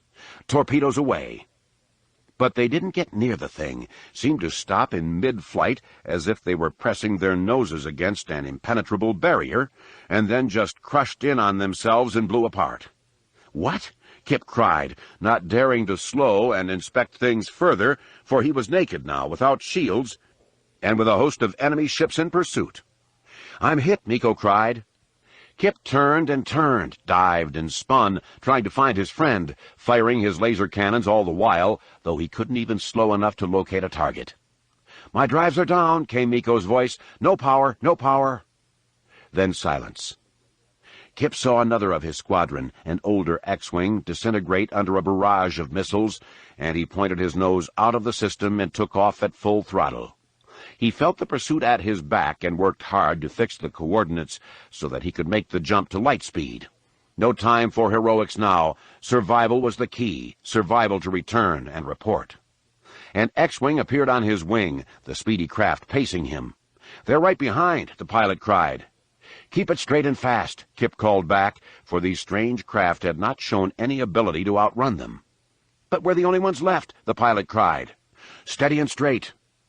And indeed, the enemy fighters couldn't catch them, but that surely did not end the pursuit, for another craft, a roughly oval-shaped rocky vessel, burst open a forward chamber, and a host of half-meter-long black-winged creatures that somewhat resembled armored turf-hoppers poured forth. Kip saw them and saw that they closed easily. "Hyperdrive!" he cried to his new wingman. "No coordinates!" "Now!" Kip ordered, and he engaged, and so did the A-Wing. But the A-Wing had a trio of vicious insectoids already on it, secreting a substance that melted through the hull, allowing the creatures to burrow in. Kip lost sight of the A-Wing as the starlight elongated in that momentary freeze of reality that was initial hyperspace, but he understood, somewhere in his subconscious, that the other had not survived the jump, that the engagement of the powerful hyperdrive had blown the damaged A-Wing to pieces. Kip came out of lightspeed almost immediately, fearing he would collide with a planet or zip through a sun. Before he could begin to try and calculate where he was, though, he saw that he too had not escaped unscathed, that he too carried a couple of unwanted passengers. And one was coming through the canopy right at him, wicked pincers chopping excitedly. "Cern Padal?" Han echoed incredulously. "You want me to go to Cern Padal?" "A favor," Lando innocently replied. "Hey, I let you run the belt for free." He stopped as Han frowned, reminding him that bringing up the belt incident might not be a wise thing to do when begging a favor.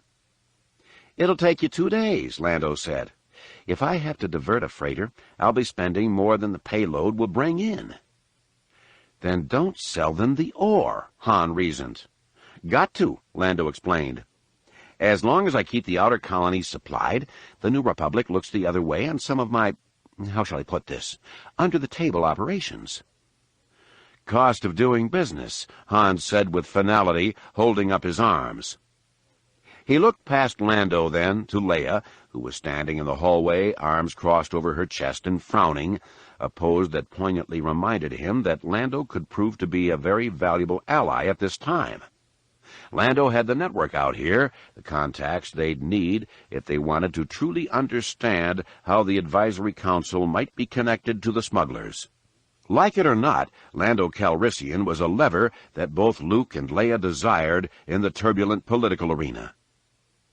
"Hey, even though your run didn't go well, and I'll give you another try for free, Jaina got the record, and so did you and Chewie," Lando pleaded. Han smirked, more at his wife than at Lando. "Cern Padal?" he repeated, as if the very notion was preposterous, but in a conciliatory tone. Lando's smile nearly took in his ears, and he started walking again toward the control room. "You'll be back before anyone realizes you're gone," he said. One of the technicians came out of the control room then, carrying a data pad. He spotted Lando and ran to the man, his look somewhat nervous. "Trouble?" Lando asked, taking the printout. "From Kip Duran," the technician explained. Lando looked at the heading and chuckled. "The 12 Avengers," he recited with a snort and a shake of his head, for even Lando, known to be boastful and flashy, recognized that Kip was going a little over the line of pretense here. "What's the problem?" Leia asked, as she and Han moved beside their friend. "Outpost on Belkadon, in the Delandian sector," Lando explained. "Something going on over there." He looked to the technician. "Did you try to raise them?" Nothing coming from that planet but static, the man confirmed.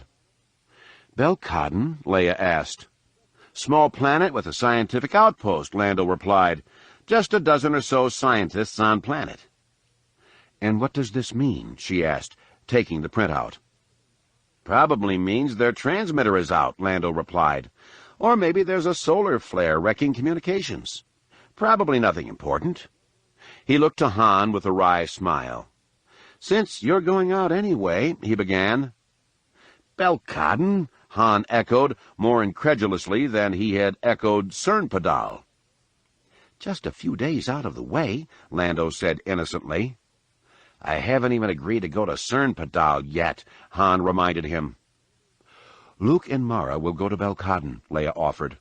They've been wanting some time alone anyway. Lando nodded, more than satisfied with the offer.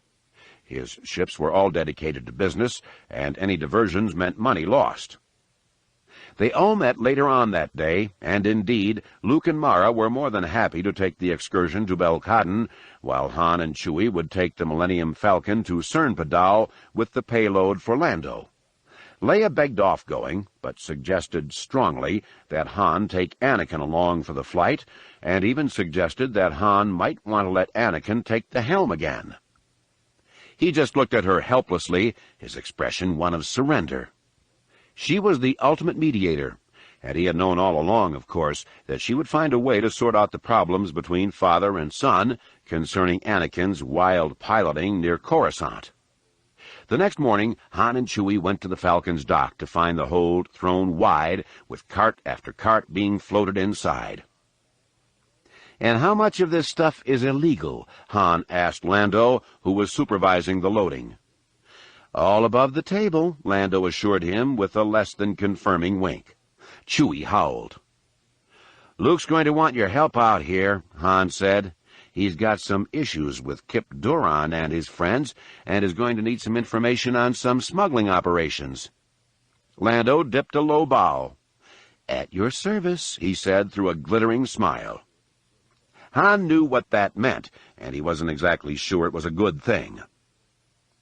They saw Luke across the way then, offering a wave and moving with Mara into the Jade Saber, R2-D2 rolling along behind them.